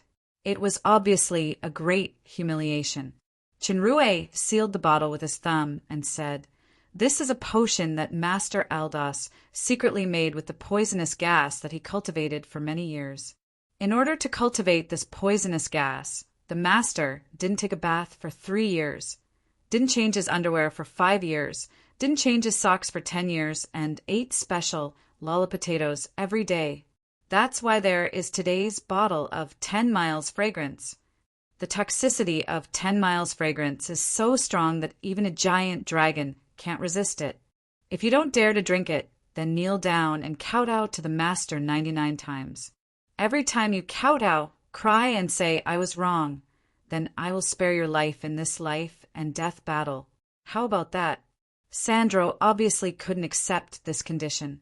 If he really did that, he wouldn't be able to stand in this industry in the future. When Alice heard the name of the potion and the training method of the poisonous gas, she couldn't hold it anymore. When she heard that it could stink a giant dragon to death, she finally couldn't help but jump into Athena's arms and laughed. Even her tears came out. Athena was also laughing, and the two of them were fooling around. This laughter infected most of the people who had been suppressed for a long time. The audience was full of laughter. Aldos even wanted to die now. He felt that, in a sense, Chinrue was more abominable than Sandro. Since he couldn't move due to the fake injury, he had to close his eyes and cover his ears automatically. He had the right to deceive himself. However, in the eyes of the capital city, this laughter was more like laughing at Sandro for not daring to take the potion. "Two masters, please be a witness." Chinrue deliberately took the potion bottle and walked toward Zola and Kemp. When the two masters saw that the bottle was about to be opened, they quickly nodded and didn't dare to take a deep breath. After all, Aldos's strength was there. Even if it was just a gimmick, it shouldn't be underestimated. Facing the 10 Miles incense that Chinrue handed over, Sandro's body trembled slightly. His teeth were almost bleeding from gritting. "Today's humiliation, I will pay back double in the future. Aldos, human apprentice, I, Sandro, will definitely make you regret being born in this world." Sandro looked at Aldos, who was resting with his eyes closed, with extreme resentment. Out of caution, he drank a few antidotes first. Then he took the bottle, held his breath, endured the strong nausea, and drank it. What a fierce person.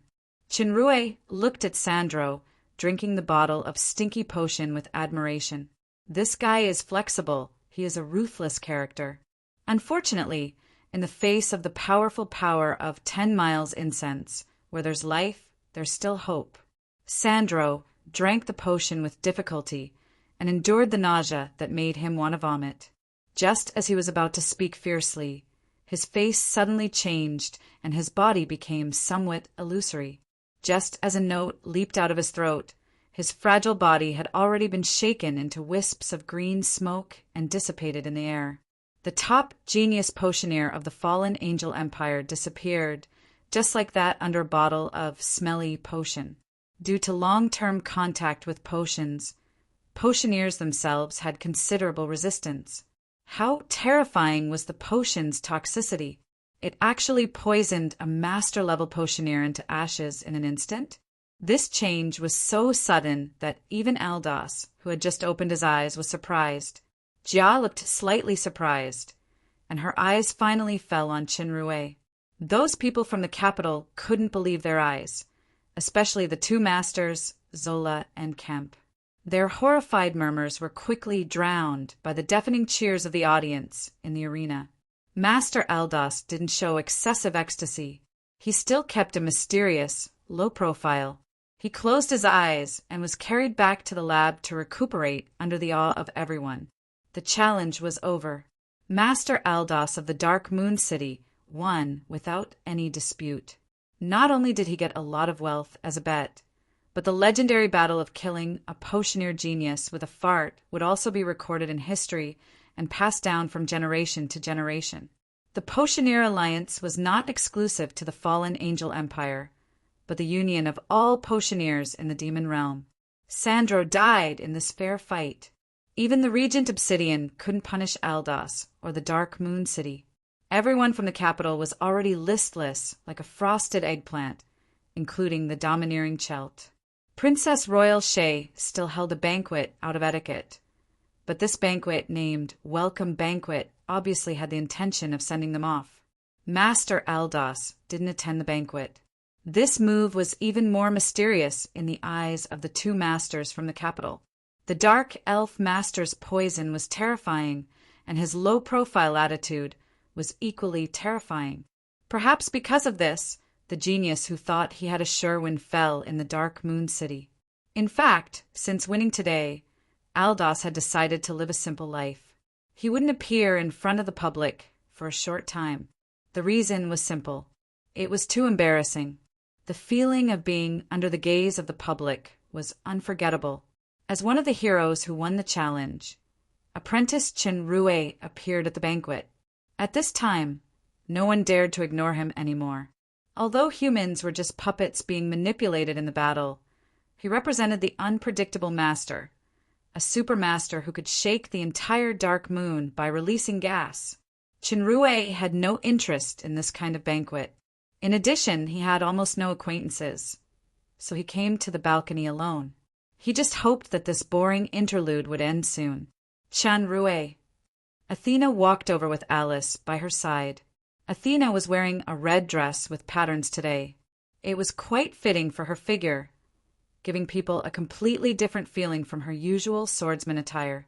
Alice was wearing a blue and white princess dress with a big bow in front of her body. She showed her super cuteness and attracted many people's attention. Alice frowned. Chinrue, your clothes are so ugly. You should wear a dress for the banquet. I don't have a dress. Besides, I didn't go back to the lab. It's good enough to have this apprentice suit. Chinrue looked at himself and asked, Does little princess like to wear a dress? I don't like it. It's not easy to move at all. Alice twisted her tight dress with dissatisfaction. Suddenly, she smiled mysteriously. You did quite well today, especially that 10 miles fragrance. What I don't understand is the master's fart really that powerful? Chinrue said mysteriously, I said that the master is eating special lollipotatoes every day, so that's why he has that level. Sandro was actually killed by the stench. Little princess, do you want to try? Really? The little loli also said mysteriously, then I will go to the master and ask for these lollipotatoes for you to eat. If you can't release that level of smelly fart, then you are lying to the princess." Chinrue kept shaking his head. "I really can't compete with this lowly in being black-bellied." Speaking of the potion that could stink a dragon to death, Athena couldn't help but laugh. Aaron in the distance saw Chinrue and Athena talking and laughing, and his face became gloomier. He was just drinking cup after cup of wine to drown his sorrows. Beside him, Joseph was chatting with Shelt with a smile on his face. Chapter 21. Chinrue saw Master Kemp walking toward the balcony with 2 glasses of wine. He deliberately smiled at Alice and said, "Your Royal Highness, this is naturally Master Aldous' secret. How can an apprentice like me know?" Alice also saw Master Kemp. She knew that the time and place weren't suitable to talk about this. She immediately coerced him to sign the unequal contract of storytelling and walked to the side while holding Athena. Master Kemp walked to Chinrue and handed him a glass of wine. "Thank you, Master. I don't deserve it." Chinrue immediately realized that the other party must have an intention. He took the glass with a flattered look. He only drank it after seeing Kemp take a sip himself. Kemp was satisfied with Chinrue's attitude and praised. "Chinrue, you are very courageous today. If you were my apprentice, you definitely wouldn't have the guts to drink Sandra's poison."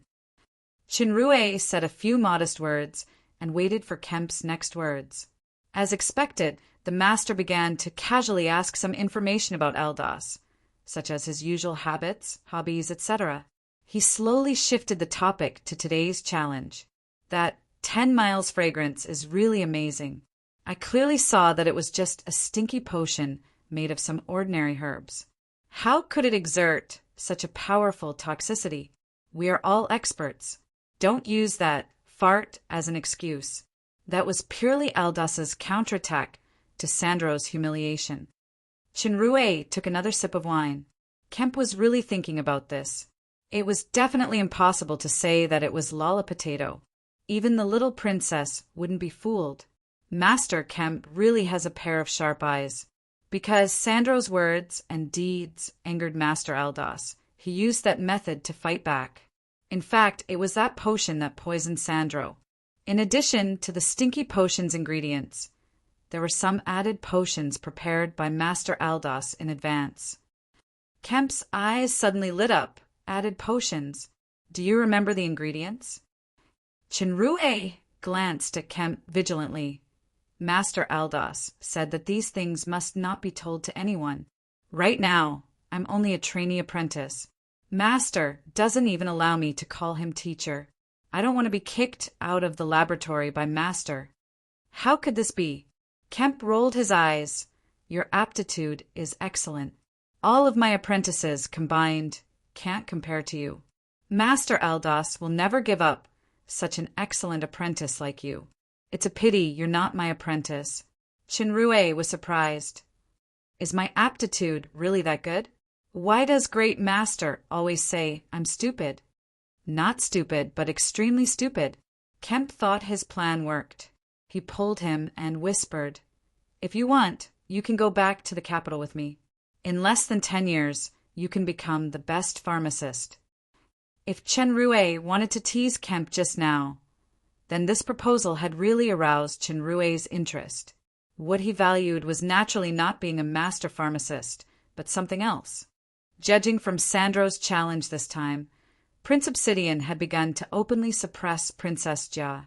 The situation in the Dark Moon City was not good. No one knew when a war would break out.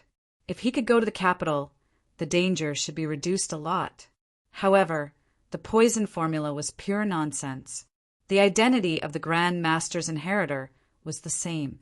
It definitely couldn't stand the test of time.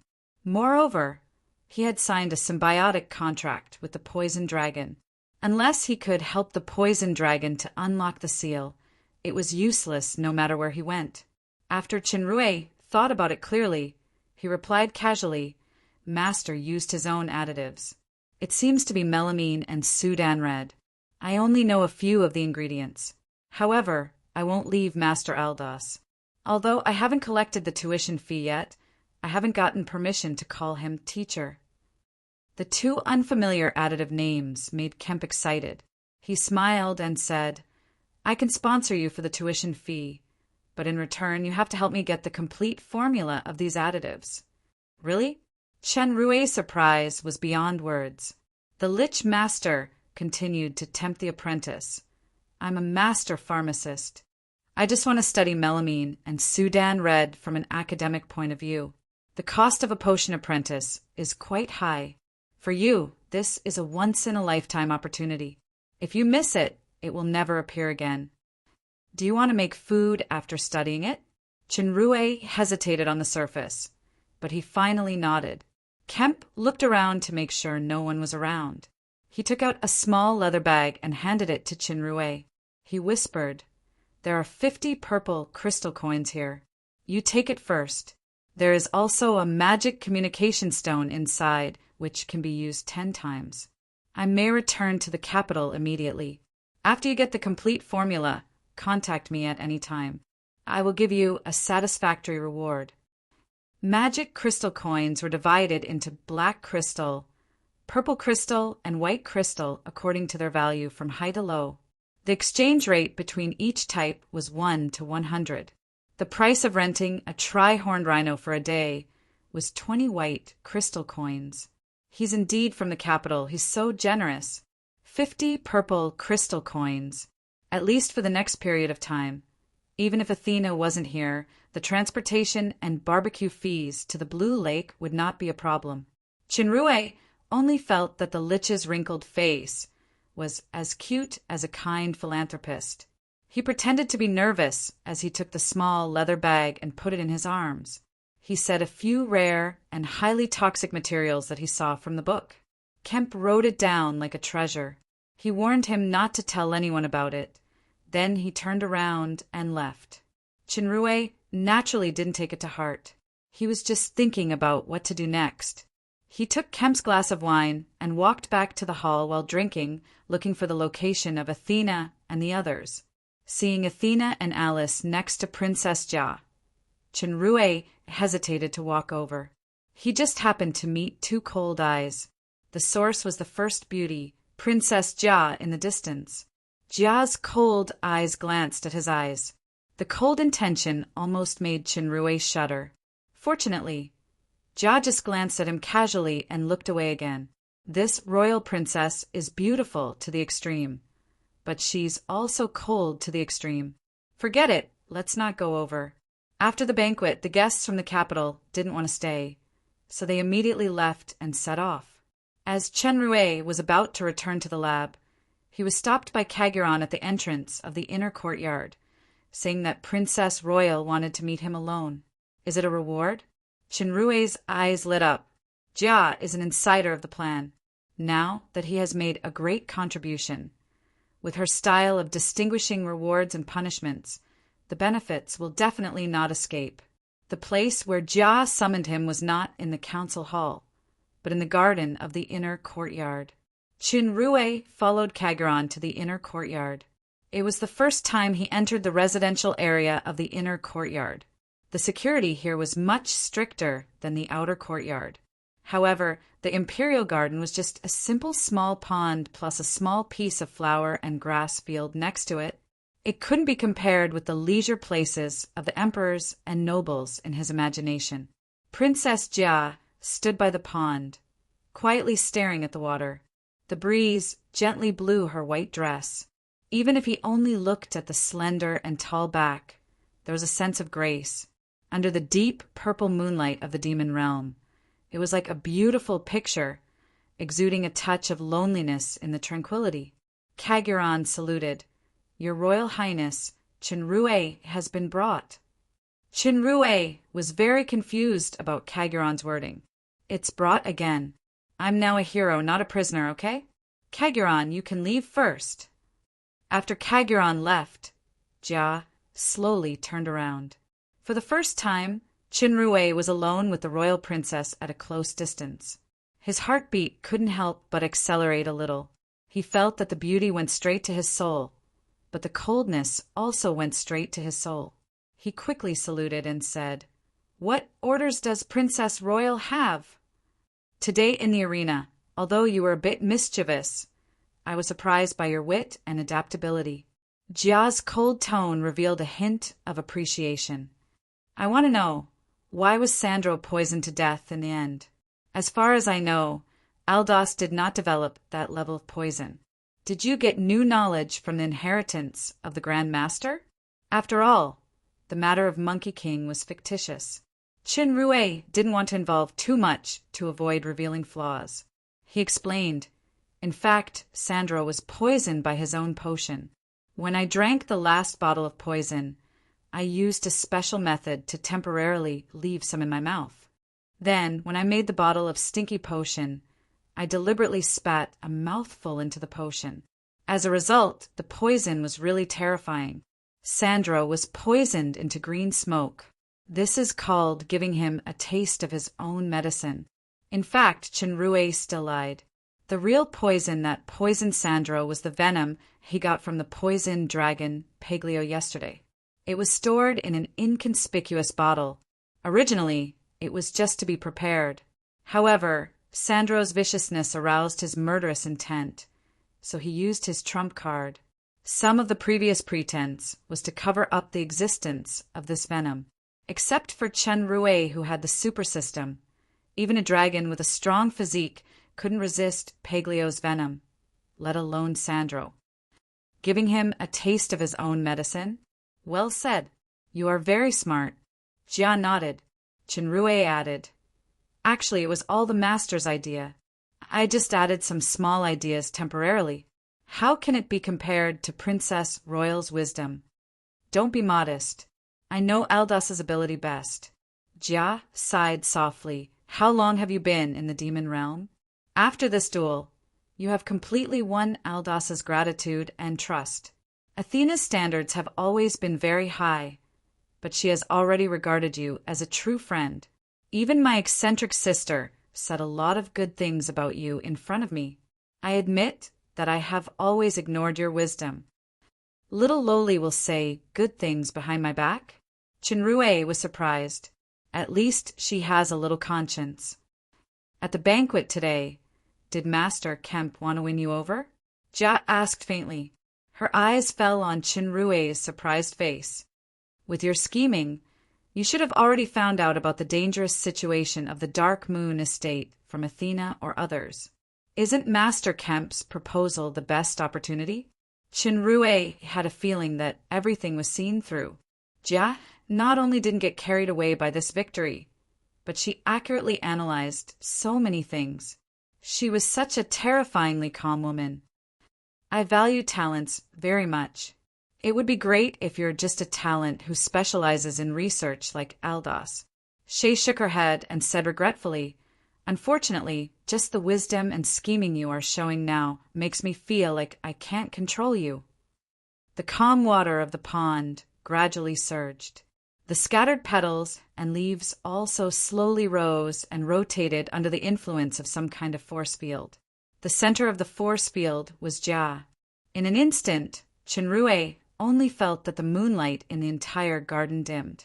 The bone-chilling cold surrounded him from all directions. He actually had difficulty moving for a while. Obviously, the strength of this Princess Royal was far above Athena. Chenrue was taken aback and quickly shouted, "Princess Royal, please believe me." The chill in Jia's voice became more and more bone-chilling. "You are a human.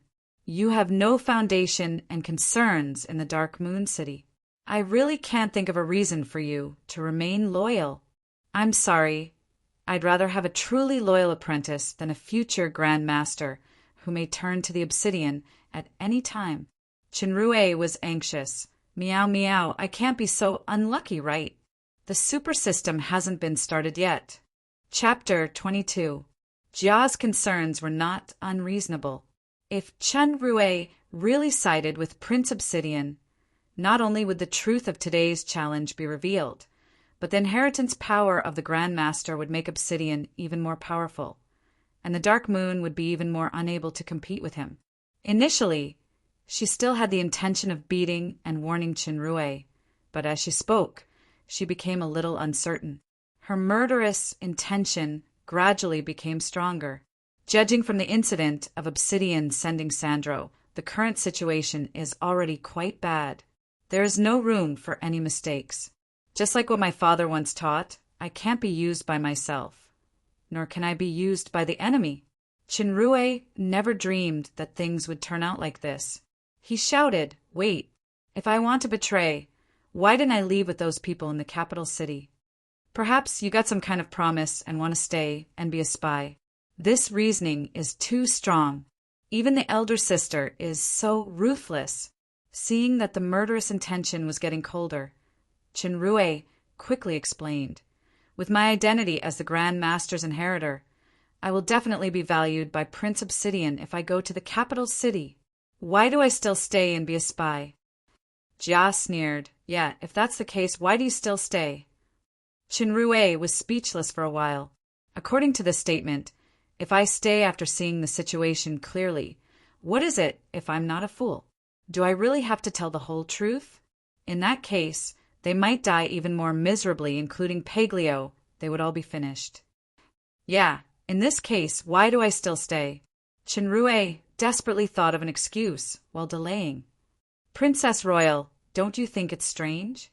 This nervousness couldn't hide from the sharp eyes of the iceberg royal sister. Jia was even more certain that there was something wrong with him. The boiling water in the pond rose higher and higher, faintly showing the appearance of a giant beast. Chenrue felt more and more pressure. This move must be an earth-shattering killer move. Not to mention that he didn't have the protection of the Grand Master's inheritance power. Even if he did, he would probably die. Super system damn delay, and scrupulous space administration. "Princess Royal, don't force me." Chenrue knew it was a matter of life and death. He shouted with all his might, "There's something I didn't want to say, but now I have to say it." After thinking about it, he could only use Alice's poisoning as a threat. However, in this way, the poison dragon would be exposed. Judging from the poison dragon's current predicament of being sealed, the result was likely to be worse, but if he didn't say it, he would die immediately. Sure enough, the behemoth stopped in the air and stayed still. Chenrue took out the small leather bag and said aloud, "First of all, Master Kemp is indeed trying to win me over today. He even invited me to return to the imperial capital with the purpose of getting the formula to poison Sandro. Although the formula is fake, the Grand Master's inheritance is real. I could have gone, but I didn't. I swear, I have never betrayed the eldest princess. I will never leave the Dark Moon." This resolute tone moved Jia, and she began to think deeply. In this case, what was the purpose of this human staying? With the wisdom he showed in the Master Challenge, why would he do such a stupid thing? For the next matter, if I explain it clearly, maybe the eldest princess will hate me to the core. Chenrue felt that the pressure around his body was reduced a lot, but it would probably be more intense later. He secretly smiled bitterly and tried to be euphemistic. This kind of thing is like some feelings. It comes without saying, and it can't be controlled at all. It starts from when Jia seemed to think of something, and her gaze became more and more strange. Just as Chenrue gritted his teeth and was about to say the incident at the Blue Lake, she suddenly said, "Wait, don't say it." The surrounding murderous vibe suddenly disappeared without a trace. The water gradually calmed down, and the moonlight returned to its lavender coldness. Jia's sudden change of attitude was beyond Chenrue's expectation. "Eldest princess," Jia looked a little annoyed. "Don't say it. Don't have this kind of delusion in the future." Delusion? It's obviously a threat. But the strange thing is that the threat hasn't been said. This turn of events made Chenrue's brain fail to wrap around it for a while. Chenrue, listen to me." Jia's breathing gradually became even, and she said calmly, "It's my fault for misunderstanding you today. I express my most sincere apology to you. I promise that when you reach a certain achievement, I will give Kia to you. As for me, it's impossible with you. If you stay for this, I'm very sorry. When Chen Rui heard the last sentence, he thought of the gaffe when he first met Jia, and the dark elf's meaningful advice when he left the palace. He finally understood what Jia misunderstood. A wonderful misunderstanding. It's too timely, thanks to the powerful reasoning skill of the Lucifer family. Otherwise, it's all over. Since this is the case, of course, I can't be stupid and say the blackmail. The best way now is to make the best of the mistake and further consolidate the admirer's impression in her heart, so as to avoid suspicion again. Chenrue secretly felt lucky, and his face showed a heavy expression. I should be the one to say sorry. I'm just a human, a powerless, weak person. But I brought such trouble to Royal Highness. Today, I wasn't confident that I could deal with Sandro's soul-devouring poison. A Grandmaster's divine sense wasn't omnipotent. I had thought that I might die, but at that moment I suddenly felt that the furthest distance in the world wasn't the distance between life and death. It's that I'm standing in front of you, but you don't know my feelings for you. Don't say it again. Jia's eyes were cold. I'll only say it once. If you dare to say this kind of words again, die. If you dare to have this kind of thought again, die. If today's words are spread out, die. Jia's words were murderous, but compared with the real murderous intention just now, it was just a kind of strength in appearance.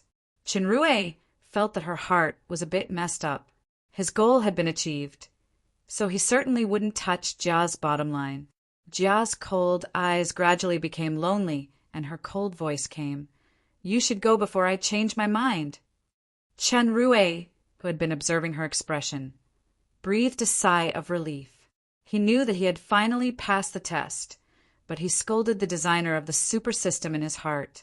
The furthest distance in the world is not me standing in front of the royal sister, but the royal sister doesn't know that I like her. It's that there's still 7 or 8 hours before the damned super system starts. Once I cross this distance, when the super system explodes, I can wear my underwear on the outside and I can fly in the sky and burrow into the ground. No matter how powerful the royal sister is, she will have to kneel down and surrender. Whether you continue to stay in the Dark Moon City or leave in the future, it's up to you. I don't intend to stop you anymore. Jia's voice made Chenrue's footsteps stop. When he looked back, Jia had already turned her back and was facing the pond. That silhouette was still graceful, but it felt more like a lonely shadow. Chenrue suddenly had a kind of trance. It turned out that behind the strong back was the deep loneliness. Stay. Chenrue took a deep breath and just said softly. He didn't know if he was answering her or reminding himself. Then he walked out. Jia stared at the water motionlessly. Just like when she first came, she was still lonely and lonely. As soon as he returned to the lab, the dark elf master who was in the limelight today scolded him fiercely. When he thought of the scene of using poisonous gas under the gaze of thousands of eyes, Aldos couldn't help but want to poison this guy who came up with a bad idea. The problem was that even Sandro's poison couldn't do anything to Chenrue, so this impulse could only rot in his heart. However, the embarrassed dark elf was much easier to deal with than Jia. Chenrue didn't have much effort to explain the cause of Sandro's death. Although Aldos was indignant about the human's bad idea, he was more grateful for Chenrue for killing Sandro.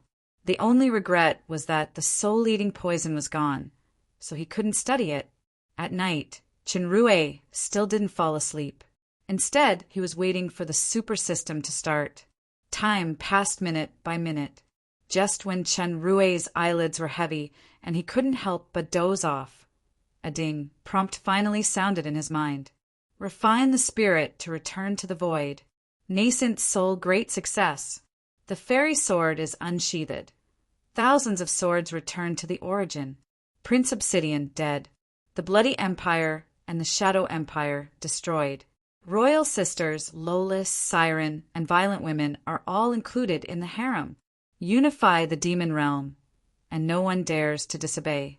The above plot is pure fantasy. If there is any similarity, it is impossible. The real situation was, the super system has been started. Do you want to enter? Chenrue's sleepiness was suddenly gone, and he immediately confirmed, "Yes." As soon as he finished speaking, there was a boom in Chenrue's mind, and a strange scene appeared. There was no sky, no earth, and it was gray everywhere. Chenrue's consciousness floated in it for a while. He felt that it was an endless three-dimensional space without life or vitality. It was full of strange silence. "This is the long-awaited super system?" The prompt sounded, "You have received the initial aura of 100, which meets the requirements to activate the Galaxy Divinity Temple. Do you want to activate Galaxy Divinity Temple? The name seems to be passable." Chenrue confirmed with hope, "Yes." The surrounding scene changed again. Chenrue was already in front of a large hall. The style of this large hall was simple and unadorned. There was a star-like light shining in the misty mist, exuding a mysterious and beautiful temperament. This large hall seemed to be suspended in that space. Looking down from the stairs, there was a wonderful feeling of overlooking the entire space. As soon as Chenrue wanted to go inside the Galaxy Divinity Temple to take a look, he was already in the large hall in an instant. It seemed that the operation of the super system was very user-friendly. There was no need for a keyboard, mouse, or helmet. The spaciousness of the hall was unimaginably vast. There were huge, embossed pillars and neat square floorboards, giving off a majestic aura. However, the entire hall was empty. Apart from a simple throne in the center, there was nothing else. Chenrue came to the throne and sat down. He felt that the large hall seemed to be transparent. He could clearly see the space outside. At this time, a strange light flashed, and two ultra-thin screens that were glowing appeared in front of him.